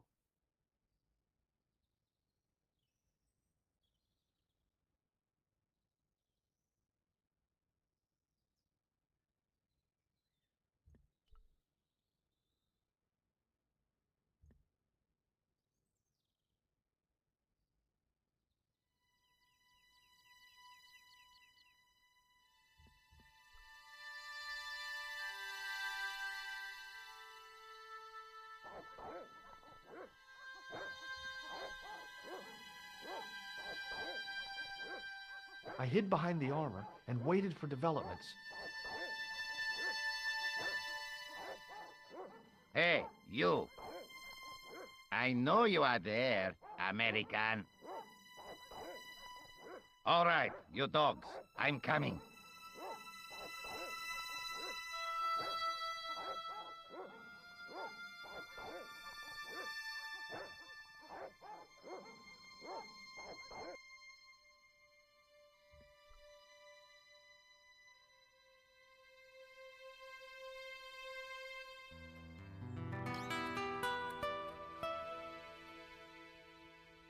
Madre Dios, who are you? My name's George Stobbart. I'm sorry to burst in like this. You must leave at once. You're not wanted here. Please, if you'd just listen a minute. Very well. State your business, Senor Stobbart. There's been a series of murders, part of some conspiracy. Anyway, the trail led me here. Here? There is nothing for the outside world here. Over 600 years ago there was. What do you mean? This whole thing ties in somehow with the Knights Templar. The Knights Templar are dust. They had a secret that was so important, they went to a lot of trouble to hide it. I do not see what this has to do with my family. Your family had a strong connection with the Templars, right? I believe that they've planted some clues here. Why should I believe a complete stranger who barges into my home? Just let me have a look around. If I find nothing... You'll be spending the night at the police station. Very well. Please, sit down. Thank you.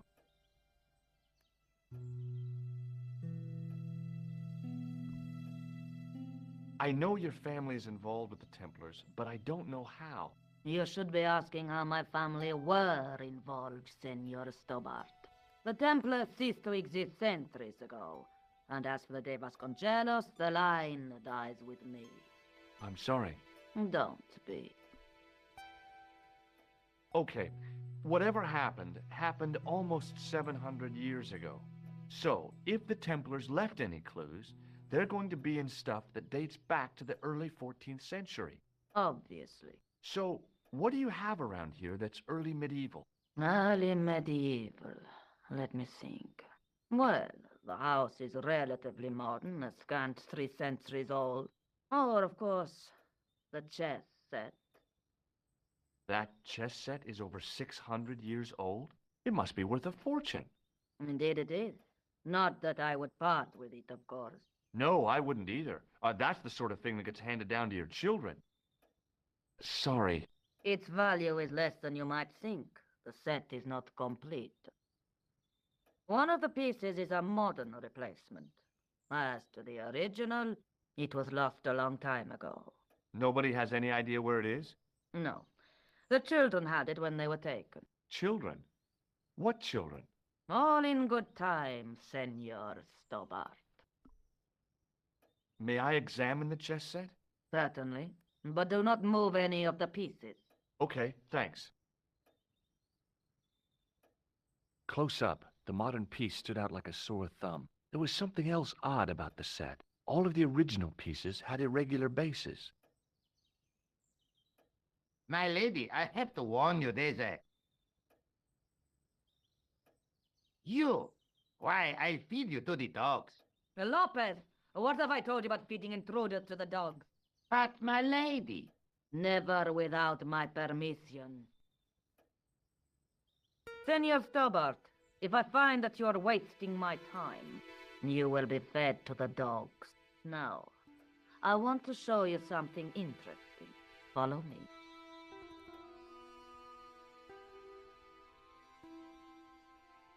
Lopez, unlock the door, por favor. This is the only remaining structure on the estate contemporary with the Templars. Nice. What is it, a summer house? A mausoleum, Senor Stobbart. Oh. Come with me. Hey, senor. Yeah? I do not know what you have told my lady to be shown these favors, but I do not trust you. You've got nothing to worry about. Aren't you coming in? No, the dead do not interest me. My garden is a living thing. I will be there.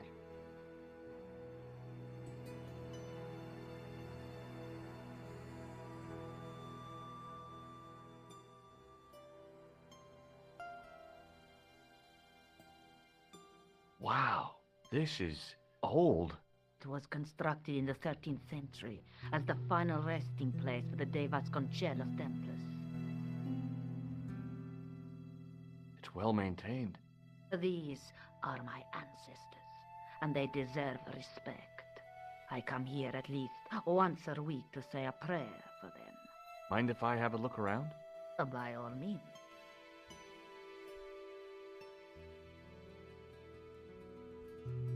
On removing the Bible, I found a pattern on the lectern top.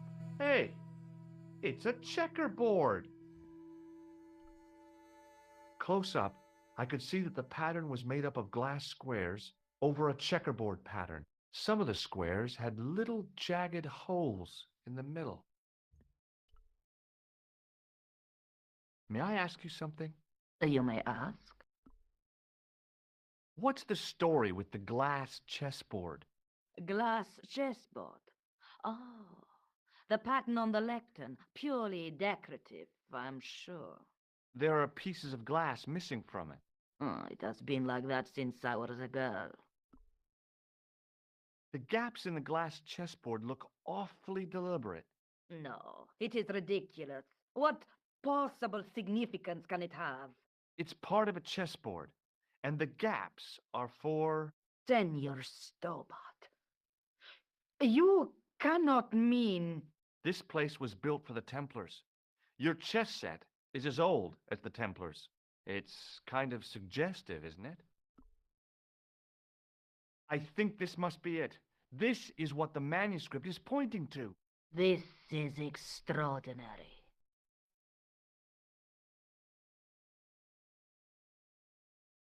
Am I to understand that the Templars left a puzzle here?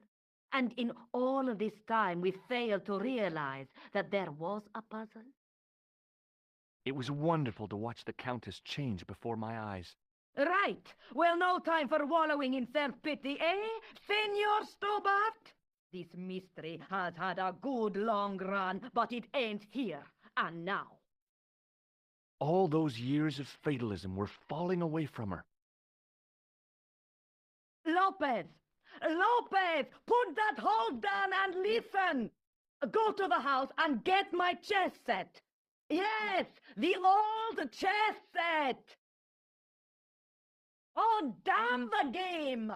Now, hurry!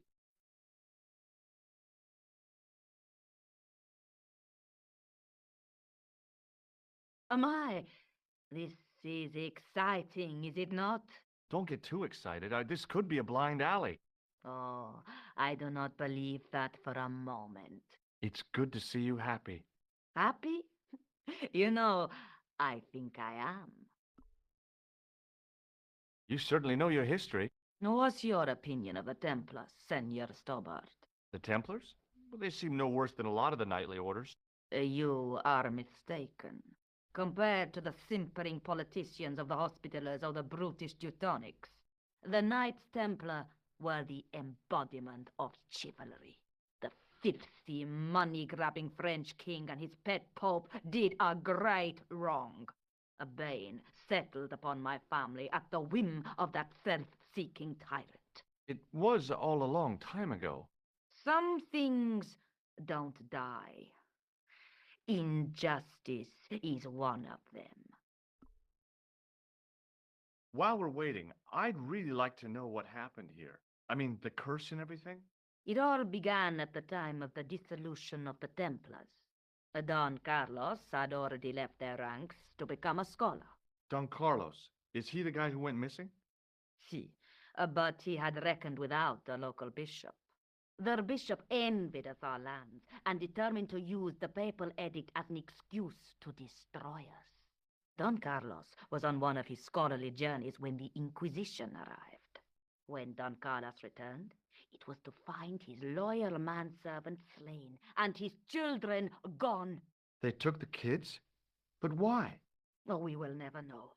The bishop denied all knowledge of the children's disappearance. But witnesses had seen his men kill the servant who had been charged to protect them. What happened to Don Carlos? He swore he'd find his children if he had to go to the edge of the world. He put on his armor and took up his sword and shield and rode out alone. He was never seen again. Ah, Lopez, you have the pieces. Si, my lady, as you asked. Por favor, Senor Stobbart, would you be so kind? My lady. Calm yourself, Lopez. I believe Senor Stobbart's motives are pure. Very well, my lady. My lady seems to trust you. But you don't. No, senor.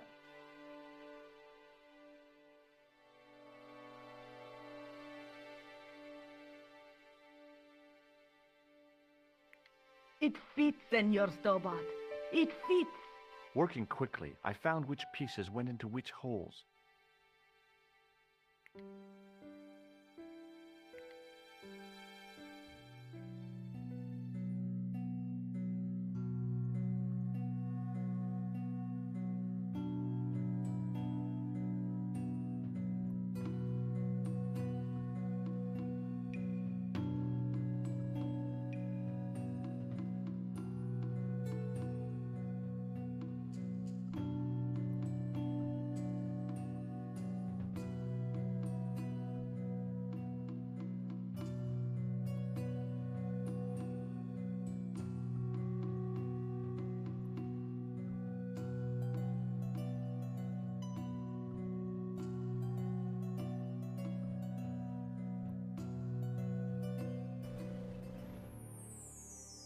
Senor Stobbart, look!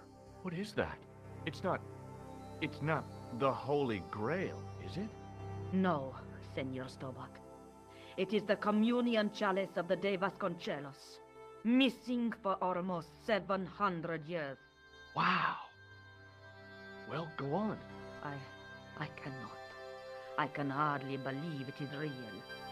Go ahead. Live a little. Are you sure? This is your moment of triumph, Senor Stobbart. Sure, I'm sure. The possibility of death traps only occurred to me a few days later.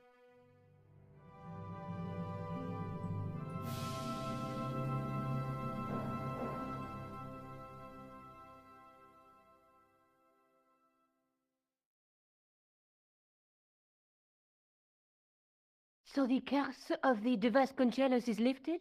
Oh no. The Countess was thrilled to find the lost chalice. But there's still the riddle of the missing knight. Well, you can forget about that now and get back to finding the Templar's secret. Actually, I promised the Countess I'd find Don Carlos. You what? I can explain everything. You have got the odds for a withered old Spanish aristocrat? The Countess entrusted me with the chalice and the quest for her ancestor's tomb. You're as crazy as she is. Haven't you got enough problems? Khan and the Templars? It's all part of the...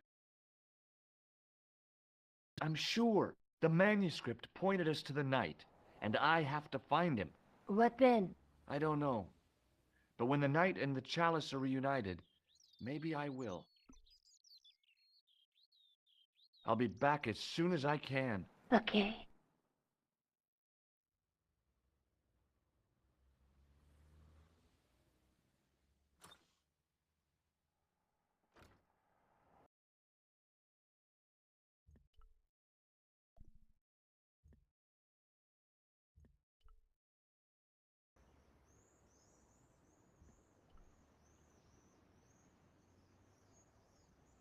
You're back. Oui, I have returned. Hello again. Hello again, monsieur. Well, I wasn't expecting to see you back here again. No? Well, it is a strange thing, but I am here on duty. On duty? But you're just sitting there drinking wine. No, I am not just drinking wine. I am undercover. I must be missing something. You're in uniform. Precisely, monsieur. My cover is that of an indolent, wine-guzzling police officer. You've got me convinced. Merci. But in reality, my every muscle is poised, every nerve honed. I am drawn tight, ready to pounce. Pajang! Who or what were you planning to pizzang on? You must have heard, monsieur, of the terror that is gripping Paris. You mean the killings? Oh, at last, someone's taken action. People die every day. No, I am on the trail of Sieur Jacques. Who? Sieur Jacques, the terror of the subterranean city. He pops up here, he pops up there. The cops, they seek him everywhere. Is he so hush or beneath the neck? That damned elusive Sieur Jacques. Bravo, that's very good. Merci. I was up half the night writing that. Who is this Sieur Jacques character anyway? Ah, if we but knew that, we could have him in custody in an hour. But he is cunning. To despoil the sewers of our fair city, he has committed many deceptions. He has pretended to be a police officer and deluded a poor war veteran. Uh-oh. He has pretended to be a jongleur. Wow, is that the time? And an American tourist. What nationality are you, monsieur? Canadian. Well, gotta go now. See ya. Well, it's not everyone who can say they started an urban myth.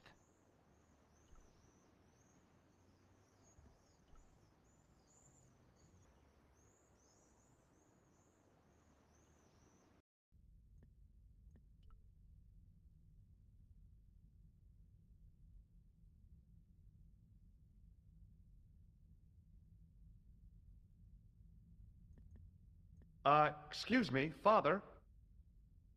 Pardon? Do you mind if I ask you a few questions? Not at all, monsieur. It will be my pleasure to help you. What do you know about the Knights Templar? You have come to the right place, if that is your interest. Many of them were executed in the square outside. It was a disgrace to France. Well, the Pope was right behind it, though. Clement V was a man of memory, not of God. That's kind of forthright for a priest, isn't it? You think so? It is hard to be sure what happened. It is so long ago. How long have you worked here? Hardly work, monsieur. This is a calling. I have been helping Father Flambert for nearly 6 months now. I guess you don't know much about the history of this church, then. Just a little. You've got quite a shine on that candlestick. Ah, oui. Anything less than best would be an insult to the Almighty. I guess so. I never thought of it like that. What do you make of this chalice? It certainly looks very old. About as old as this church, I think. There seems to be an engraving on it. Yeah? What does it say? I do not know. It is very tarnished. With your permission, I could try polishing it. I promise I will be very careful. That'd be very good of you. This shouldn't take very long. Feel free to look around. Okay, thanks.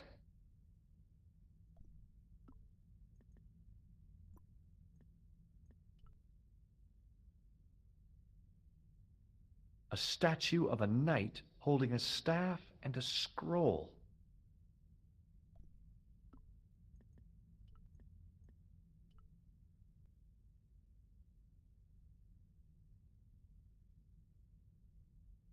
The lens fitted into the end of the scroll like a hand into a glove.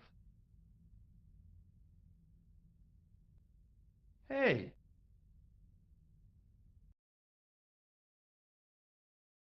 A Knight Templar burning at the stake, and a date. me see. MCCCXIV. That's 1314. Hello again, Father. Hey, thanks. It is my pleasure, monsieur. What was the writing on the chalice? It was not writing, my mistake. It was a coat of arms. The remarkable thing is that it seems very familiar. Yeah? Oui, I think I have seen it on that wall tomb in the far corner. That winged horse is quite distinctive. Did you know that the center window conceals an image of a man burning at the stake? The burning man? What, you knew? That there was a hidden image? No. But the church has a reputation for being haunted. Many times, people have claimed to have seen a burning man in the window. But when others they look, there is nothing. Perhaps the light has to be just so for the figure to appear. Yeah, or maybe you need a special lens. Catch you later. Au revoir, monsieur.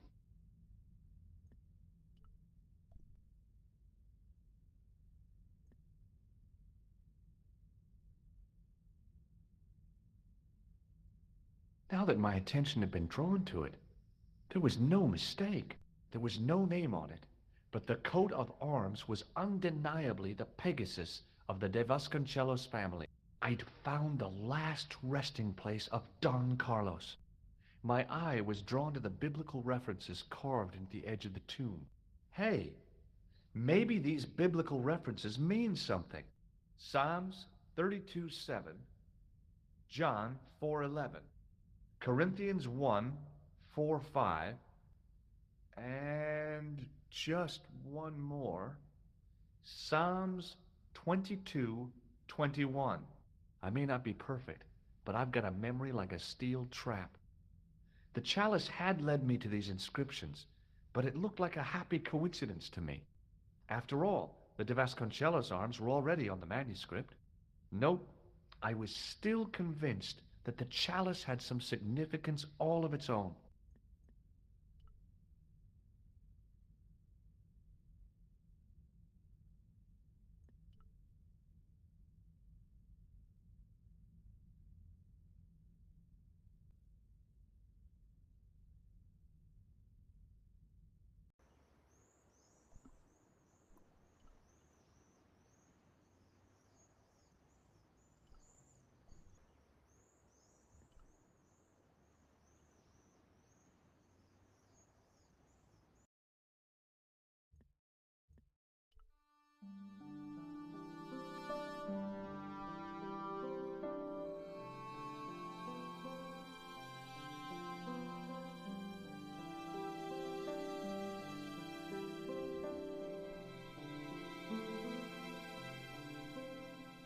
Hi, André. Hello, Georgie. Where have you been? Nicole said you were away. I just returned from Syria. Syria? On the trail of the Templars? It's a long story, but I found the bull's head. It was referred to on the manuscript, remember? Yes, what is it? A secret cave built into a high cliff face. In the cave, I discovered a map bearing a phrase in Latin. In accidenta cita est in ora mundi. The island of Britain. Lies at the edge of the world, to the west. Strange. That map seems to contain a series of pointers. Like I said, it's a treasure map. While I was in Syria, I discovered a strange pagan statue. It was like a head with 3 bearded faces. Horrible. That sounds as if it could be Baphomet, the idol described by the Templars. The poor Knights of Christ had an idol that looked like that? Allegedly. The description of the idol came from the evidence extracted by the Inquisition. Mind you, not one statue or idol was ever found on Templar property. Until now, that is. Just last month, a statue of Baphomet was unearthed right here in Paris. Where? At the Institut Hermétique de Naval. The statue is beneath the foundations. It was discovered by some workmen while renovating the building. Can you tell me any more about the statue of Baphomet? It's a fearful image, even now, a bearded head. The base of the statue is carved with Templar symbols. One of the workmen noticed a curious stain at the base. He claimed it looked like blood. Blood? That's right. Thanks for your help, Andre. You're welcome.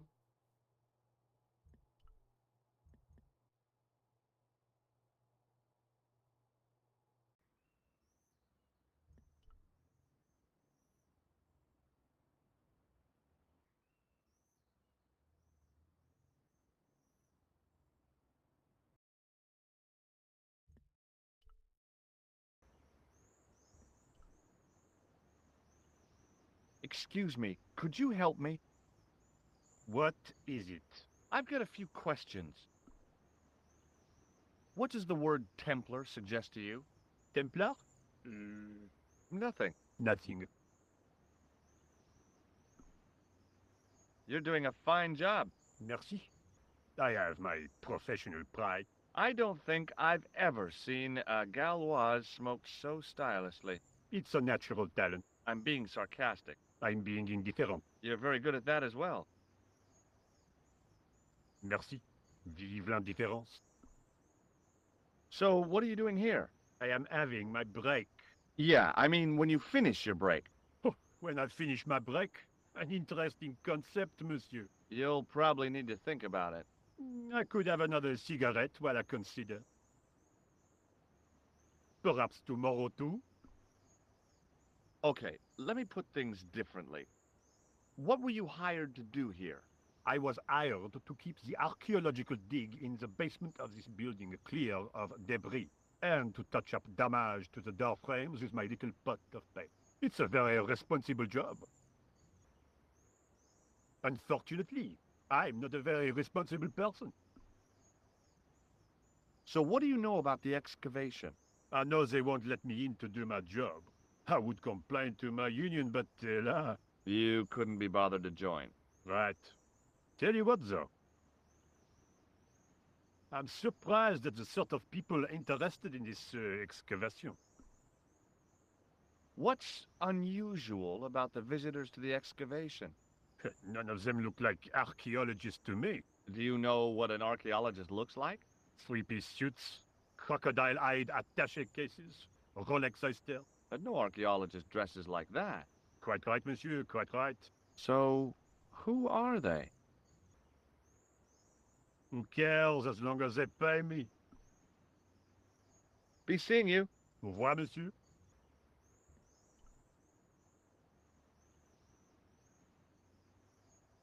Hey, monsieur, get away from my paint pot. Okay. I should think so. Meddling with a man's paint pot. Puh. The painter had a pot of gunmetal gray primer hanging from the barrier.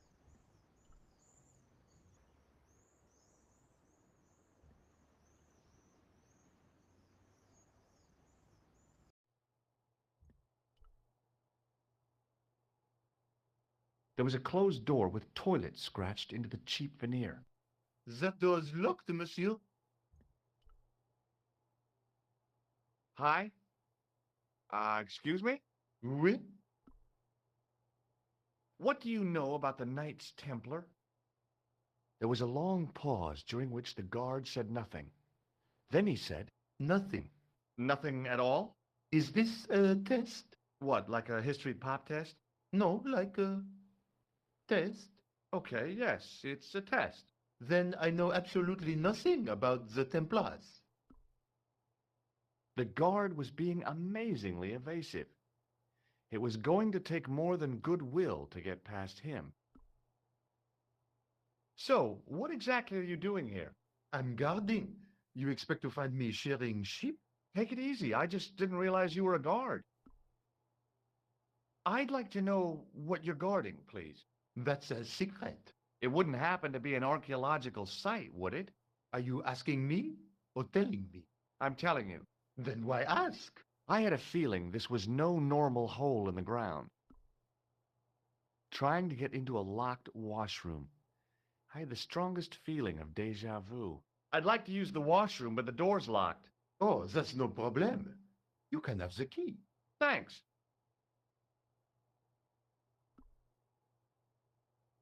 Talk to you later. Au revoir, monsieur.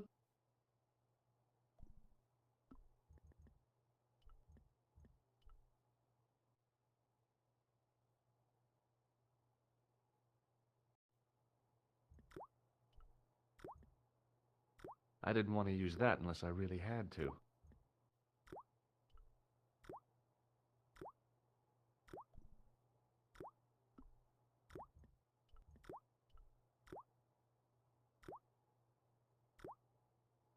I made an impression of the big key and the cake of soap.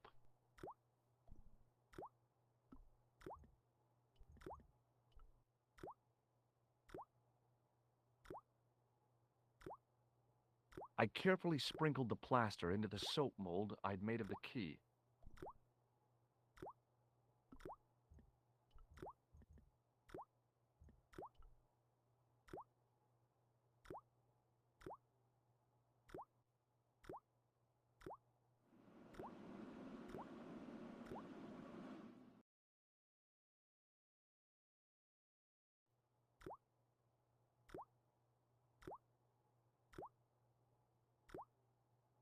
Well, it had taken a while, but I had made myself a completely unconvincing plaster key, way too fragile to use in a lock. I'd have to substitute it for the real one. Trouble was, it looked like plaster and not metal. Then again, that plaster statue in Syria hadn't looked like stone until I'd been a bit artful with it. Maybe I could improve the key as well.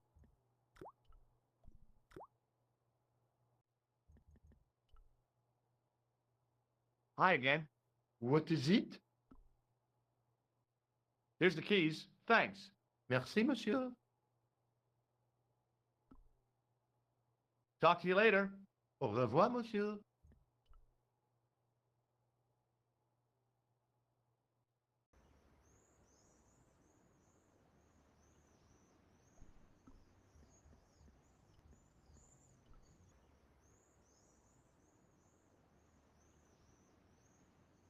Hey, monsieur, get away from my paint pot.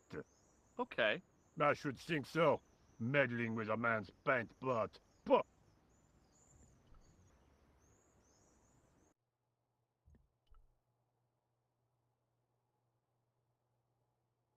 Do you mind if I use the phone? Be my guest. I'm paid to guard this door. The phone can look after itself. Collard. Hi, Nico. It's me. I'm at the excavation site. Hi, George. What's happening? I'm at the excavation, but they won't let me in. Damn.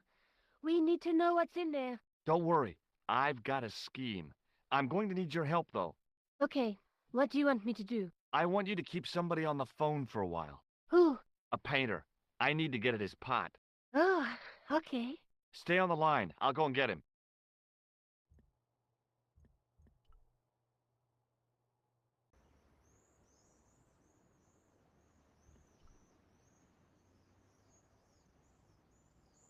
Hi, it's me again. What now? You've got a phone call. For me? Are you certain? It's a woman. She sounded hot. What woman? She must be mistaken, monsieur. Well, she asked for that hunk of a man with the nicotine fingers in his ass hanging out of his pants. Certainly sounds like me. Stand back. It wouldn't do to keep the lady from her hunk.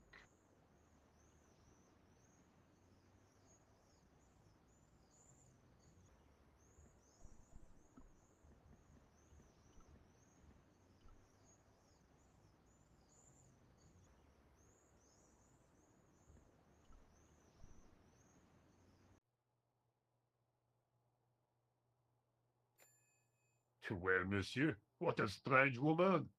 She was all over me, and then suddenly, nothing but abuse. Really? What? Abuse? Ah, well, I have a cigarette to finish.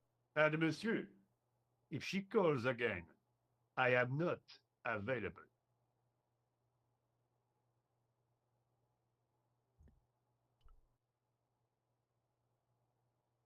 A thermostat was mounted over a radiator. The radiator was pumping out heat as the thermostat was cranked right over to full. No wonder it was warm in here, even with the door open to the chill of fall. I couldn't imagine what I'd achieved by turning the dial. Hi again. What is it? It sure is hot in here. I have to have the door open to allow the workmen access, so why not? I turn the heat up. You could wrap up warm. I have my gloves if it gets cold, but why bother when it's warm anyway? I need to use the toilet again. Again? Already? I have this problem. How technical do you want me to get? Never mind. Here's the key. Talk to you later. Au revoir, monsieur. I turned the heating off.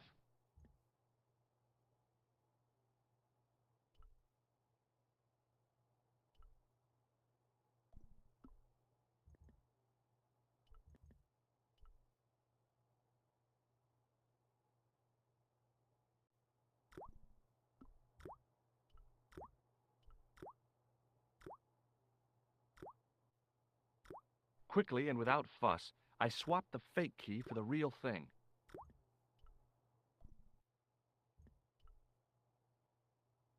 Hi again. What is it? I held my breath and hoped that he wouldn't notice the substitution. Here's the keys. Thanks. Merci, monsieur. Talk to you later. Au revoir, monsieur.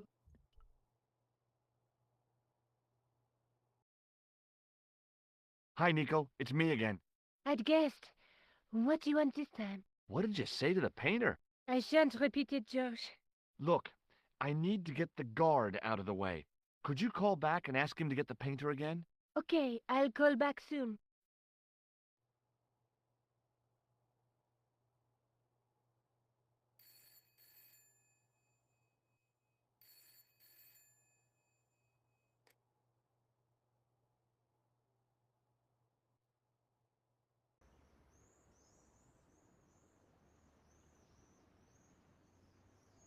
This looked like a good place to watch things develop.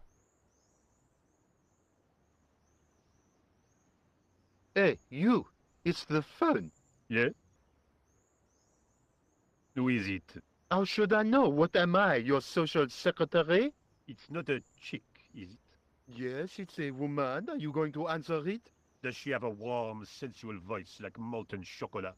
Yes, she has a really sexy voice. Now get a move on. I'm not talking to her. I can see that. You're wasting time talking to me.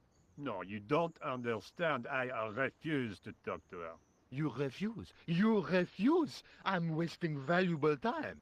Don't make me laugh. Your time valuable? You just stand around all day. I have a highly responsible job. Ha! Don't me, you elephantine oaf. My job is important. Impossible. They would have hired somebody competent in that case. Meaning what? Instead of which they hired a dismal rent-a-cop like you. All epaulettes and no brains. Why, you... This looked set to carry on for some time. It was too good an opportunity to miss.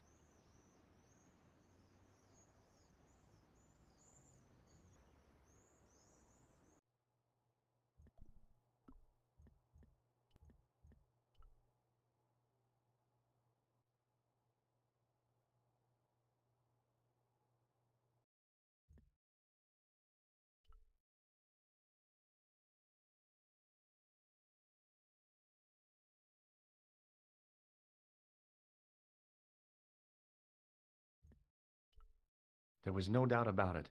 It was the same sort of idol I'd seen in Syria, Baphomet. The Templars had certainly been through here.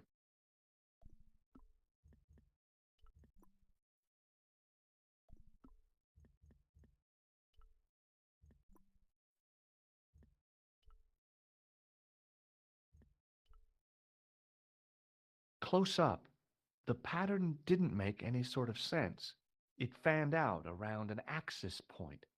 a kind of focus to one side.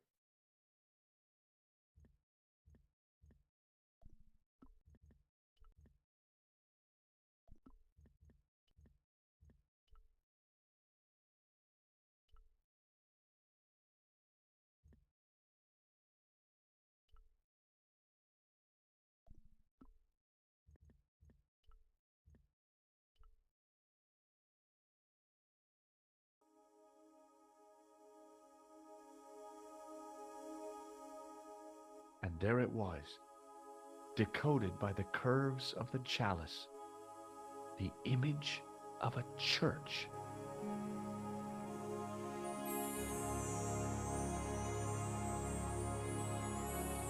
I found out what the chalice was for. You've solved the puzzle? Yeah, there was a distorted picture at the Baphomet site. When I viewed it in the polished surface of the chalice, it changed. What did it show? A picture of a church with a square tower. I guess I'd better return the chalice to the Countess. Hurry back, George.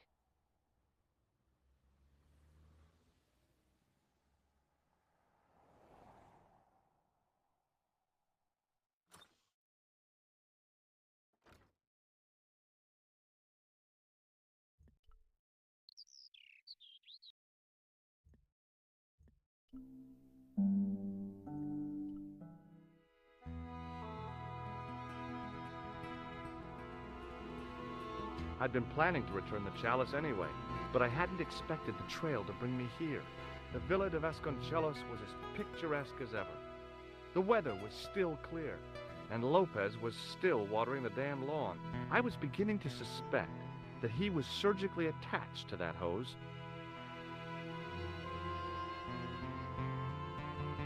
Hi there, Lopez. How's tricks? Senor Stobbart, how pleasant to see you. You are well. Fine, thanks. Is the Countess in? She is waiting for you. I will show you up. It's okay, I know the way. Senor Stobbart, I feel I owe you an apology. No, you don't. I was impolite on our first meeting. Look, Lopez, just forget about it. I came on like a snake oil merchant. I wouldn't have trusted me in your shoes. You do not understand. Finding the chalice has given my lady a new lease of life. It's a marvel. She smiles, she laughs. The tradesmen are saying that she is on Prozac.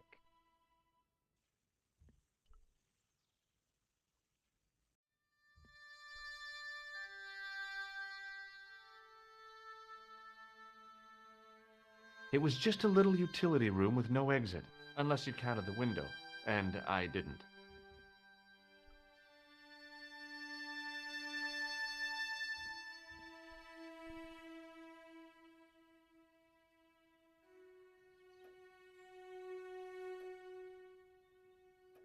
Senor Stobbart, oh, what a pleasure.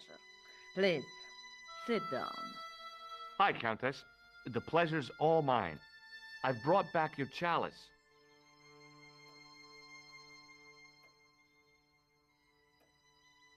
Why?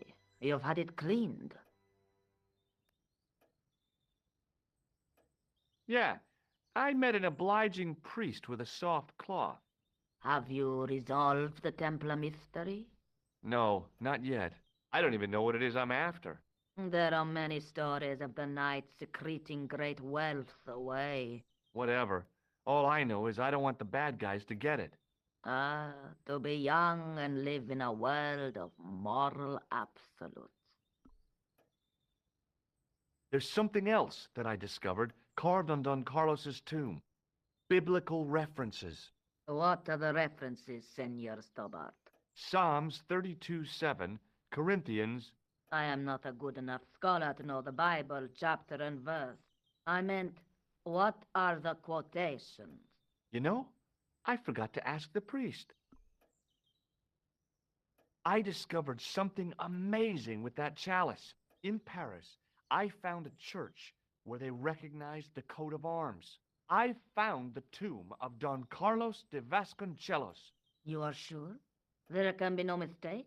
The coat of arms on the chalice matches the one on the tomb. Incredible. You have my most profound thanks.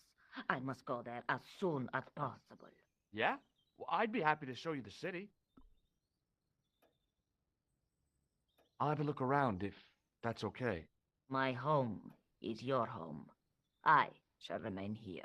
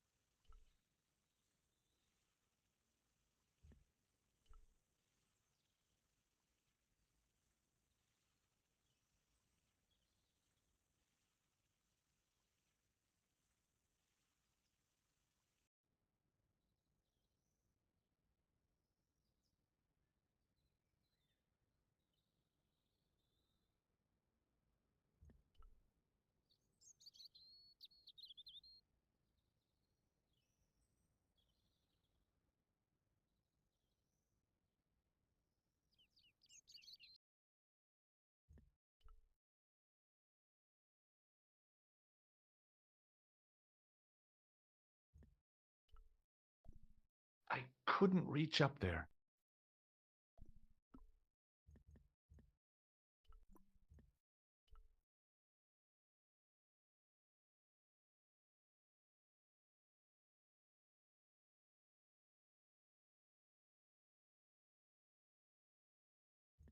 No, that was a silly idea. I decided to think things through.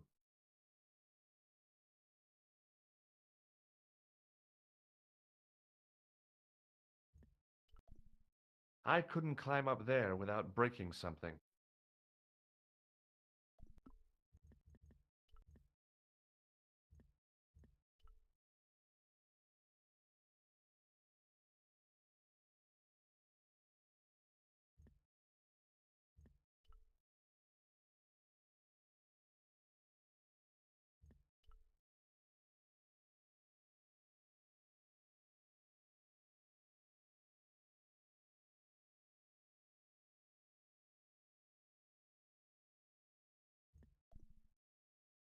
I couldn't climb up there without breaking something.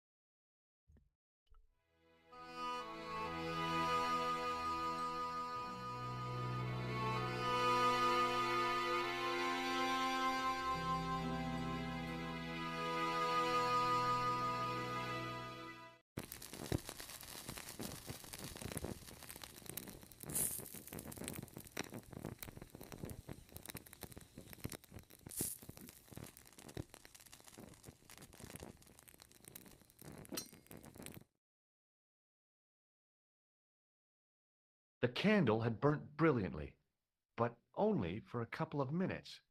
Some kind of special formulation, I guess.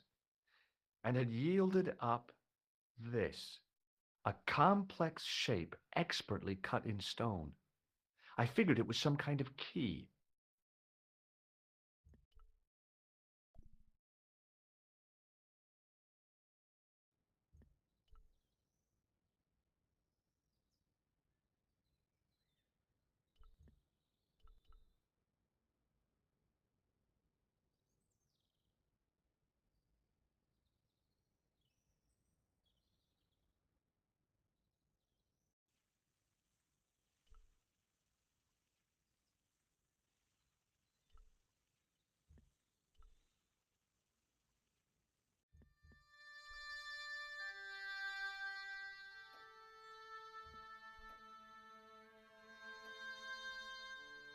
Hello again. Mind if I sit? Please, be my guest. What do you make of this? It looks like some sort of key. Where did you get it from? It was buried inside the great candle in the mausoleum.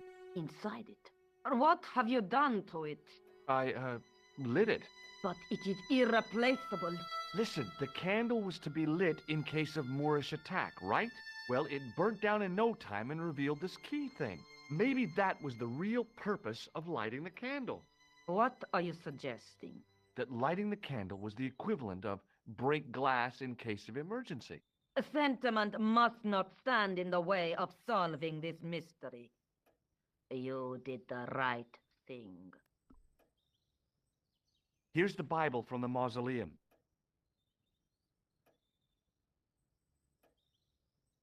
Very well. Let us begin. The first reference. Psalms 32:7. Thou art my hiding place. Thou shalt preserve me from trouble. Thou shalt compass me about with songs of deliverance. My hiding place. Don't get your hopes up too high. This might just be leading us to where we found the chalice. You are right, of course. The next. Okay, John 4:11. John 4:11. Here. The well is deep. The next. Quickly. Okay. Corinthians 4:5. Here it is. Will bring to light the hidden things. Any more? Just one. Psalms again. 22:21. Save me from the lion's mouth, for thou hast heard me from the horns of the unicorns. The last is confusing. Lions, unicorns, what does it mean? I can't guess. Salient points seem to be a hiding place and a deep well. In no sense is their mausoleum a well, Senor Stobbart. Is there a well in the grounds? I do not know. I suppose that there must have been once upon a time. Lopez is the man to ask about anything pertaining to the estate. I'll just have another look around. Very well.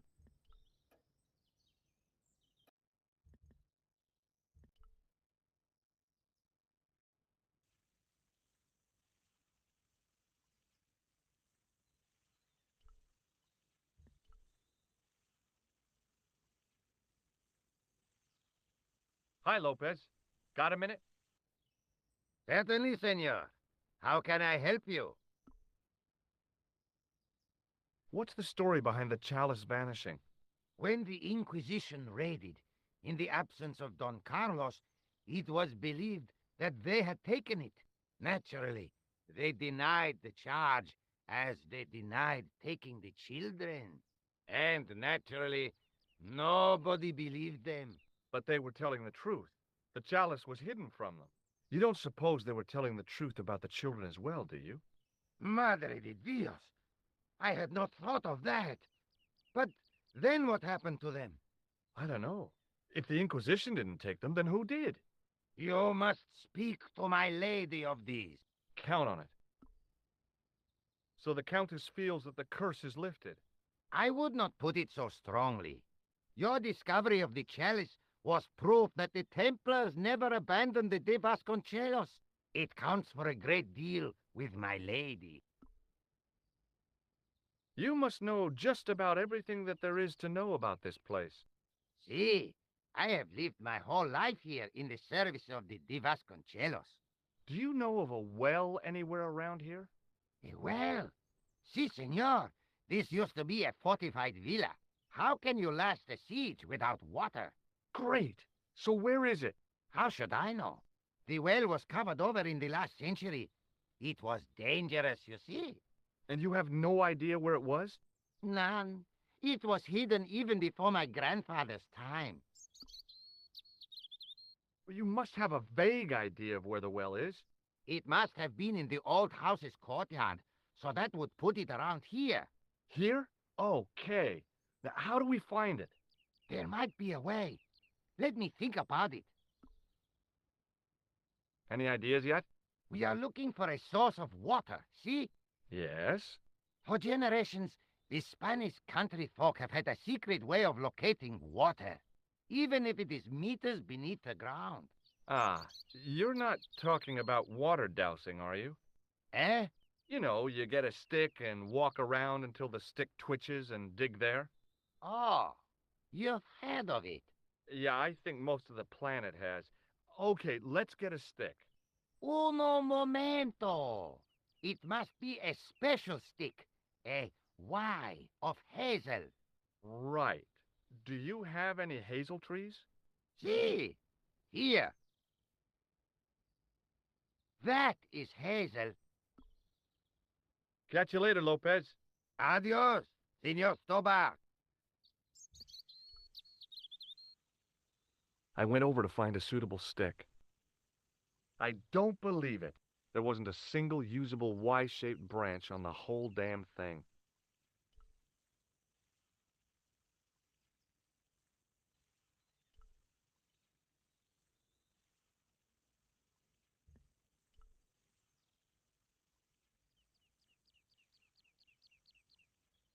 I went over to find a suitable stick.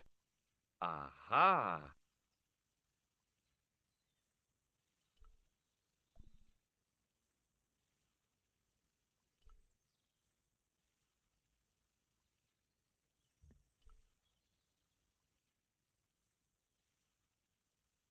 Hi, Lopez.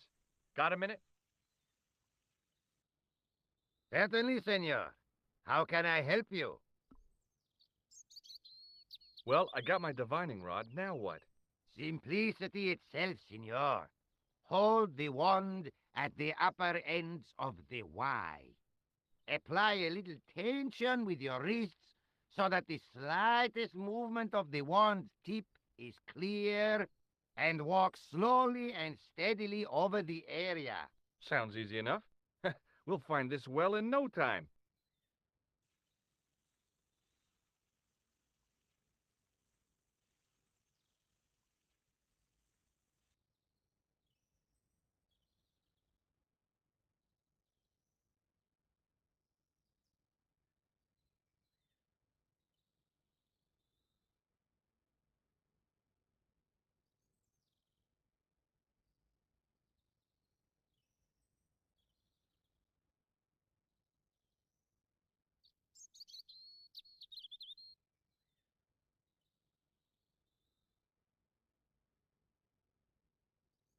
Senor Stobbart, you've found something. This is it. This is where we find the secret of the Templars. Hidden here for hundreds of years. Lost from the sight of man until now. The mystery is revealed. It's a tin can. I've been walking up and down with a twig in my hands, looking for a tin can. It had water in it. That's what the dowsing stick must have detected. I'd have to check with an archaeologist, but I don't think the Templars left that. In truth, Senor Stobbart, the loan was laid many, many years ago. This can could date back to the Napoleonic Wars. Get rid of it and I'll try it again. Lopez threw the can away. It seemed to fall an awfully long way.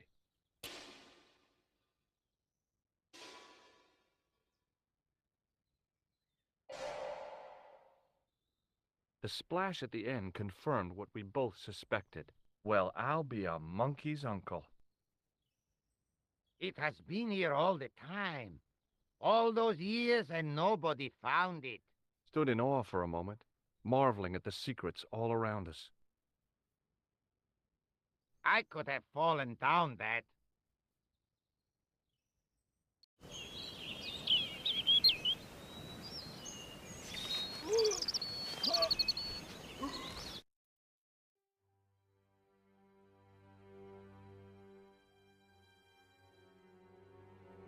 The well had been lost for decades at least.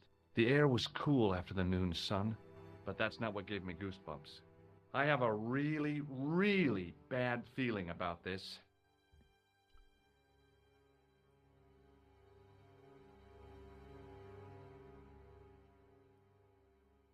From a distance, the lion's head had been impressive. Close up, it was frightening. Hey, one of the fangs is a separate piece. I could hear the sound of a lot of stone moving, and I knew I was in danger.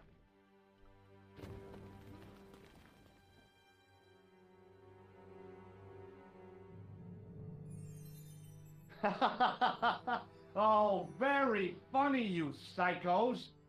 Signor Stobbart! Signor Stobbart! Are you all right? It's okay, Lopez, I'm fine. Hey, tutto mia strada! You gave me a scare! Nice try, Templars.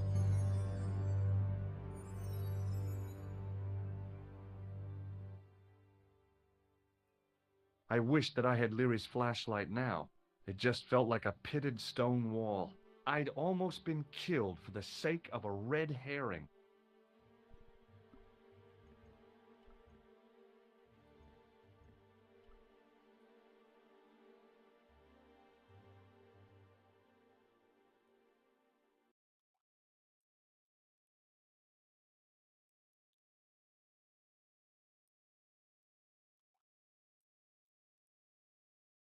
There, in the middle of the door, I could see some kind of socket.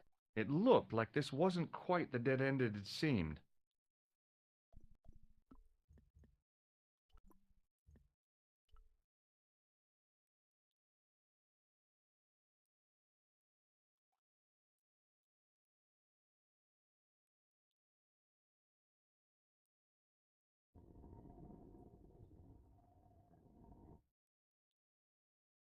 Open sesame! Another secret door!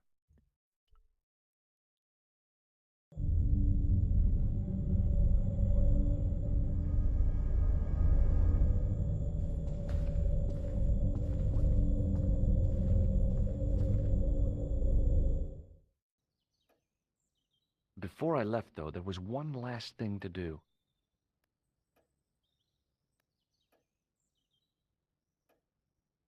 You won't be needing that replacement piece anymore, Countess. I found it with the children. You'll probably want to be alone for a while. I'll be out in the garden with Lopez.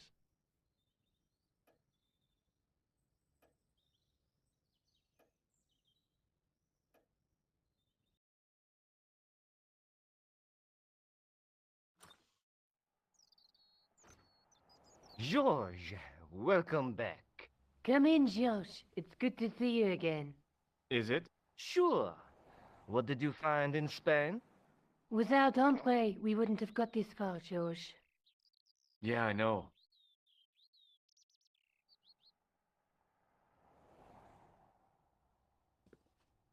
The clues led to an underground chamber at the bottom of a well. The Templars had left a tapestry showing a chessboard. The white pieces were vastly outnumbered. There was a stream running across the board, and a Templar knight on a horse. Does it mean anything to you, Andre? No, nothing. Maybe we should tell Andre what else you found, George. There's a map and a Latin inscription to the west at the edge of the world. George found that in a cave in Syria. Yeah, where the assassin almost killed me. Then we've got the burning of Jacques de Molay and the date, 1314. From the window of the church in Montfaucon Square, one of the few places where nobody tried to kill me. Then we have the image of a church that George found at the excavation. I don't recall anyone trying to kill you there either, George. And finally we have the tapestry in Spain. Did I mention I almost got killed there? Not yet, but I'm sure you're about to. It was only my cat-like reflexes that saved me from certain death. Cat-like reflexes, eh? And while I was risking life and limb, where were you, Andre? Getting your glasses fogged up over an Etruscan vase?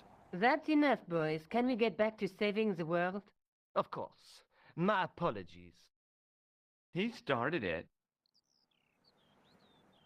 Well, the Latin phrase are the words of Julius Caesar. He was describing the island of Britain. Are you sure? The map didn't look much like Britain. How come Caesar described Britain as being at the edge of the world? To the Romans, the Mediterranean was the center of the universe. Britain was a remote, unfriendly place, inhabited by blue-painted savages. It hasn't changed much. They've stopped painting themselves blue. Except when they go to a football match. They used an extract from a plant called woad, Icetis tinctoria. The Scots were using it until fairly recently in the wars with the English. fairly recently? I don't recall the Scots being at war with the English. How recently are you talking about? I believe William Wallace's men used it in the 13th century. They might well have been using it as late as... You can't remember, can you? 1314. Ah, we're back onto that, are we? André, what is it? What do you mean? 1314 in Scotland.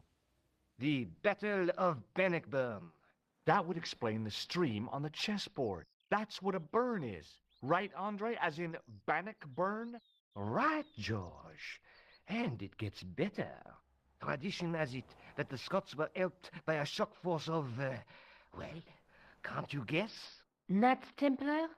Yes, a group of outlawed Templars. They are said to have turned the tide for the Scots. And it all ends at a church in the Isle of Britain at Bannockburn in a church. What are we waiting for? I'll call a cab.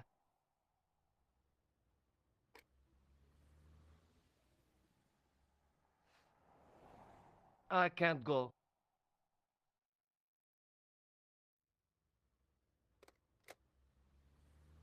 Andre, you've been loads of help, but... What George is trying to say is that you shouldn't feel guilty. I was? We understand you've got commitments. Oh, listen, we have to hurry. Let's go, George. We'll see it through. Oh, and, don't worry about us.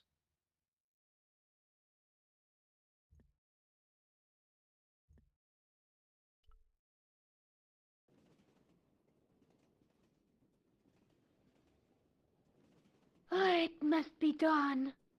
Oh, I guess so. And we must be nearly there. Somewhere, out there in the dark, is Scotland. We've come a long way together to get here. Yeah. Let's hope it was worth it. There's something I've been meaning to say to you, Nico. Is this the right time and place, George? There might not be another time. I don't want to waste this chance. You don't need to say anything. I wouldn't want to be anywhere else. But here, with you.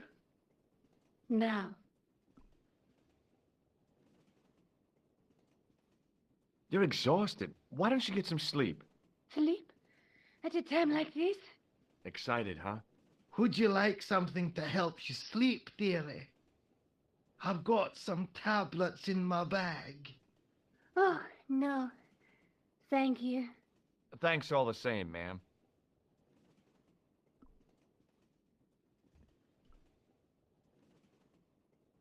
Where are you going, George? Do I need to spell it out? Don't snap at me. If you're going to take a leak, why don't you say so? Okay, I'm going to take a leak. L-E-A-K. Tickets, please. Oh, hi. That's a standard full-price peak return. Don't you have a senior citizen's rail card? I rarely travel by train. My ticket is perfectly valid, is it not? Well, yeah, but you could have saved up to a third of the cost. I do not need to indulge in puffling thriftiness. Blimey, you're a funny old bird and no mistake. Tickets, please, sir. Here.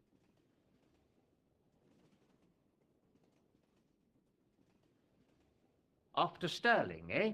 Yes, we are. Well, I hope you won't be disappointed. It's a miserable place this time of year.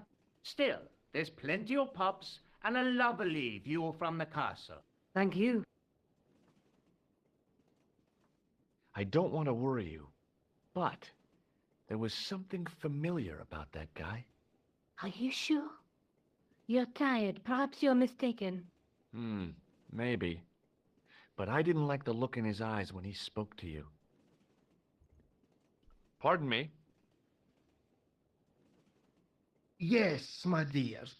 Do you know what time we're due in Stirling? 6:15, but we're running 8 minutes late. What's the book you're reading? Oh, it's something I picked up at the station. A medieval detective story. quite well written for that kind of thing. It's been out of print for years. What's the title of the book? The Crooked Crusader Caper by Molly Pegram. I assumed the author was a woman, but apparently not. His real name is... Professor Nigel Pegram. That's right. Do you know him? No, I never met him. George is a great fan of his, though. Do you know Sterling well? Yes, I do. Is that where you two lovebirds abound? Yeah, It's one of the places we thought we'd see on our holiday. Be sure to visit the castle, won't you? Oh, I'm sure it's a neat place. But we are not really interested in history, are we, George? No. I suppose espresso bars and boogie-woogie are more your cup of tea. That's right. There's nothing George enjoys more than a good boogie. Is there a church called St. Ninian's at Sterling? Yes, there is. And I know why you're going there. You do? Of course I do. It's obvious you're in love. You're eloping, and they say romance is dead.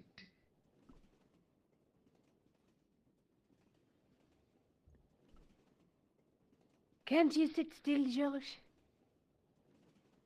I need to go to the John. While you're there, check out the buffet car, George. Unthinkable though it is, I am hungry enough to eat English food. Okay.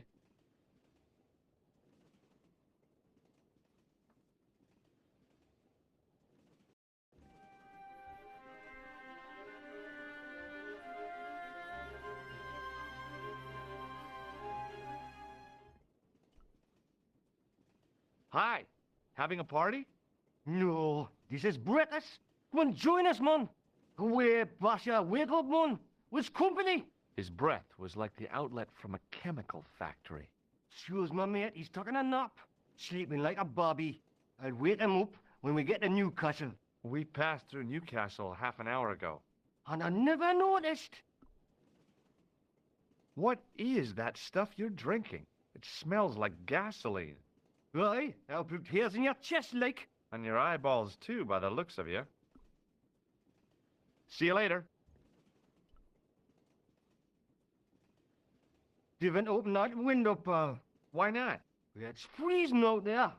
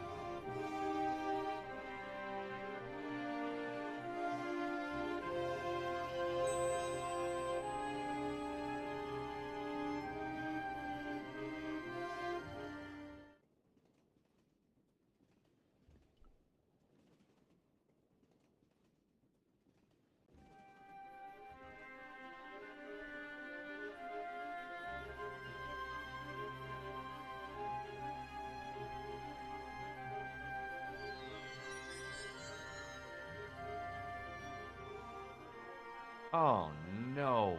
That gangster creep from the hotel, Guido. Well, he didn't scare me. Hey, Buster. This is a no-smoking car. Okay, maybe he did scare me. It got worse. I suddenly realized who the conductor had reminded me of. Eklund, Marquet's murderer.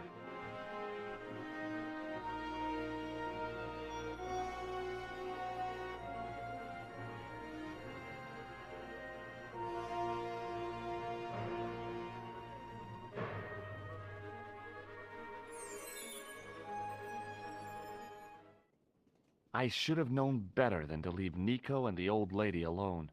Suddenly, the sword of Baphomet took second place to finding the girl I loved.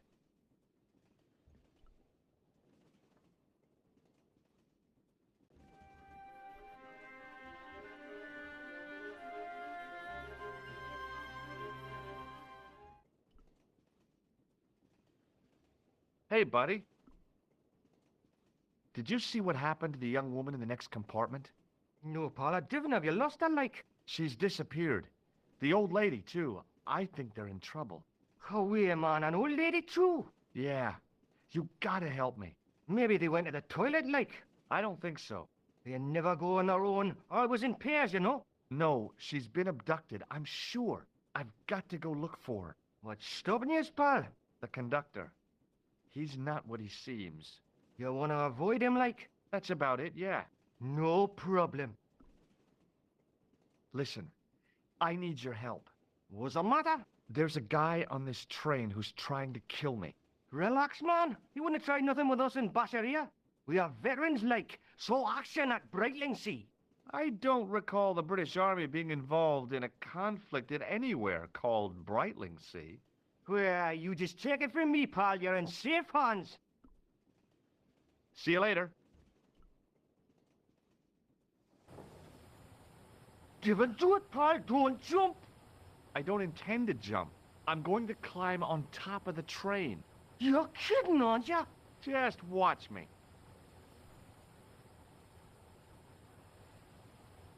Hold on there, pal. I'll give you a hand, like.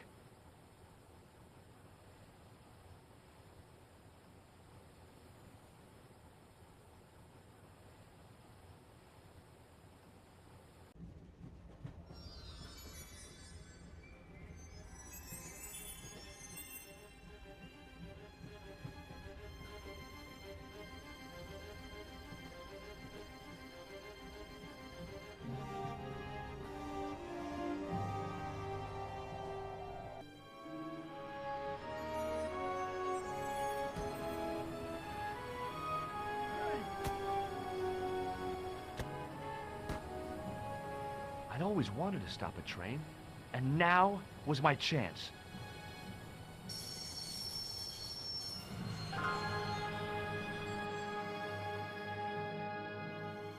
You saved our lives, but why?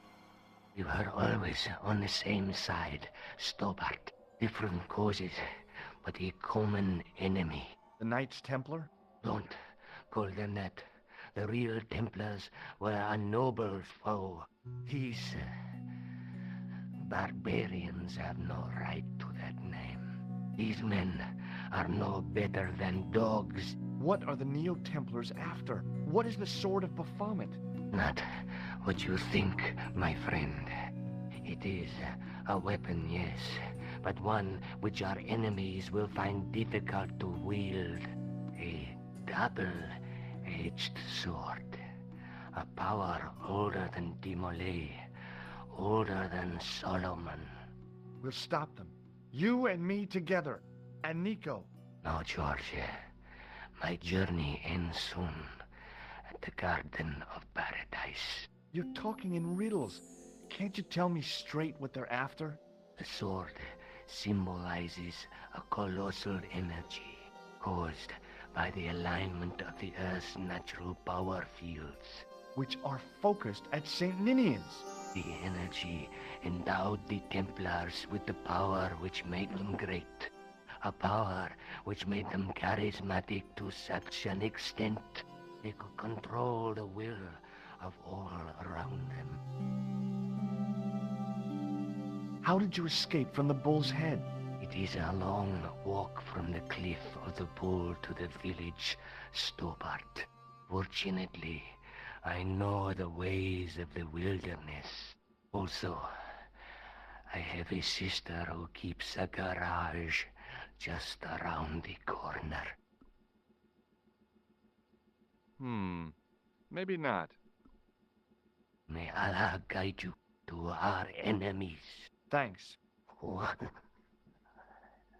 last thing. What? What is it? He's dead.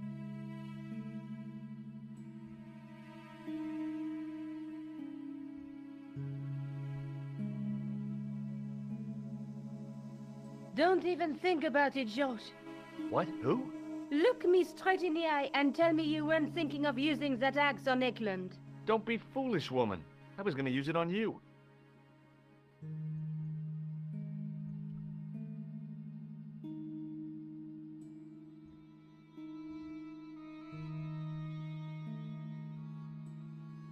Where do you think you're going? Don't worry, I hadn't forgotten about you. Untie me this instant, George Stobbart. I will, when I'm ready.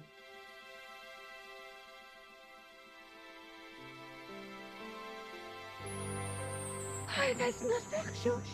No. You took advantage while my hands were tied. When Eklund pointed that gun at me, I thought I was gonna die. I thought of all the things I'd never get to do, and kissing you was at the top of my list. George, Uh-huh. George, we've got to get off the train. Eklund could recover at any time. So what are we waiting for?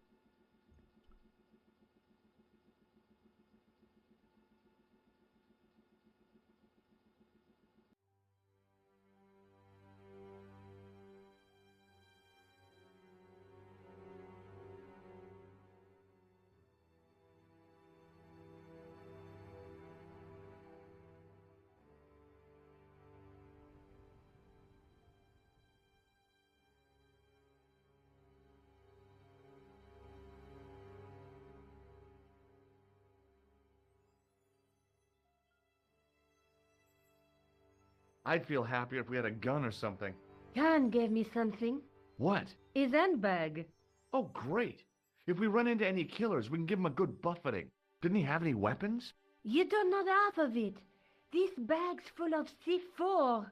Wow. Why didn't you say so? Boy, we'll show him now. What's C4? Plastic, George. We're going to shop our way to victory? 2 kilos of plastic explosive. The detonator's broken now. No problem. We'll buy a box of matches somewhere. It doesn't work that way. It takes a small explosion to start the big explosion. Well, that's not much use then. What does that sign say? Apparently, during the English Civil War in the mid-17th century, this place was used as an arms dump. Yeah? What happened? Look at the state of this place, George. You work it out. Oh, stray spark? You got it. The tower was the only thing to survive the blast. I hope the explosion didn't destroy the Sword of Baphomet. Do you? I rather hope it did.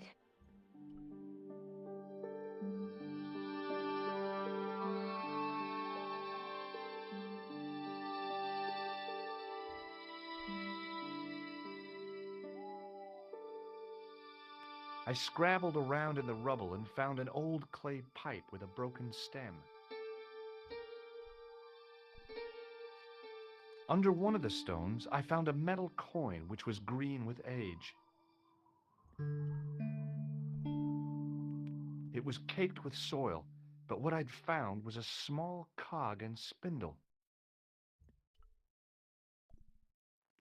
With mounting excitement, I felt something between my fingers. It was short, hard, and black, something I hadn't expected to find here. It was a plastic pentop. The handle turned easily, and the larger wheel began to revolve. Damn! Then the handle came off in my hand. Now that the handle was gone, it was easy to remove the cog and spindle. Examining the demon more closely, I realized something about its face. It was a clever illusion. No matter where I stood, the eyes weren't looking at me. There was a simple reason. The demon didn't have any eyes.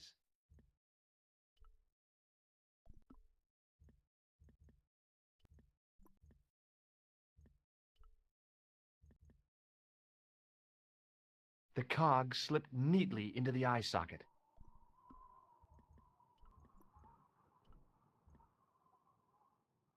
With a rasp of metal on stone, I eased the second eye into place.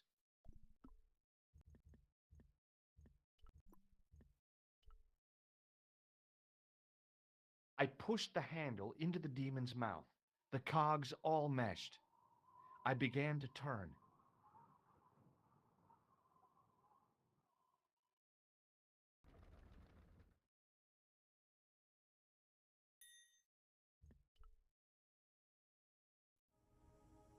As soon as I saw the flickering torches, I realized the bogus Templars had beaten us to the sword. But where were they now? And why was it so quiet?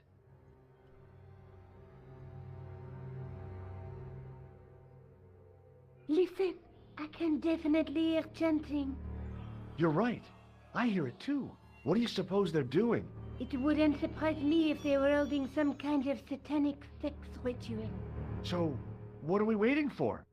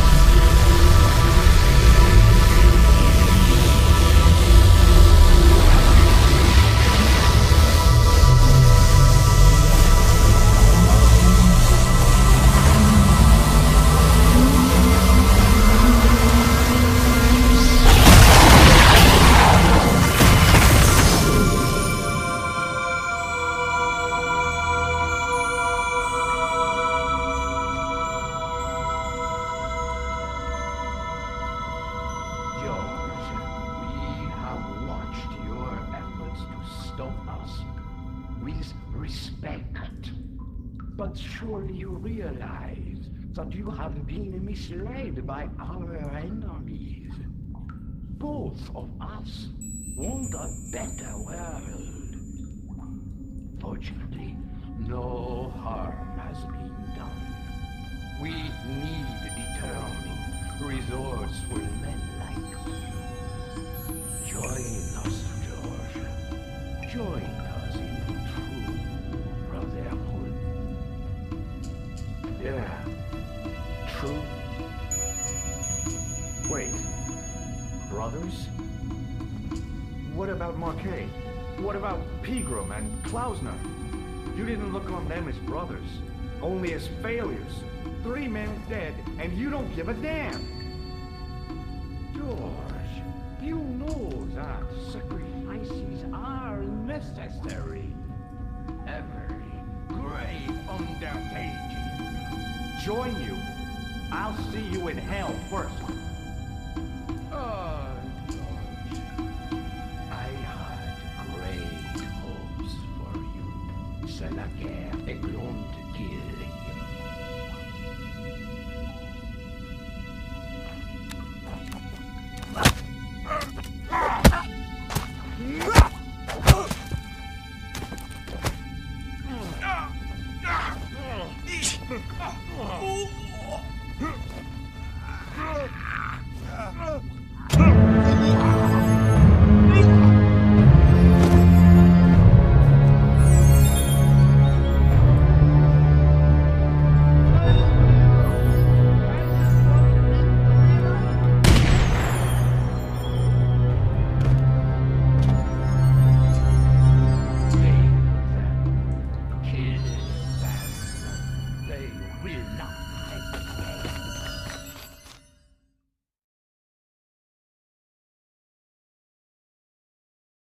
Well, well. If it isn't the great detective and his beautiful assistant, it's going to be a pleasure killing the pair of you. George, what are we going to do?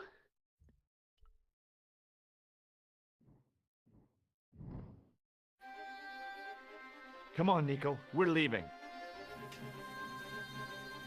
You fools! You cannot escape us. Guido! Stop them. But master, the powder! That powder is from the English Civil War. You fool. It's over 300 years old.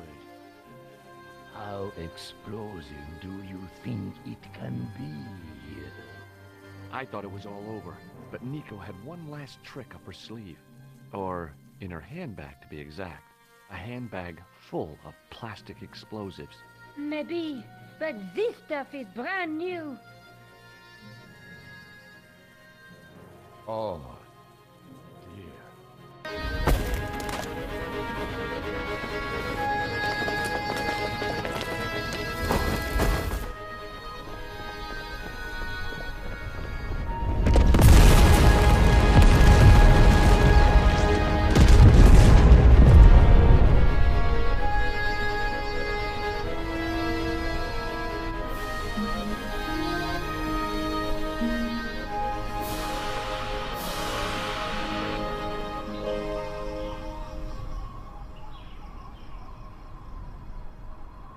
You know, you'll never be able to write your story now.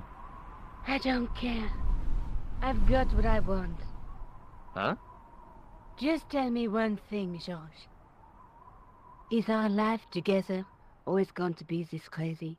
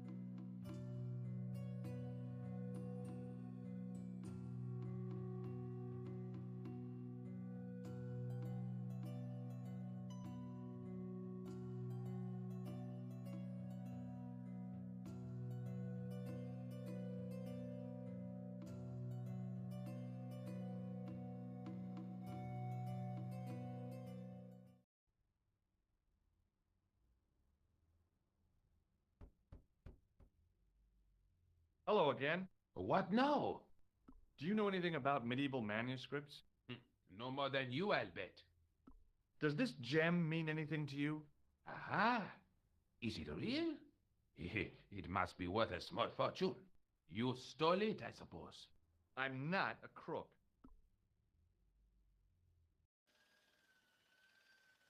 Excuse me. Yes, sir? I've got a toilet chain from a bar in Syria.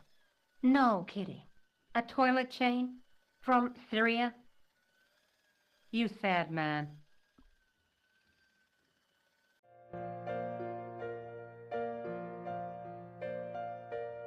What now, monsieur? Check out my ID card. Your ID card, monsieur? I don't think so. No, it's Rosso's card. Attempting to impersonate a policeman is a criminal offense, monsieur. Ah, forget it. Thanks for your help, buddy.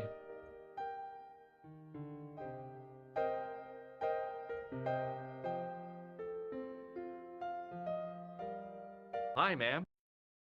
Hello, George. What can I do for you now? Does the name on this card mean anything to you? Augustin Rosso? No, dear, nothing.